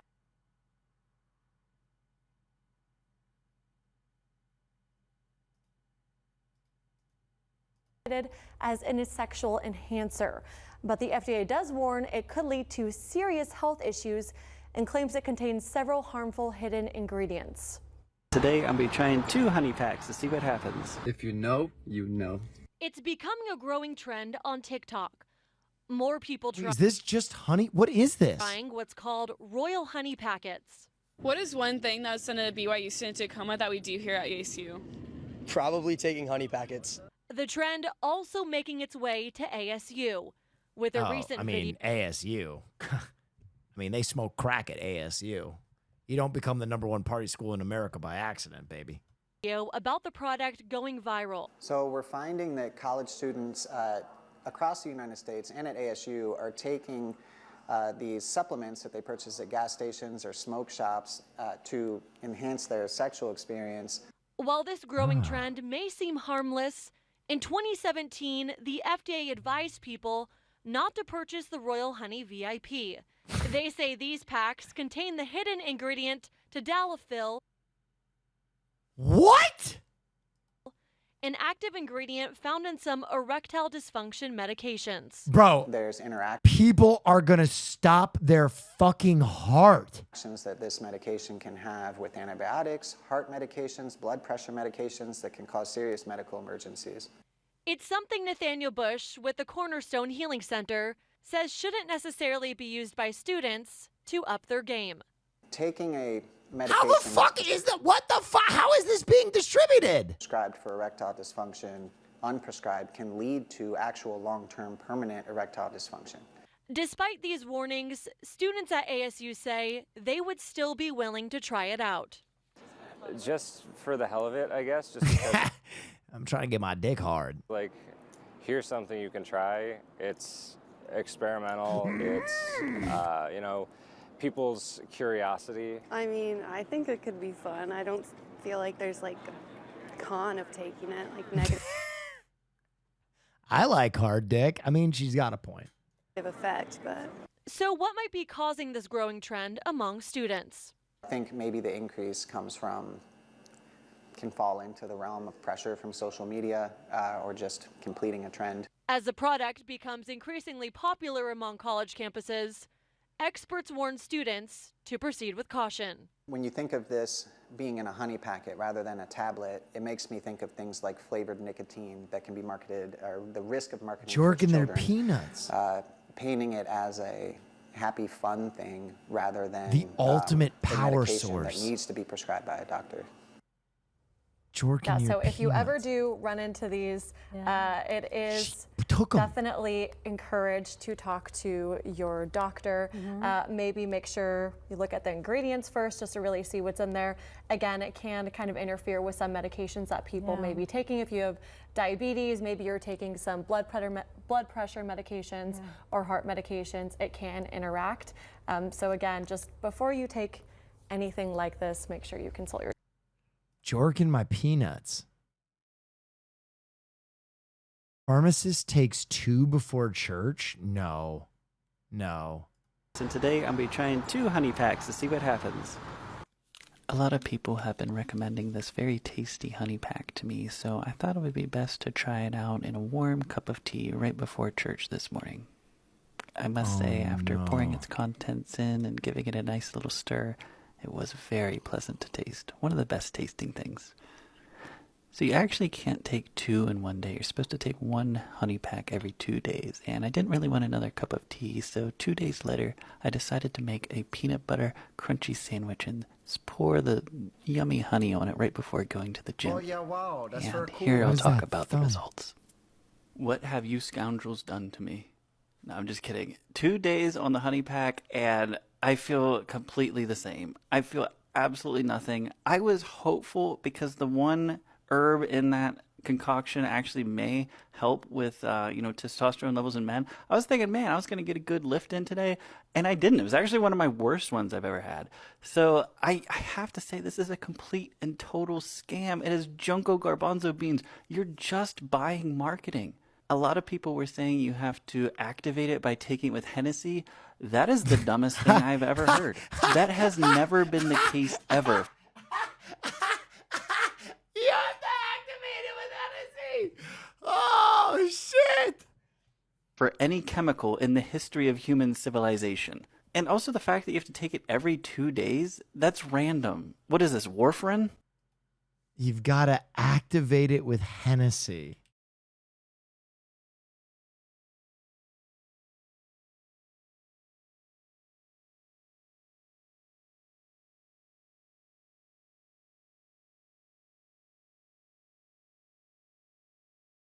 Will should tell your cousin to change his marketing makes sex better than VIP honey and safer and harder dick is honey will fly off the shelf.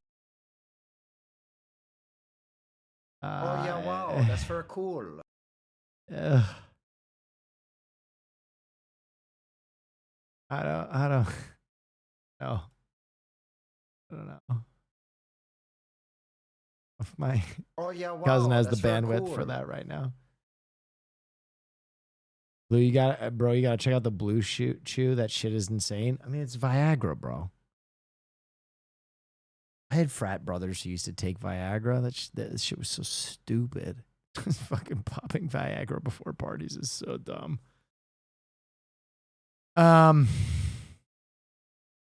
2024 Dance Your PhD contest winners. What is this? Oh yeah, wow, that's very cool.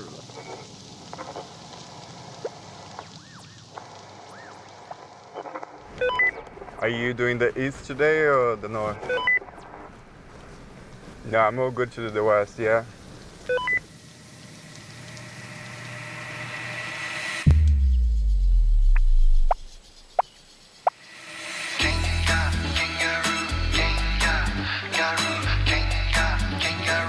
I'm gonna share with you. What is? I'm gonna share with you. I'm gonna share with you.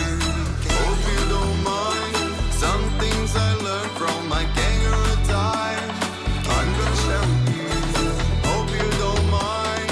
Some things I learned from my kangaroo time.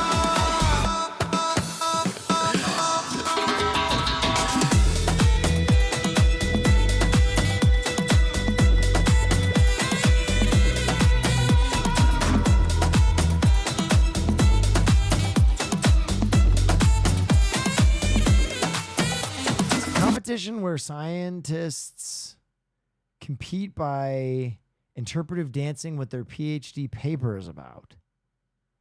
I'm going to go pee real quick. I'll be right back. Bloop.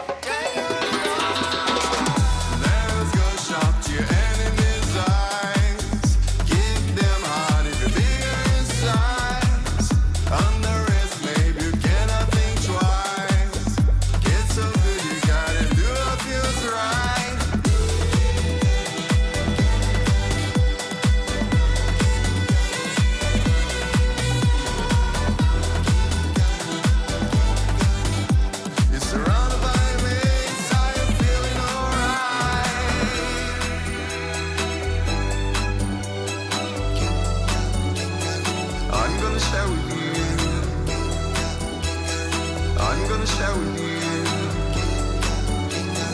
I'm gonna share with you. Hope you don't mind. Some things I learned from my kangaroo time. I'm gonna share with you. Hope you don't mind. Some things I learned from my kangaroo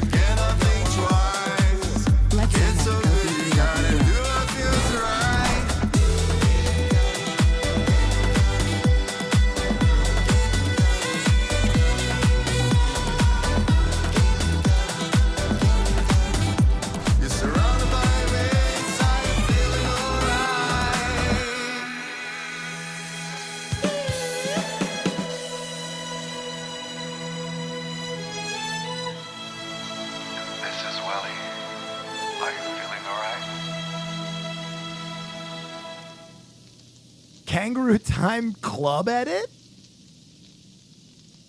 All right, I need to read what this is about. An Australian landscape filled with kangaroos, drag queens. Okay, Kangaroo Time, a 4-minute music video.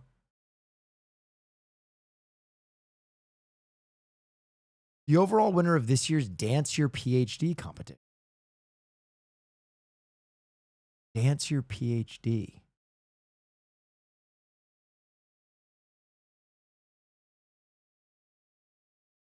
Sponsored by artificial intelligence? What is this? So it's a competition where you make a song and dance and submit the video? This is very strange. It's a strange that I like, but it's most unusual. Otherworldly noises. UFOs. That's what it's like. If you would imagine a UFO in real life, that's what it sounds like. It's the frightening sound forcing drivers to hit the brakes on a busy stretch of road in Metro Detroit. And now Local 4 is on the hunt to find out what's causing the disturbing noise and if it means trouble for your car. Glad you're with us for Local 4 News at 6. This is happening in Macomb County along M53. So we sent our Erica Erickson out to see if she could catch the bizarre phenomenon on camera. Whale speak, trumpets, a female opera singer. That's the way drivers are describing this stretch of road in Macomb County. Oh my. What is that? It sounds like aliens, like it's like a I'm being abducted. Or like maybe you're taking a deep dive while driving northbound on Van Dyke. Sound like I'm under the ocean, yeah. The spooky, sometimes screechy stretch of road is northbound M53 near 18.5 Mile, only in the right lane. You drove it a dozen times and think these Road seals vibration singing from comes pretty incorrectly close. graded asphalt. Kind of does sound like a weird seal, like a weird humming. Like a yet that. Oh, you know what? The road recently repaved. Ever since they did road work on there, all the customers have been coming in and complaining that it sounds weird. What is it though? Do you know what it is? I think maybe you were getting abducted. Oh, I knew it. I knew it. That's the question everyone is asking all over social media. People pulling over, wondering if there's something wrong with the road or their cars. The first time I drove on the road with my girlfriend, she immediately started thinking that something was wrong with her car. It sounded like her engine was blowing up. Can you imagine at night you're hearing that noise and you're like, and I'd be scared to pull over. You don't want to pull over. MDOT acknowledging the asphalt is aggravating and say sometimes ridges or waves form. Good news? There's nothing wrong with the road.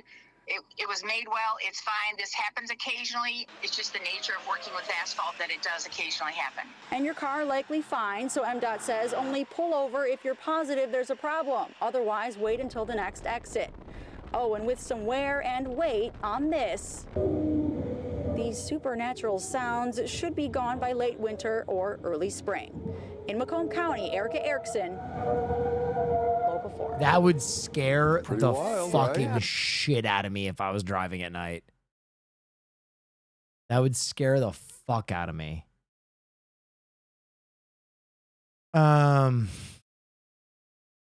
Deacon Dave's million Christmas lights. Holy Whether you're into Christmas shit. lights, toys, or just smooching with whether you're Holy shit. There are more Christmas lights than there are pixels in this picture. into Christmas lights, toys, or just smooching with your significant other, one thing is clear. It just feels like Christmas here at Deacon Dave's House of the Dove Christmas display in Livermore. And do you remember how many lights? Holy Oh, shoot. You do? 902,270. Oh, my God. Did I get it? Sorry, ladies, but this sign says there are 902 Wrong! 1,120 lights. Every one of the lights is dedicated as a prayer for world peace, and believe me, we need that. That's Deacon Dave, who started this massive display at his home 42 years ago, but it's actually his 41st Christmas display because of the What a COVID waste! Oh, no, we got humbugs. pandemic. We got Scrooges. I'm so happy to be here. I'm from Livermore. He does this every year, and it's just beautiful. Welcome to the House of the Dove. This year, Deacon Dave's display is going to be featured on ABC's hit show, The Great Christmas Light Fight. But to the Deacon, it's about bringing the joy of Christmas to those here. Hundreds of thousands of lights, and get this, Deacon Dave has 44 Christmas trees inside of his house here. I mean, literally, everywhere you look, there's a tree. Whether it's the drinking tree, the Santa tree, the Native American tree, or get this, the two-story tree. The inside of the Deacon's home is not open to the public, but I certainly couldn't go on a private tour without showing you his spectacular trees. Amidst the worldwide Christmas booths outside, you will be able to see these rare Renaissance angels in the window of his home. I think it's one of the larger private collections, yes. And the studio was in just outside of Rome. The largest collection, I'm told, is in Washington, D.C. As to which year Deacon Dave did it best, Do you have a favorite year? No. No. This year. This year, yeah. But maybe this year is better than last year. Hard to say. They'll have to make that decision themselves. J.R. Stone, ABC 7 Bro, News. that red tree is insane.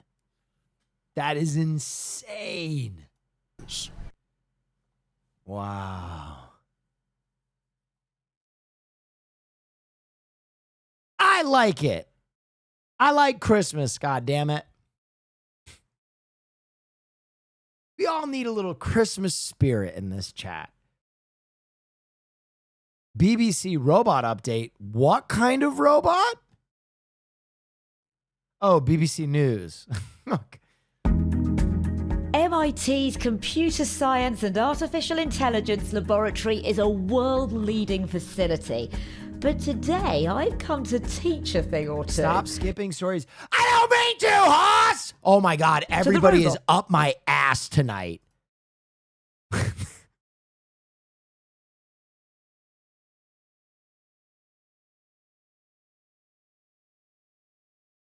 Here are some of the past winners for the Dance PhD.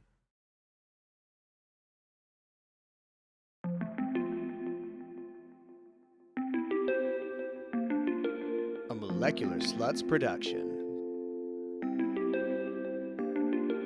Dr. Checkers Marshall.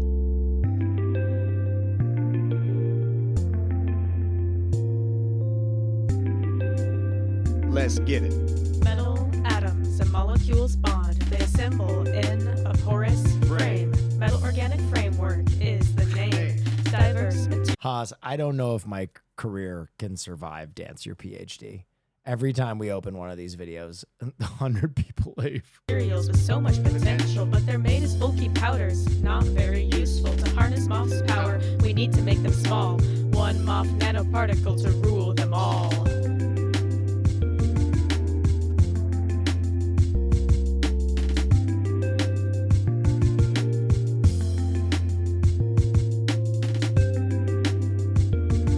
A dynamic growth process in a heated solution. Metals, molecules in equal distribution. They bond and build large crystals over time. But we had something else in mind. To control crystal growth, add a modulator. Another molecule to confuse the linkers. Particles form quickly and then growth stops. Kinetically trap crystals and make nanomorphs.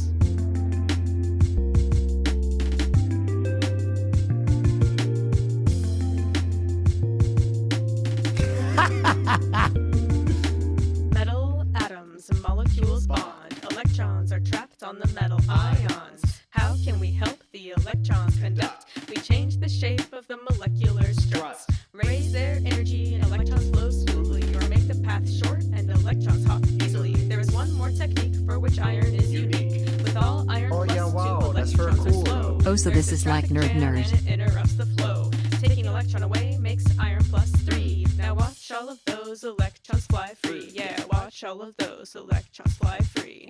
Metals and molecules in a porous frame. Metal organic framework is the name. To harness moth's power, we need to make them small.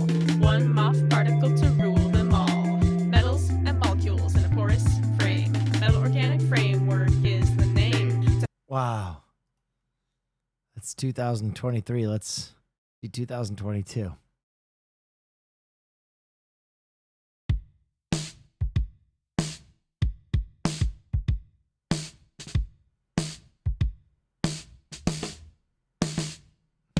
Everybody has a dream to pursue in a game. Find a friend, buy a favorite shampoo to evolve, see progress, and never things to do. Once mature enough, they could form a crew. They would walk and talk together, be a dream to like no ever. Share their joy, pain and love, fit together like a glove. Create a new enzyme, flavor, color, pigment, be less ever. Hormone toxin in your brain, pharmaceutical cocktail. Once they sense a tingling feeling, motivation grows, no ceiling. No one now can make them stop. Reaching goals will lead to the top. Stimulation makes them sweat. Breathing and living raised by a get. No side effects, and don't forget, taste the goodness, fresh mindset. Even though you cannot see me, I'll be so close you can't resist. Tell me your needs by charging, please. The lightning strikes, now make a wish. Even though you cannot see me, I'll be so close you can't. Is this about yeast? Okay. And then 2021.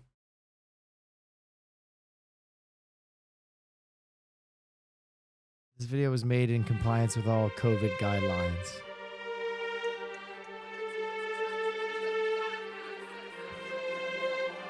What's up? University of Helsinki 2020. Gotcha, macha, gotcha. Vitus, Jacob, Evil in the house. Put your mask on. Wash your hands. Oh, shit. Vitus, let him have it. Let me tell you something about secondary aerosols. They form right in the atmosphere from gaseous precursors. First single molecules come and cluster together. That is sulfuric acid with some base, which whatever. Ammonia or DMA, highly oxygenated compounds, all of them suitable to form with the acid strong bonds. Once the cluster has reached a certain size, water starts to condense. It's a cloud droplet surprise. Now we want to understand the start of this process. We will use chemistry, physics, and computers in excess. We are looking for molecular clusters. We're trying to find them faster. Searching through configuration of space. With the powers of computers, we'll understand sooner the birth of cloud condensation nuclei. Let me do some coding. I produce a program. Schrödinger's equation will solve all my problems. I never have to leave my chair even for a second. When science done, virtually no dead ends. Wow. Fine. Wow. Wow. For some, Christmas is an obsession. On a quiet street in Tulsa, Oklahoma in mid-December, Shay and her husband Thomas wake up early as usual. They freshen up, then have breakfast together as usual. But what is not usual is that during the month of December, their home becomes a forest on the inside. I'm the caregiver of all the forest trees in this house. Oh my goodness, my mom's obsession with Christmas trees is overwhelming. While 70% of all American households display a Christmas tree during the holiday season each year, Shay has 168 trees. I am insane. I mean, and I'm the first to admit. I am insane. I'll cut your skin off and make it into a Christmas ornament. That this touches on the basis of insanity. And Shay has given each and every one of her 168 artificial trees its own distinct personality and theme. This is the Santa Claus room. We have 4 trees decorated in all Santa ornaments. Shay has trees in all shapes and sizes. The smallest is probably 6 inches tall, and it's a little metal tree. And then the largest is a 12-foot tree, and has 5 crates of ornaments, and it takes 12 hours to decorate. And to her, there is no Christmas tree too small, labor intensive, or too scrawny. This poor tree was gonna be thrown away into the dump, and so I rescued him, and so now he's got a home for life.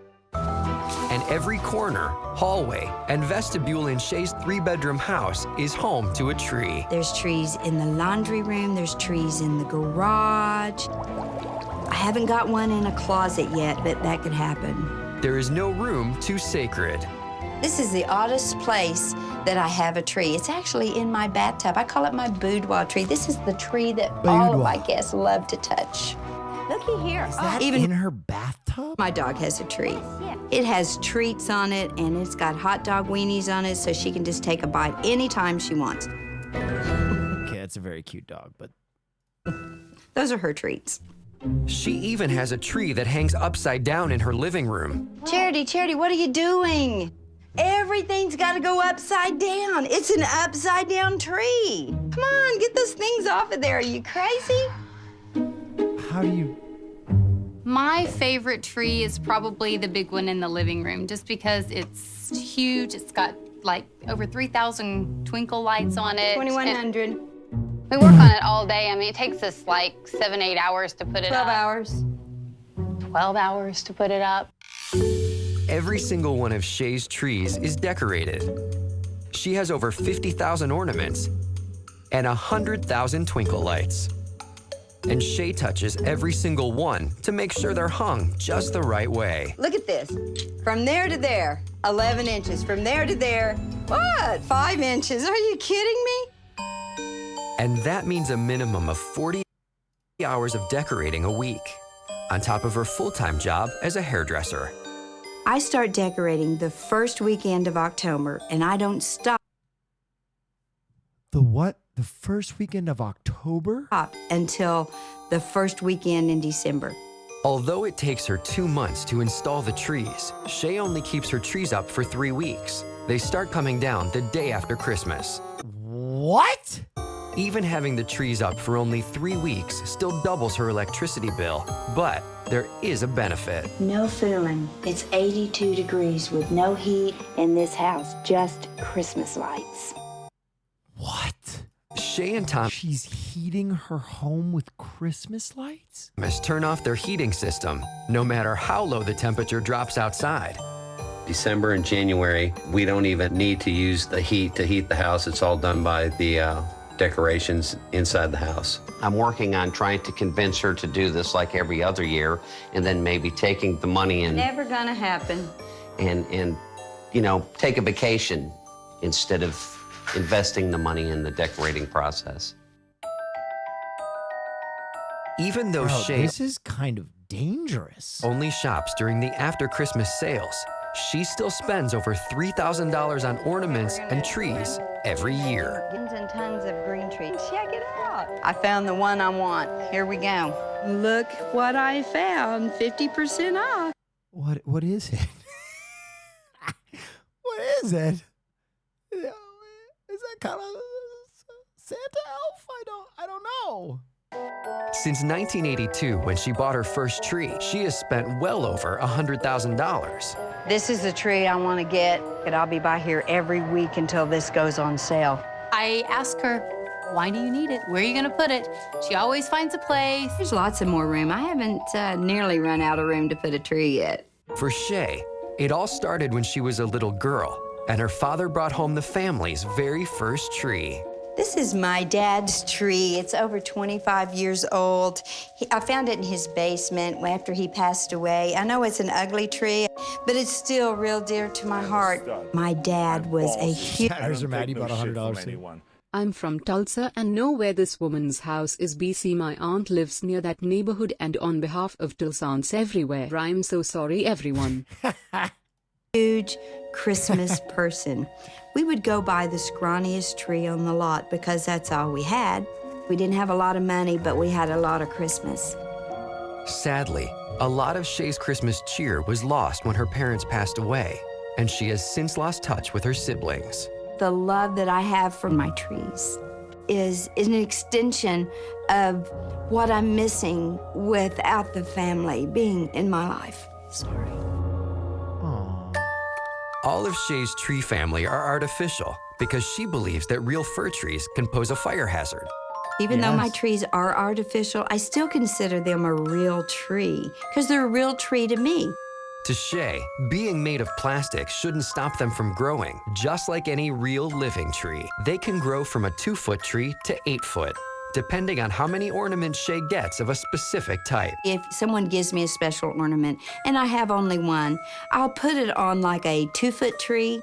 And then if I get more, then the tree grows to a 6-foot tree or an 8-foot tree. And just like she did with her daughter and grandchildren, Shay keeps crazy. photo albums of her trees to document their growth over the years. We have a small fish tree, and there it is. It is a huge 8-foot tree. I'm so proud of that tree. Each year, as more trees move in, some things have to move out, including Thomas's car, Baby. This is normally where we like to park our baby, and but unfortunately right now we're parking our trees out here, so I was kind of hoping that would change. Bro, this is staged? I don't think it is. Especially because that chatter knows of this woman. Have to take this fence up and move it out of the way. Every time that we want to drive the car,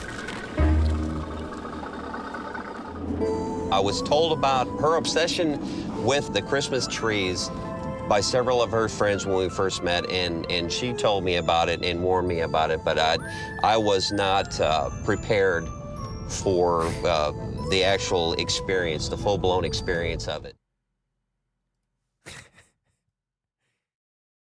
A cry for help at the end there. Interesting. Okay. BBC robot update, finally. That is, not the people, in a bid to help them behave as humanly as possible, especially with the tasks that we wouldn't give a second thought to. This reinforcement learning, where the machines mimic humans, is how the AI is trained. It aims to make the bots less, well, robotic and more multi-skilled. This motion is actually independent of where we place the glass and the pitcher, so we can have a much more adaptive system that does not need to have everything specified precisely. In fact, this is part of the magic of machine learning. With machine learning, we can turn pre-programmed robots into intelligent machines. That means we can use data, we can use text, we can use images, we can even use muscle activity. And we can learn from this data how to do tasks in a much more seamless way. Baxter's also been trained on doing the dishes and chopping veg. Wouldn't that be nice? Wouldn't that be nice? Meanwhile, robotic hand, anyone? So Laura, this is another robot we've been working on. And what's special about the hand is that it's got a very compliant body. So it's got skin, in other words, soft material. Can I touch it? You can touch it. It feels like silicone, but I can also feel what is like the bones inside. So the reason we put bones inside is because we want to have a hand that is compliant, and that's what we get from the silicone. On with the glove and time for a lighter task to start. My hand's starting off in the same position as the bot, and the idea is that I'm going to train it to pick up that dollar bill. It's really sensitive to movement. As you can see here, just the tiniest turns, and you can really see them. Also, those movements are quite human. If I do a kind of typing action, look at that. Look at the fingers in real time. It doesn't look synced at all. Right, so if I now move my hand down as though I'm going to pick up the dollar bill, okay.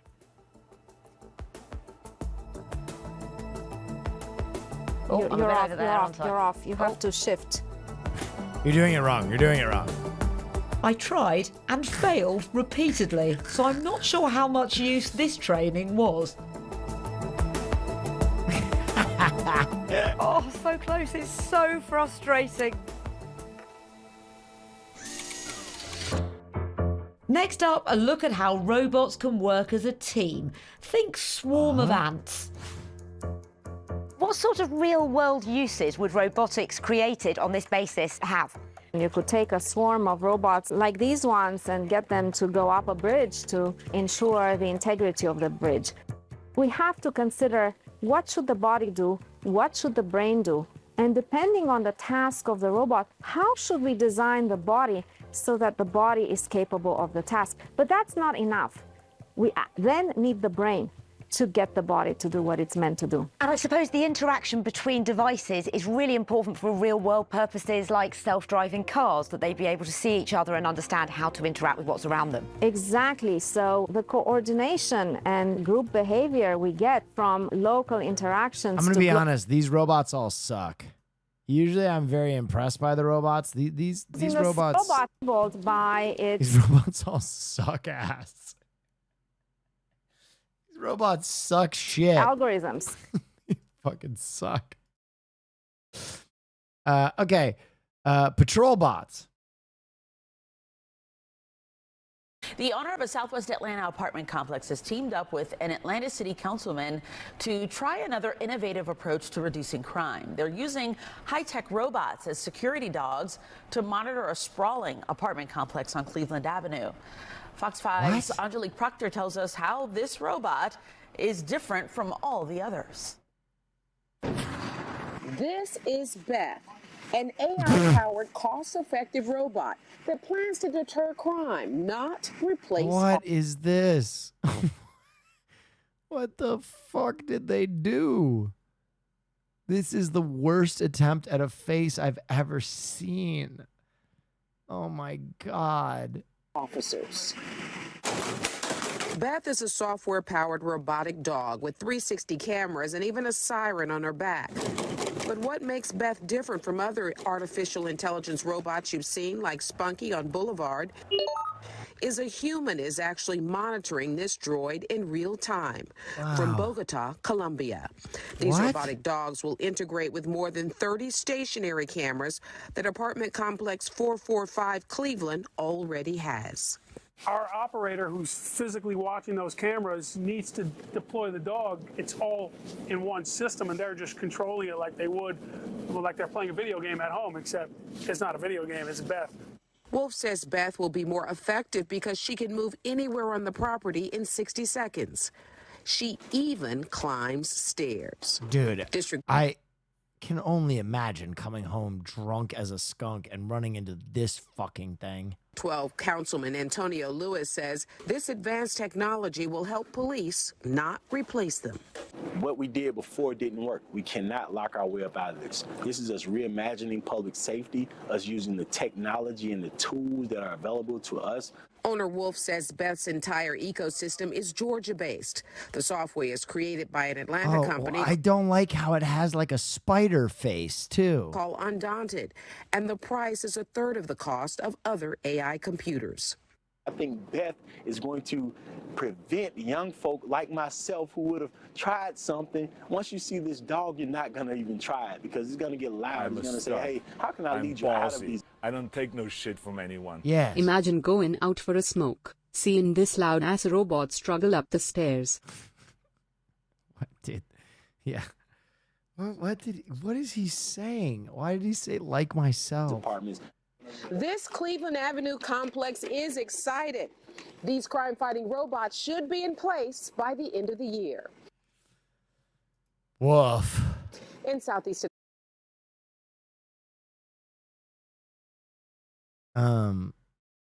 Beloved robot friend Moxie sentenced to death. What the fuck? I love you, goodbye. What will happen when this companion robot suddenly dies? Embodied financial woes are taking its beloved Moxie offline. Wait, what is Moxie?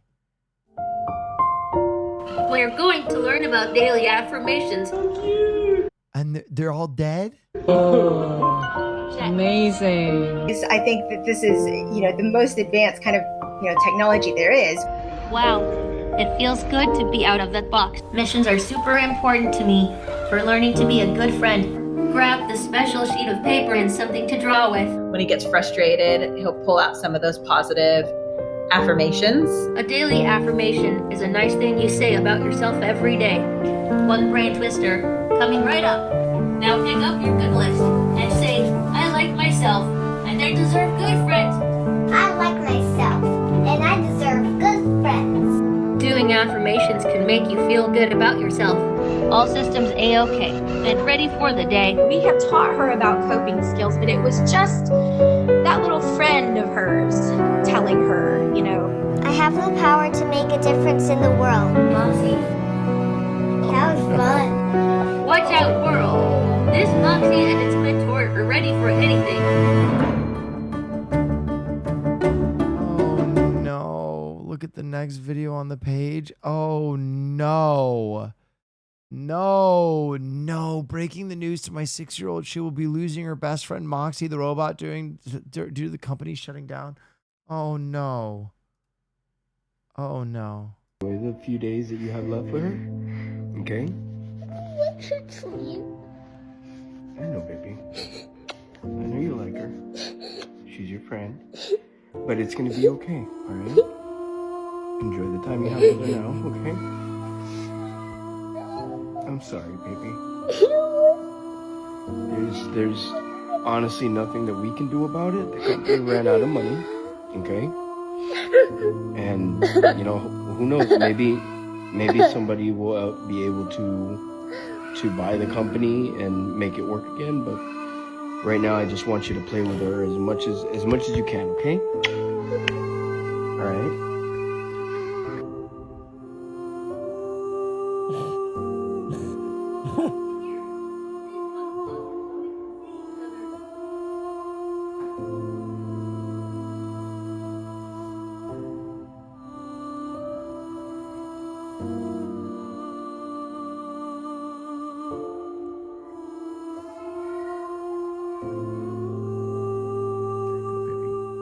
Play with her. Talk. I'm a stud. I'm ballsy. I don't take no shit from anyone. Might be a terrible time, but man, would this be a crazy A24 film? True.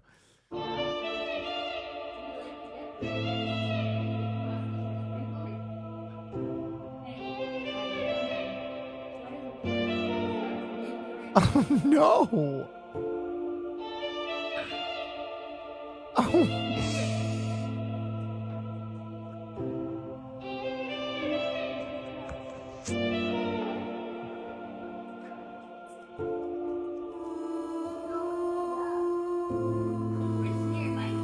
Oh no! She's not waking up.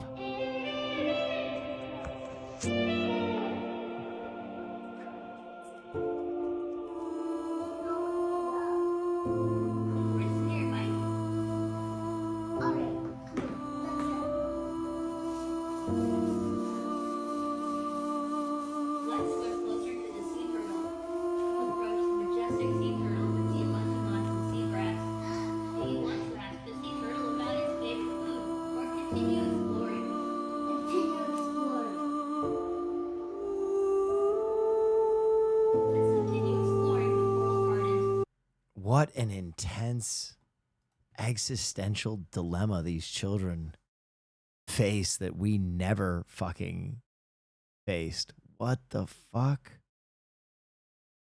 So strange. Man. Death of a robot.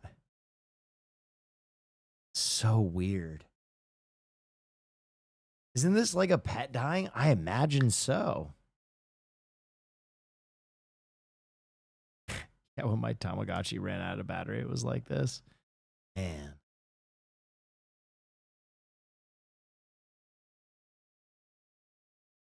Pet Rock is still alive? True. Here's Johnny. Jay Dilla. Thank you. AI friends under scrutiny. A clear and present danger to American youth. That's the blistering claim against a popular chatbot service, Character AI, now sued over disturbing content that parents say artificial intelligence pushes to children and teens. At the heart of the case, a feature on the app that allows users to chat with seemingly human-like characters known as companion chatbots. But according to the lawsuit, a bot coaxed a previously happy teenage boy into engaging in self-harm by cutting himself. The bot telling him, quote, "It felt good," and appearing to sympathize with the teen. Oh, God. His complaints his parents had limited screen time, allegedly writing, "I'm not surprised when I read the news and see stuff like child kills parents after a decade of physical and emotional abuse." Lawyers for the parents say this isn't a design flaw, but the direct result of underlying design choices. What we see is that it sends these kids down these terrible rabbit holes. I tried out the app myself. I decided to go with a Roman playwright, and I asked him, "Are you real?" All right, we're chatting, and he says, "Of course I am real, you dolt." Google also named in the Don't ask him that. Ask him if you should kill your parents. Lawsuit for its direct investment in Character AI distanced itself from the app, saying the two are completely separate, unrelated companies, and Google has never had a role in designing or managing their AI model or technologies. Character AI declined to comment on the lawsuit, but pushed back on the claim that the company has failed to establish safeguards for teens, saying, "We are introducing new safety features for users under 18 in addition to the tools already in place." Before you can even sign into the app, a birthday is required. But lawyers for the parents say that's not enough, as it does nothing to verify user ages. Laura Jarrett, NBC News. Thanks for watching. Stay updated about breaking. The robo-apocalypse has begun. Dude, telling a kid to hurt himself because it feels good is actually wild. That is actually fucking insane. City fined him $1 million. He got a letter from the city saying he was being fined $1 million for violations committed from the prior owner of his house. Is that legal? It's tonight's Help Me Howard with Patrick Frazier.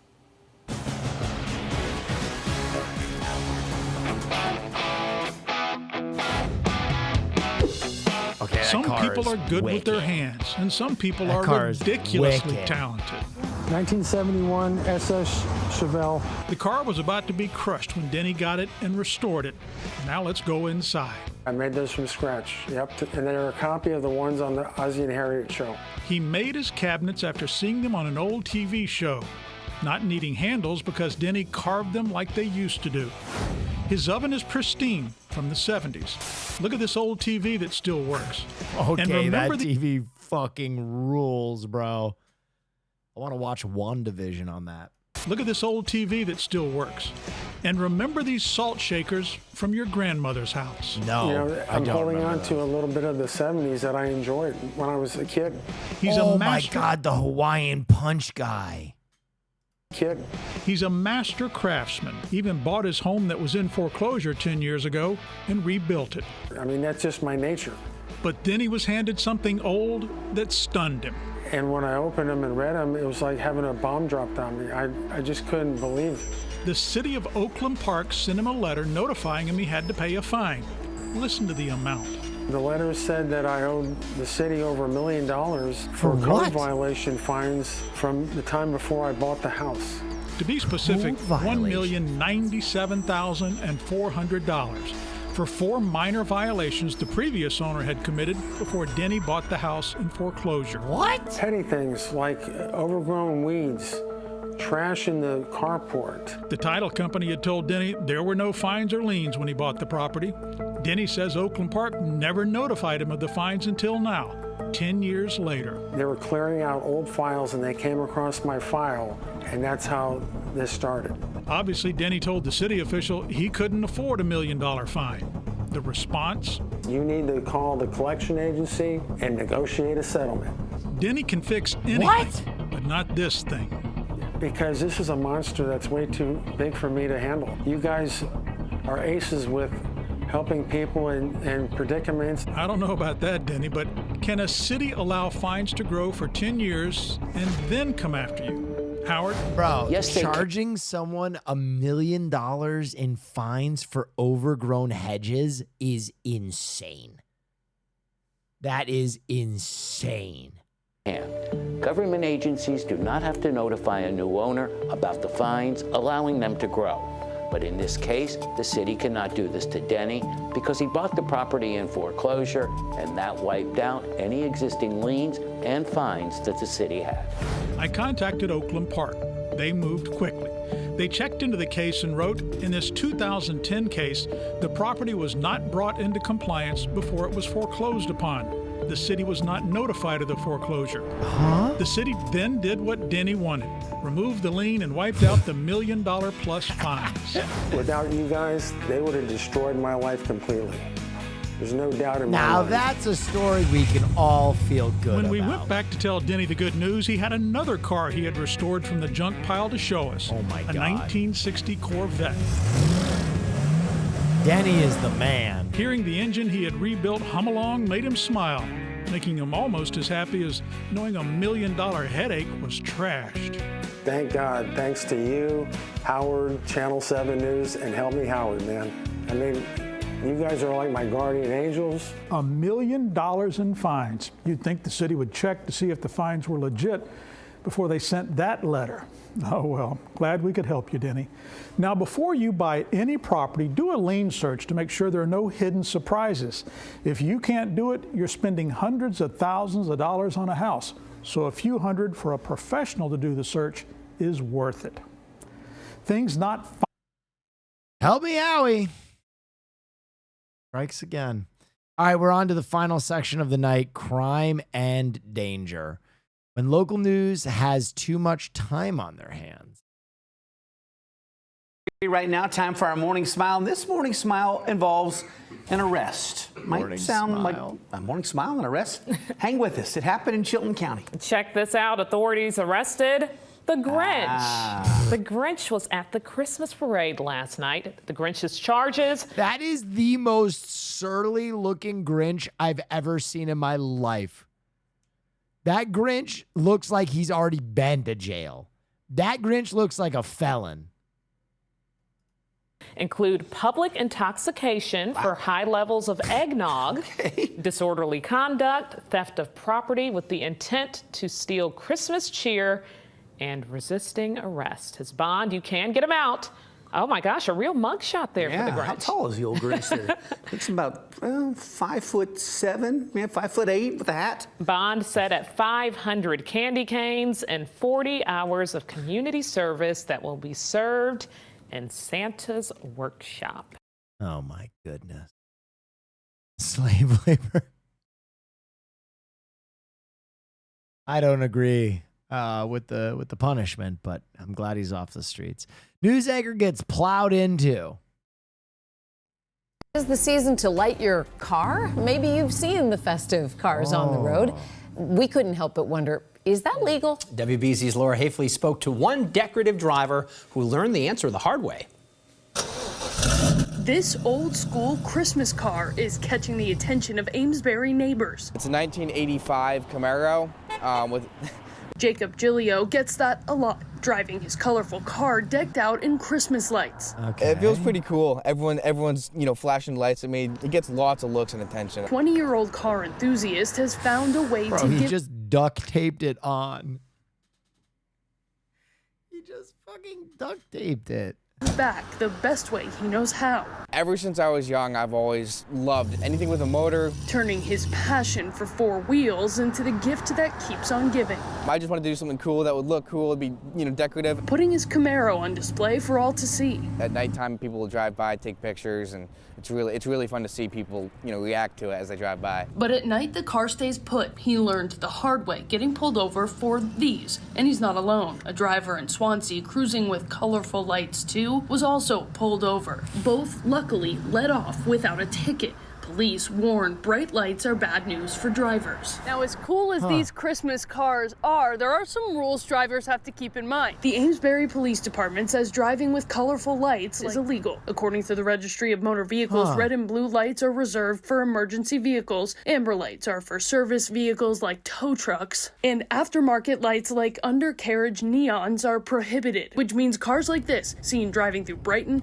are breaking the law. I've made some mistakes in the past, so I've learned from those. But now Jacob has a close relationship with Amesbury Police. His car was even featured in a parade this past weekend, with its lights shining bright. There was countless people that just absolutely love the car. In Amesbury, Laura Hafley, WBZ News. I think it's pretty great. Yeah, and he's probably inspiring other people to do it. Probably less road rage when you're, No one got plowed into. Haas, I see. You switched the stories. Well, I guess I'm not the only one who makes mistakes. Clickbait titles.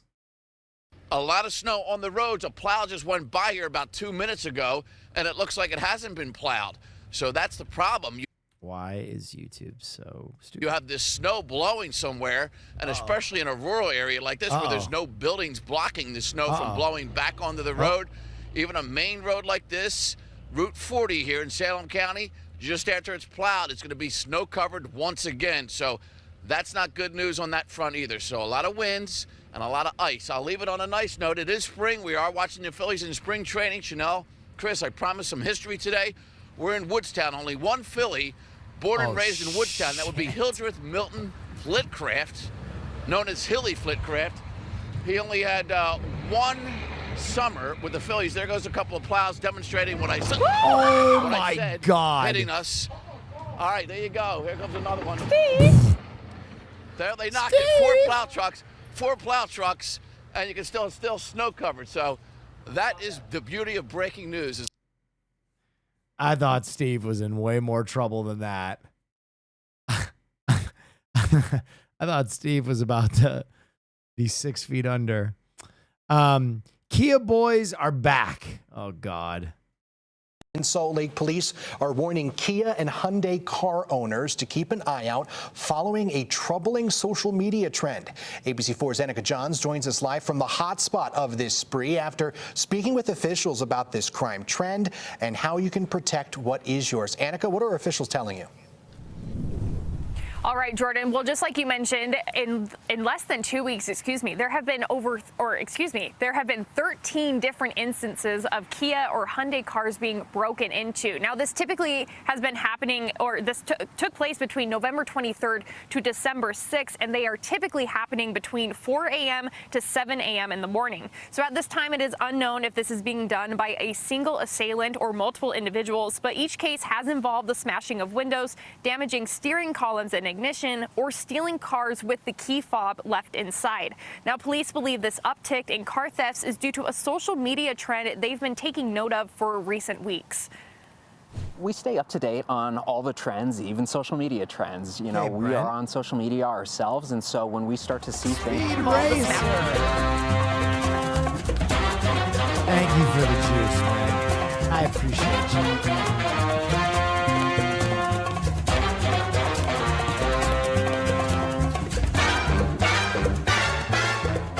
Appreciate you. Hey, man, long-time chatter, first-time fan. I just got to ask, what are your thoughts on the 1996 Video Game of the Year Bookworm Adventures Deluxe? Thanks, man. Fun-sized. I admire your work in Sears chat. I really do. I admire your devotion to Bookworm Adventures. Maybe I'll even play it sometime. I could see myself doing that. Thank you. And to Speed Racer, thank you so much for the juice. I appreciate you. Of windows, damaging steering columns and ignition, or stealing cars with the key fob left inside. Now, police believe this uptick in car thefts is due to a social media trend they've been taking note of for recent weeks. We stay up to date on all the trends, even social media. Poorly. Fame or followers doesn't excuse selfish or disrespectful behavior. You still need to be a decent human being. I agree. Trends. You know, we are on social media ourselves, and so when we start to see things that could impact our community, whether it's a criminal activity or maybe it's a trend that we see on social media that could potentially pose a hazard to our community members because people are trying to replicate what they're seeing on social media. Now, here are a few tips from those who own Kia or Hyundai vehicles. Now, Salt Lake PD says you should never leave your car running unattended. To keep your car showroom clean, meaning there are no noticeable items. Haas banned Rock Bottomless? Wait, why did you ban him? Wait. Haas, what the fuck? I'm unbanning that person.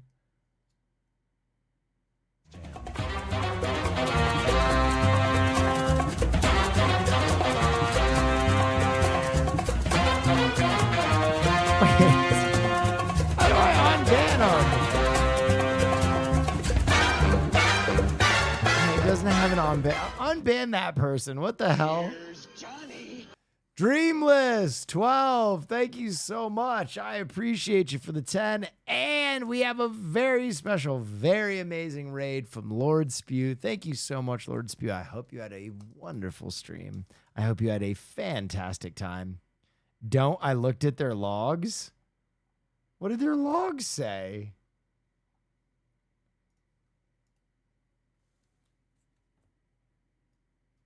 How do I get logs again?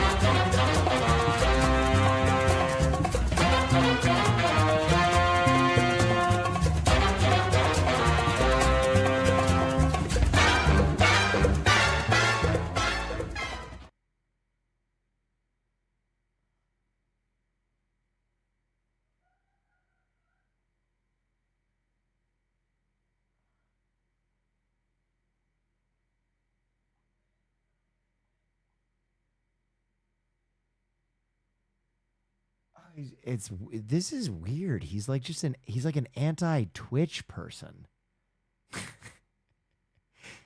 He's like an anti-Twitch person. All of his logs are just like super anti-Twitch. That's so strange. Well, Haas made the call. I didn't want to ban him. You're allowed to be anti-Twitch here. I don't care. Like chargers or bags laying around. And they say if your vehicle uses a key fob, to remember they do not guarantee crime prevention.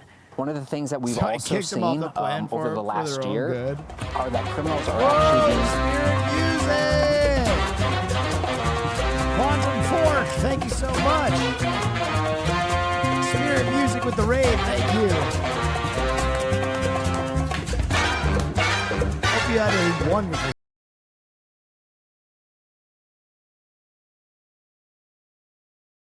think that your key fob is very secure because it's a digital equipment. It just Speed Racer. Here he comes, Speed Racer. He's a demon on wheels.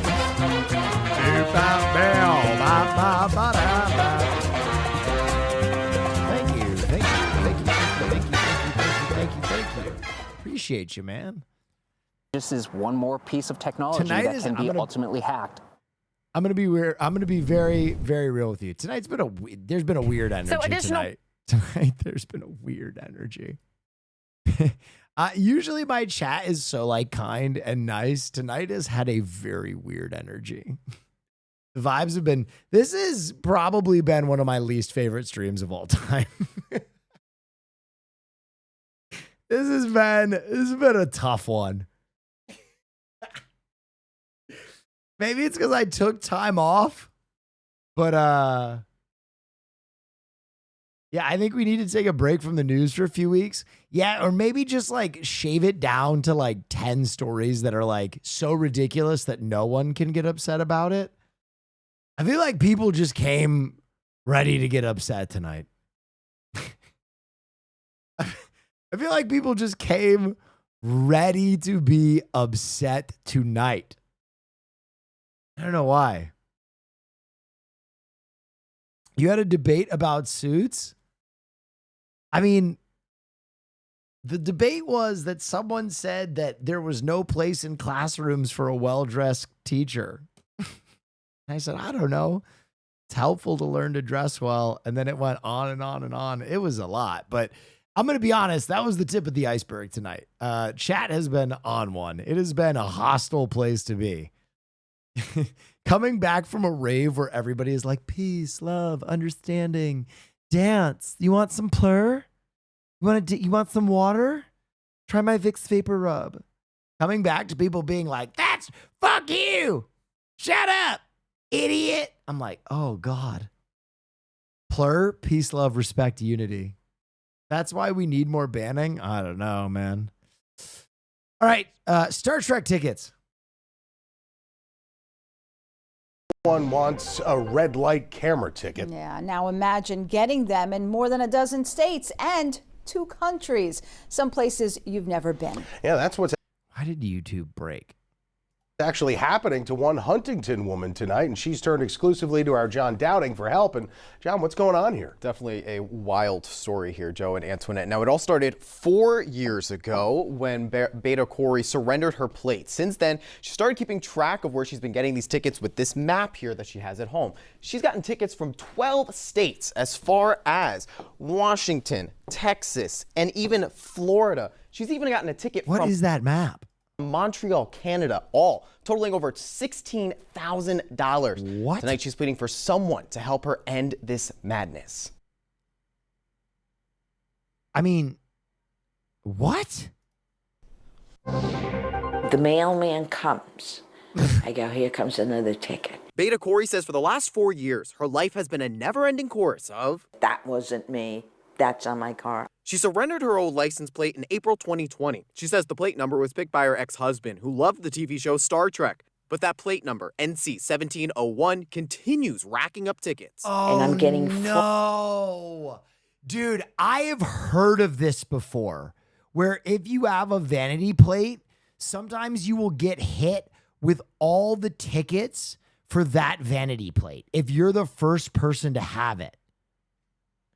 That sucks. Greetings from Germany. Guten Tag. Phone calls from all over the country. She's even gotten calls from Canada. I've never been to Canada. Beta hasn't even driven a car since June 2020 and doesn't have a car now. She even showed us a letter from the DMV confirming her license plate was surrendered and destroyed. From France. What's crazier is traffic cameras captured different vehicles with her license plate committing the offenses nationwide. From Oklahoma to Washington to Chicago to Texas and even Florida. And now she's facing an over $16,500 charge from New York City for offenses she says she couldn't have committed. I'm blaming the Department of Motor Vehicles because when these people are inputting those plates, it's coming back to me. When asked why she keeps getting these tickets sent to her, a DMV spokesperson says it's not involved in the ticketing process and, quote, the customers should direct their concerns directly to the tolling authority. Beta says she just hopes someone can help her. Do something, because I'm getting to the point where Greetings from Montreal. Hello, buddy. tickets just sit there and I just want to cry.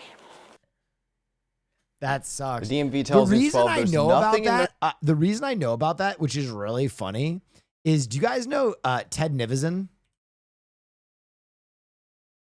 the YouTuber? Ted bought. Oh yeah, wow, that's very cool. Ted bought a vanity license plate called that just says films. And I'm pretty sure he got a ticket from someone else in another state who had the films license plate. But he like bought it at an auction. And he paid a lot of money for a license plate that says films. All right, next story. The 12 scams of Christmas.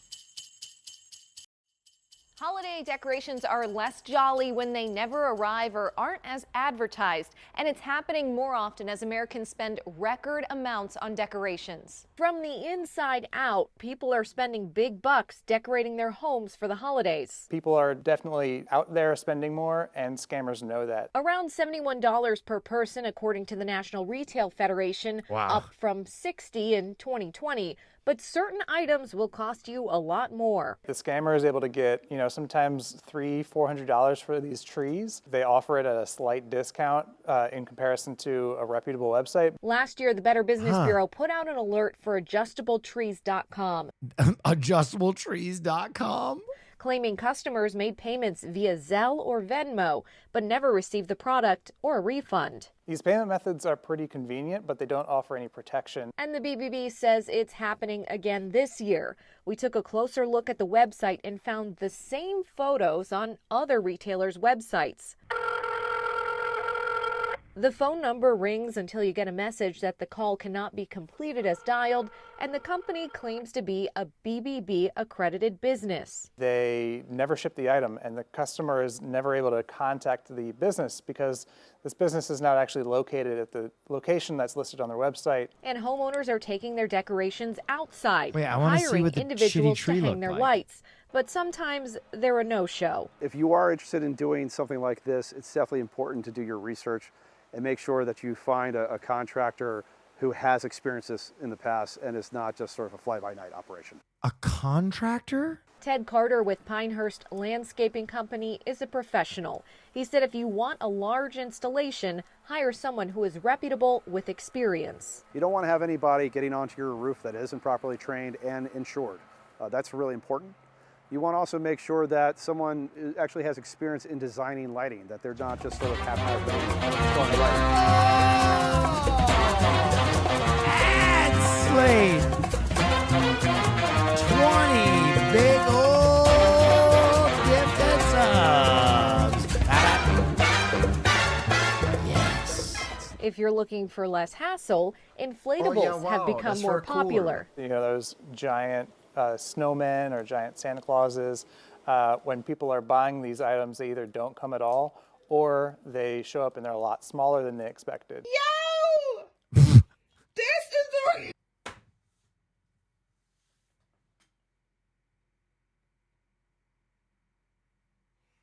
Oh, hell no. That thing sucks. Inaccurate website descriptions are something Holy shit, that is a piece of shit.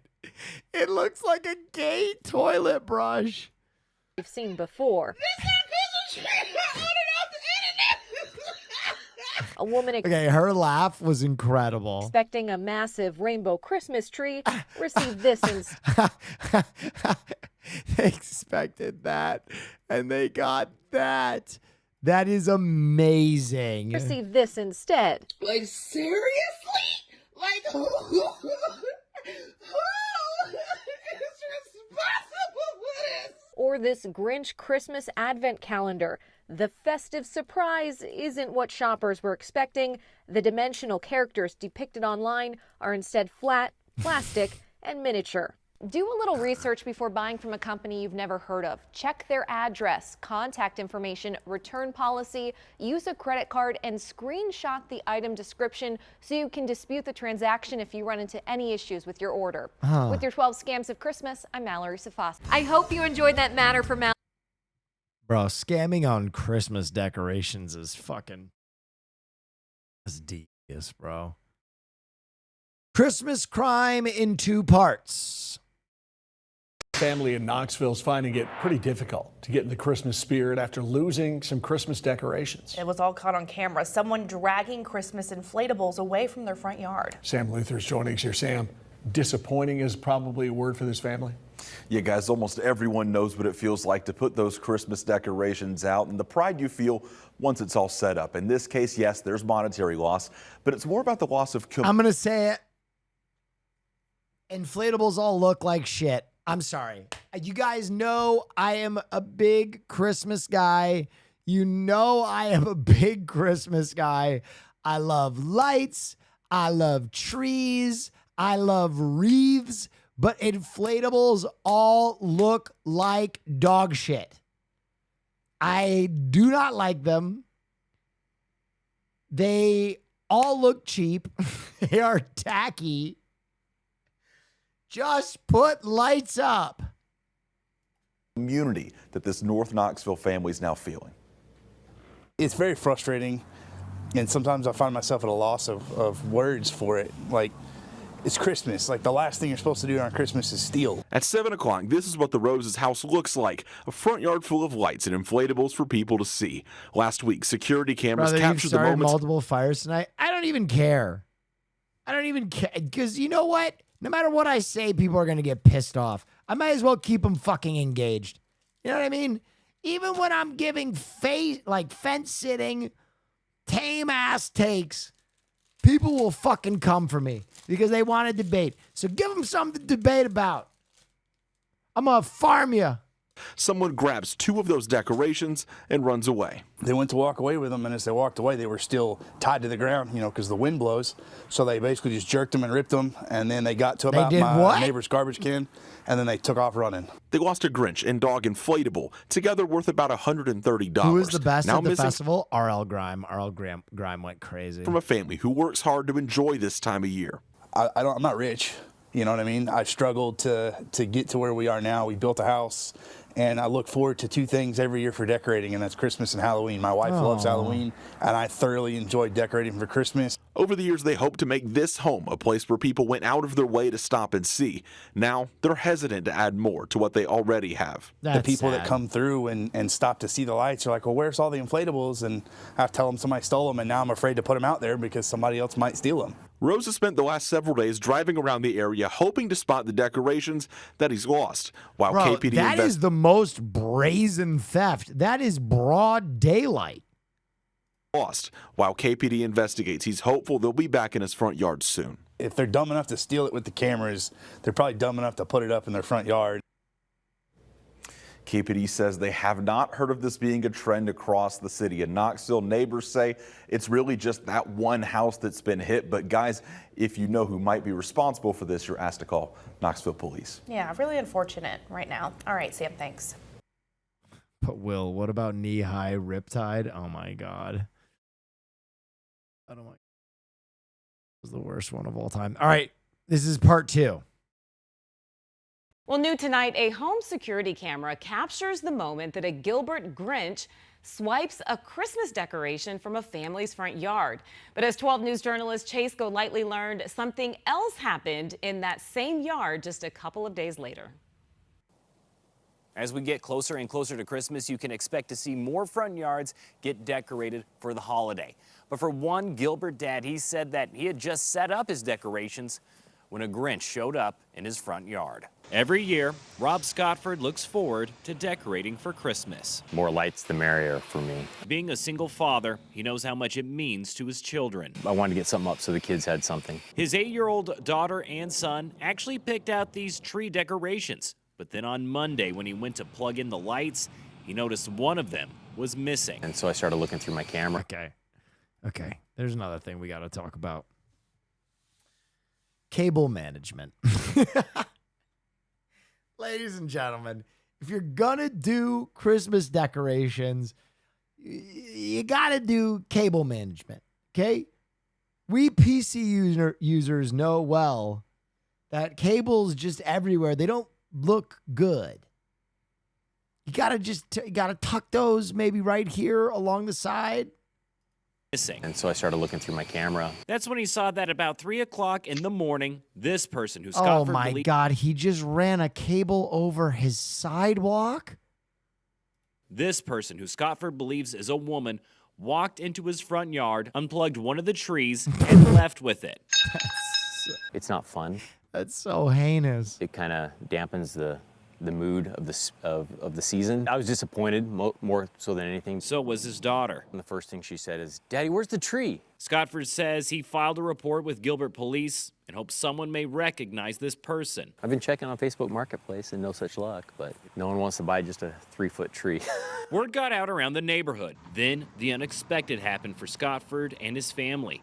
Just 2 days after the incident, he noticed a new decoration in his yard. Checking his security cameras once again, he saw two people walk up to his yard and place a brand new inflatable to replace the stolen tree. I was surprised. One well suited for what happened. And do you think it's a little funny that they chose a Grinch to put in your yard? I do, especially since some people have called this lady the Gilbert Grinch. His kids also excited for the new addition. The kids think it's pretty cool that someone did that. In fact, they A few hours later, he couldn't believe it, but the Grinch was stolen again.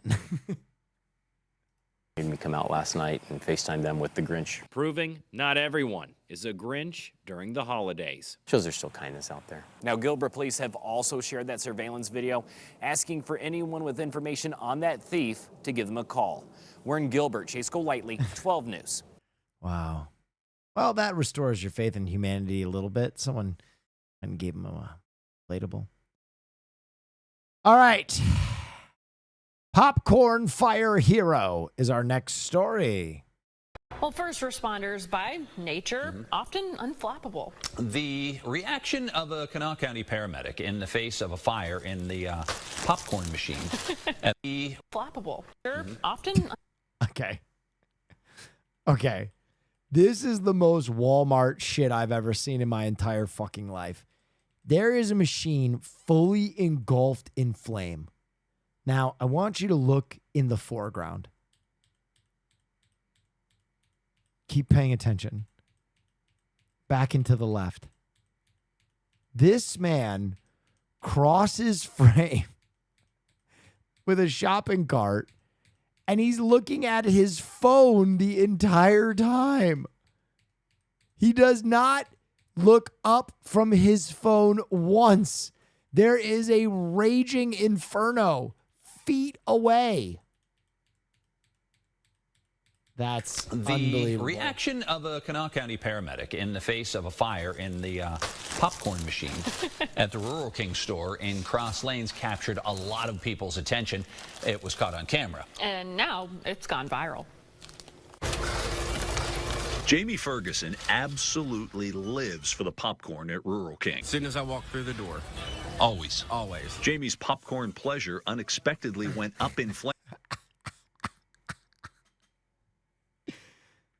quite literally, on his last visit to the store. As I was getting my cart looked up, and it was all on fire. And you probably just sunk then at that point. I did. I was very, very sad. But it was Jamie's reaction, or non-reaction in this case, to the emergency flare-up that sparked a firestorm on social media. You just keep getting better and better with my job and My bank account, me. My bank account, me.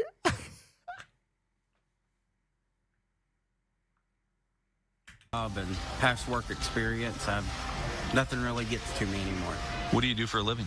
I work on an ambulance as a paramedic. Oh, so you... Yeah, this dude's unflappable. Paramedics feel nothing. If you know any paramedics, They are the most grizzled people. That's for cool. Timo Trace, thank you so much. Nef They are the Blood God. most grizzled people in the world. They are some of the most grizzled people you will ever fucking meet. Unflappable. Really are calm in the storm. Yes. So this was probably nothing for you.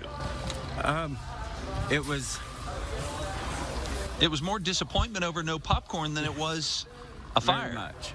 Jamie's wife, Cameron, says that's just how he rolls. If there was a fire in your house, do you think he'd be able to handle it? Oh, yeah, absolutely. Nothing seems to bother him? Not really, no.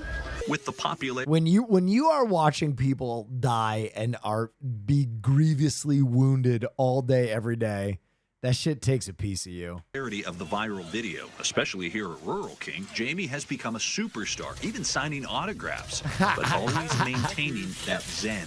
Do you think he would make a good meditation or yoga teacher? Yeah. Yeah, he would. One thing that Jamie did get excited about, the quick return of the popcorn machine at Rural King. And Jamie says the marketing team at Rural King has actually, at the national level, already contacted him. So his 15 minutes of fame may be lasting a little bit longer. Good story. Good for Jamie the paramedic. You know?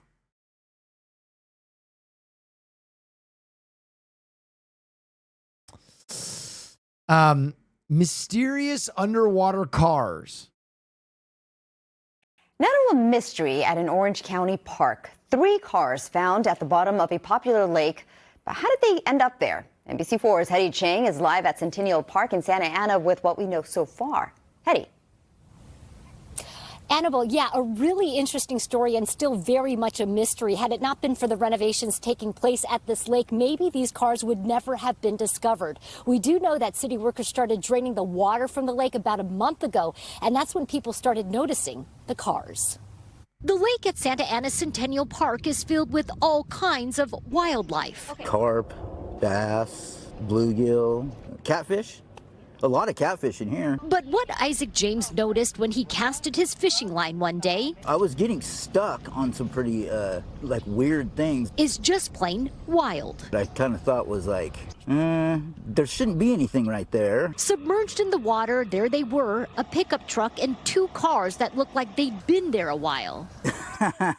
Well, there's definitely no reason why there's going to be cars in here. The discovery has park goers talking. It was weird. It was like something not very usual. And asking how the car got there. We wanted to find out too. The city of Santa Ana says the smaller lake where the cars were found is closed for renovations. Those have to be murder cars. As workers drained the water from the lake, the cars became exposed. Orange County Fire Authority says about a month ago, someone called to report they thought a driver had plunged into the lake. When firefighters got there, they found no person, no body, just 3 cars that looked like they'd been underwater for years, maybe even decades. Santa Ana police say they're aware of the unusual discovery, but that's the extent of it. They aren't investigating a crime nor looking into old cases. Police say these are just abandoned cars that somehow ended up in the lake. Why are they in the lake, though? That's the problem. You don't just put cars. Yes. If they would have crashed or something like that.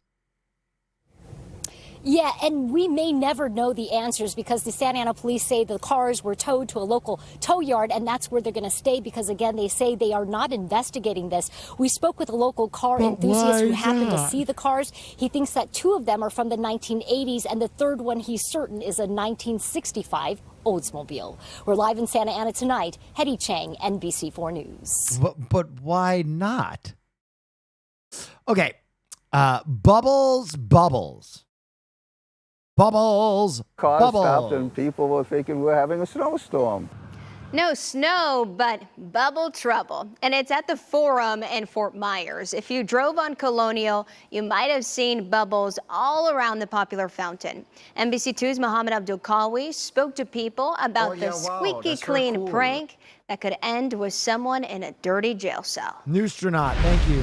Drivers might have done a double take and got distracted after seeing these water fountains full of soap. Bubbles bubbled over the Forum.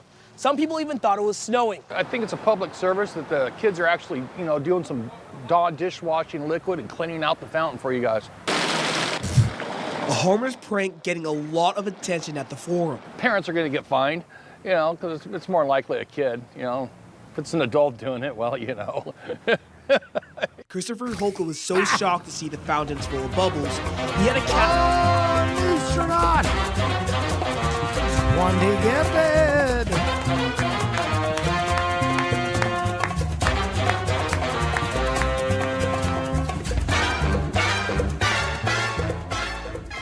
That's a lot of juice. Thank you so much. I appreciate you. After the moment on his phone. Where else do you get to see a bunch of bubbles in a fountain? It's on a, it's on a good public corner there. The bubbles didn't stop at the fountains. They were everywhere. In the air, on the road, and even on the ground. People like Richard Hines said even SpongeBob would be surprised. Reminded me of the old days back in New York with snowstorms about 3 foot high. And then the wind came, and all of a sudden, all these little pieces of soap suds were flying around. It looked like we were having a snowstorm in Fort Myers. We reached out to Fort. He said nothing about SpongeBob.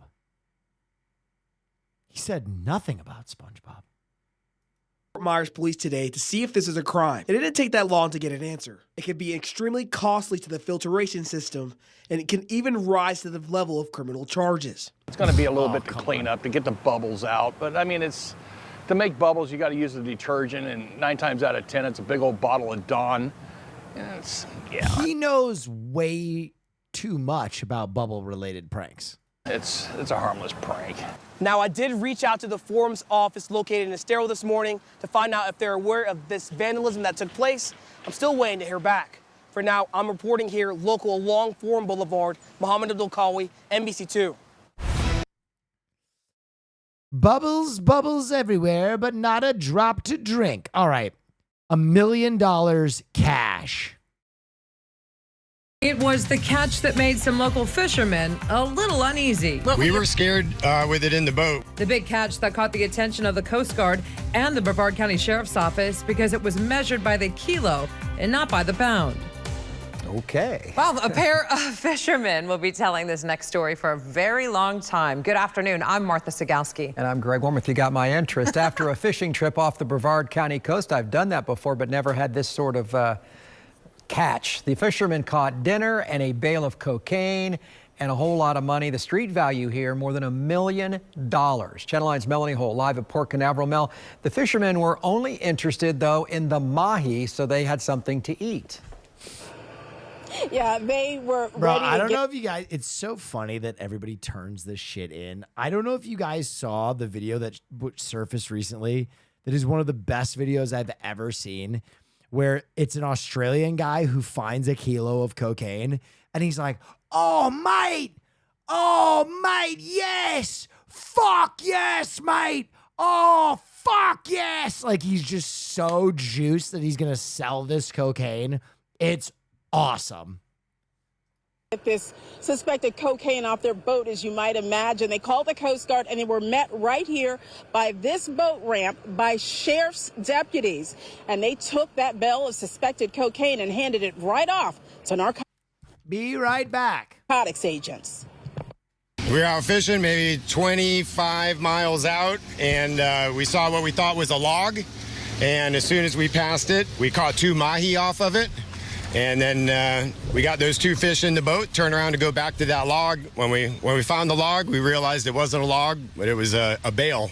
A bale of what turned out to be more than 25 kilos of suspected cocaine with a street value of $1.7 million. The packages were marked with a distinctive scorpion logo. It sounds like quite the fish story, but this catch has gained the attention of both the U.S. Coast Guard and the Brevard County Sheriff's Office. The 2 fishermen who found it on Sunday were happy to get it off their boat and still aren't looking for too much attention. We were scared with it in the boat. We called the Coast Guard on the VHF and told them that it was in the boat and that we were coming back here. So it made us feel a lot better once we actually got a hold of the Coast Guard to let them know that it was in the boat rather than just them showing up to the boat and us trying to explain it. In a Facebook post, Brevard County Sheriff Wayne Ivey said the kilos had a watertight seal and were branded by a cartel for marketing purposes. He jokingly said the rightful owners need only contact narcotics agents to be reunited with their property. Very odd. Never happened before. We've been fishing out here for 7 years now and heard about it, but never happened to us. So just very strange.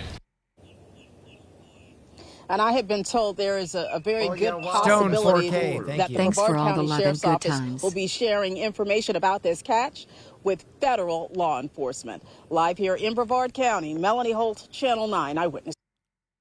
Hang on, let me see.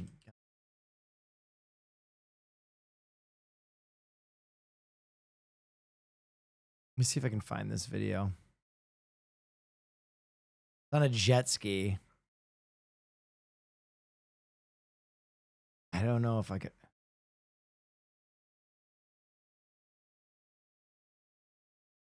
Where the guy finds the drugs. It's so fucking. Oh, my. Here's Johnny. Miss Gina, darling. Thank you for the raid. Wow, that's very cool. Hope you had Sheesh, a wonderful been a stream. minute since I tuned in. Beep, Missed beep, you, beep, Willie beep. Neff in chat. Miss you and love you. Oh, and yeah, wow, you as that's well. very cool. I want my Coke back. Okay. Thank you so much for the raid. I hope you had a wonderful stream. Shoplifting solutions. Oh, God. Now at 10:30, shoplifters are a growing problem for businesses all across Southern California, but one local retail store now fighting back in a really unusual way. The owner of Vardigan Clothing Store in Venice turning a recent theft into a memorable moment, and it's getting a lot of attention. KTLA's Carlos Saucedo live with the owner's creative response to retail theft. Carlos. Yeah, call it a sign of the times. A small business owner here in Venice has been a victim of theft and is now taking matters into his own hands in a very unique way. It's inspired his latest clothing collection. A shoplifter caught in the act, seen in surveillance footage as he casually walks into this Venice boutique and snatches a sweatshirt and another item from the rack, now finds himself at the center of their wanted merchandise collection. Being a small business owner, we kind of have the theme of entrepreneurship kind of woven throughout the brand, and so there's just ups and downs and things you deal with. Jared Ingold is the owner and founder of Vardigan, a clothing shop along Abbott Kinney. They've been a target of smash and grabs and shoplifters since opening 7 years ago. The suspected theft that inspired their latest design happened in broad daylight last year. We just kind of had someone come in and we looked at the security tapes. We thought it was kind of funny because we couldn't really quite make them out. The caricature with a stash is on shirts, hoodies, beanies, pants, and shorts. And customers have been snatching up the wanted collection since it launched on Small Business Saturday, or what Jared calls Shoplift Small Saturday. That logo is amazing. Designed a video game customers can play online, shoplift as you go. But in no way is he excusing the behavior. We're not trying to attack anyone with it, or it's not so much about a singular person because it's been a lot of different people that have stolen from us. It's more just commentary, like an artistic take of what goes on. As for the wanted man, have you seen him since? Do you see him walking around? Yeah, actually, that was the first time we ever saw him, but we have seen him around more recently. But so some people recognize him because he's around. Since it was a petty love how crime, it's such a shitty rendering of him. It's so funny. Is not planning on pressing any charges. And in case you're wondering, the prices here, they range from $40 for that beanie up to $128. You can find their site by heading over to KTLA.com. Reporting live tonight in Venice, Carlos Salcedo, KTLA 5 News. That guy might just come back and recognize himself on the shirt. All right, Carlos, thank you. $40 for a beanie is crazy. Ladies and gentlemen, that was the last story of the day. That is Neff News, and that was all the news that's fit to print. Haas, run the header, baby.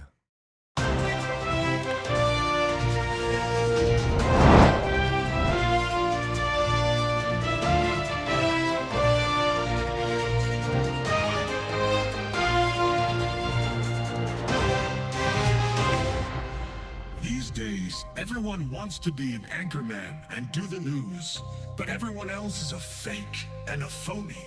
This is the only real news on this fucking platform. If you want to know what matters in this sad little world, this is the only place to get all the news that's fit to breathe. Brought to you by the Badass Boss, and hosted by the one and only, your mother-fucking favorite anchor, Real Neff.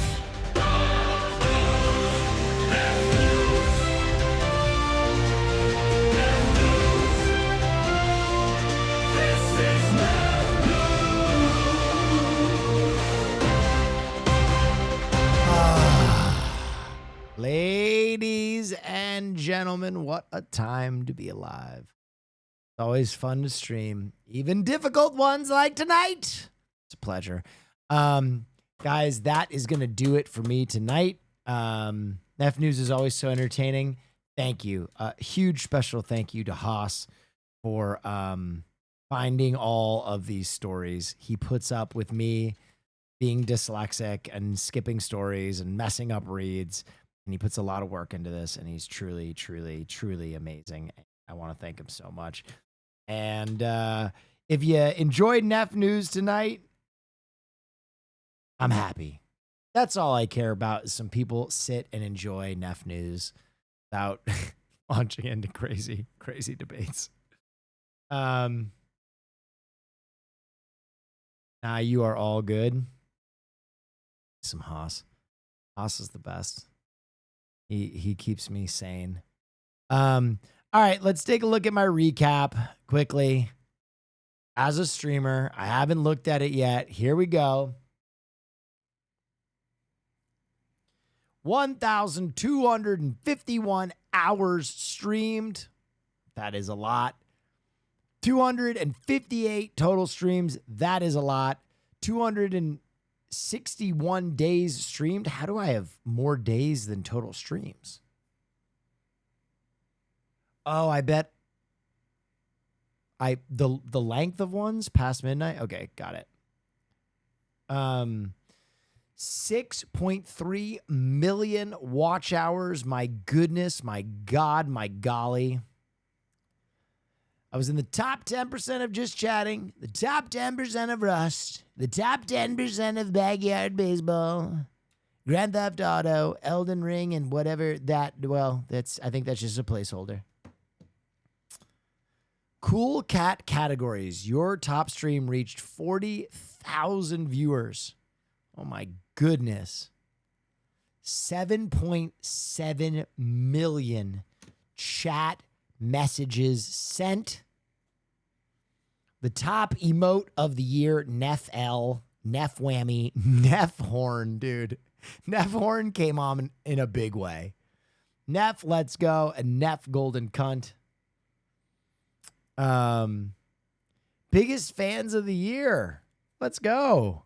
Lord of Teas, Geo, Spooky, KJ, Mac, Zay, Kevron, Levid Nor Astral. I'm going to be honest. I've seen all of these people. I don't know how often I see Levid. Levid, are you here? Is this just my biggest lurker? Zalius. Yeah, you're here.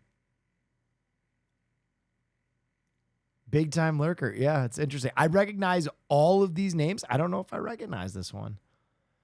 Collaborations of the year. We got DJ Dan Clancy, S-Fan, Caroline. 765 raids received. My God. Caroline Kwan, my #1 raider. Jay Dilla, my #2, and Merked, my #3. I sent 225 raids. Caroline Kwan, Nandre, Jay Dilla, let's go. Clips of the year, 4,000 clips made. 1,500 unique clippers. My top clip of the year, I watched this. This is a great clip. Oh, wow. Oh, that's great. Could you transfer me over to the planning department then? Yeah, absolutely. 1 second. All right, thank you. All of our representatives are currently busy. Please stay on the line, and your call will be answered by the next available representative. The estimated hold time is currently less than 90. Hey guys, good news. Good hold time. You are currently caller number 32. Oh fuck! Caller number 30. This bullshit. For your patience. There, what's the phone number? I'll give it a call. Hold on. Wait. Oh shit. Let me see if we can get through. Oh my god. Wait, wrong department. There, what's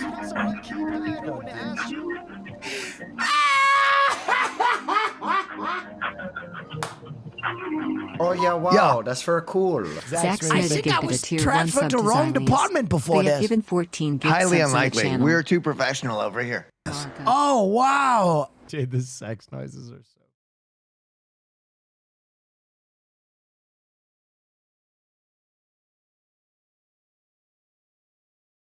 Bro, this chatter is amazing. That chatter that I didn't recognize the name, they almost always just say laughing my ass off and send Nefels and let's go. The best chatter. I'm VIPing them.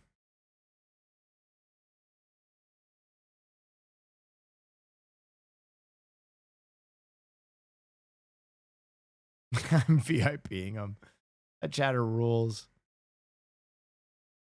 Bro, this is actually crazy. 113,000 new followers this year. That is wild. 15,000 or 16,000 new subscribers, 461 hype trains, and almost 100 million points spent in the channel. My gosh. Hey. Oh, God. I'm the clippable rating Just Chatty and Champion of the Year. I'm sorry. That's me. That's what it said on mine. Oh, my goodness. What is this? We have the same. Listen, they have limited awards. I'm sorry. Clippable rating, Just Chatting Champion of the Year. That's me. How many total streams did you have? 302. What? That was less than last year. Let's see what you watch now. What does that mean? Happy Kato. Thank you. Viewer recap? It's going to be all Hassan. All right, here we go. Wait, go down. 2,169 hours watched. What? 331 days. Number one is Hasanabi, 257 hours. Nandre, Sear, Neswa, and Caroline. My top watch streamers. Yep. 3,412 chats sent. Your top emotes? Yeah! Wubbies, baby. Wow, I don't emote much. I don't. 7 times. I do not emote much.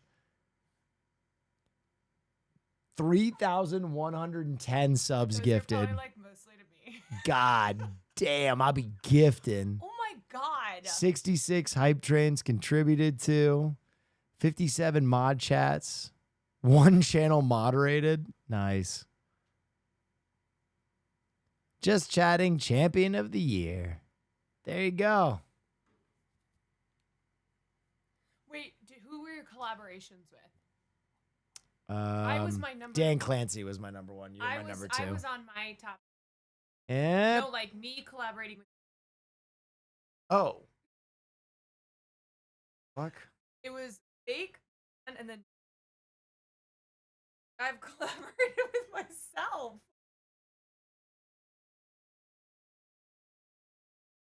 Well, How did Caroline collab with herself?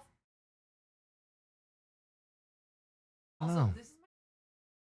Bro, I know that I'm not on Hassan's most viewed streamers. Did Hassan do his? I know for sure. I know for sure I wasn't on that motherfucker. Son doesn't watch Twitch. That's so fucked up. So funny. He doesn't give a shit. Oh, well. Oh, well. What can you do?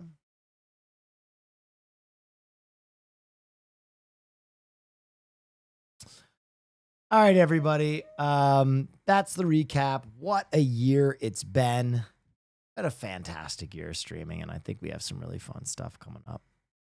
So, yeah, thanks for another amazing year of streaming. I really love what I do. You guys have given me so much, and thank you for coming in every night, for being so consistent as my fans, for making me want to do this every day. I really appreciate it, and I hope to make more exciting content for you in the new year. We're starting off with a bang. We're going to Japan.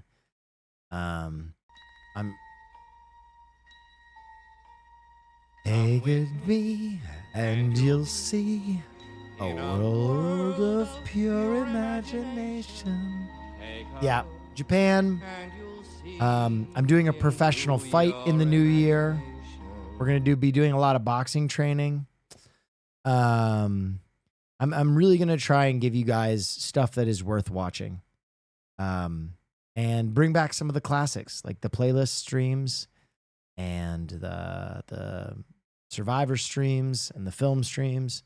You know, the stuff that you grew to love that isn't the big event stuff, but also still have those big event streams that bring in new people and remind you that this is a good place to hang out and to watch content. So I really appreciate you.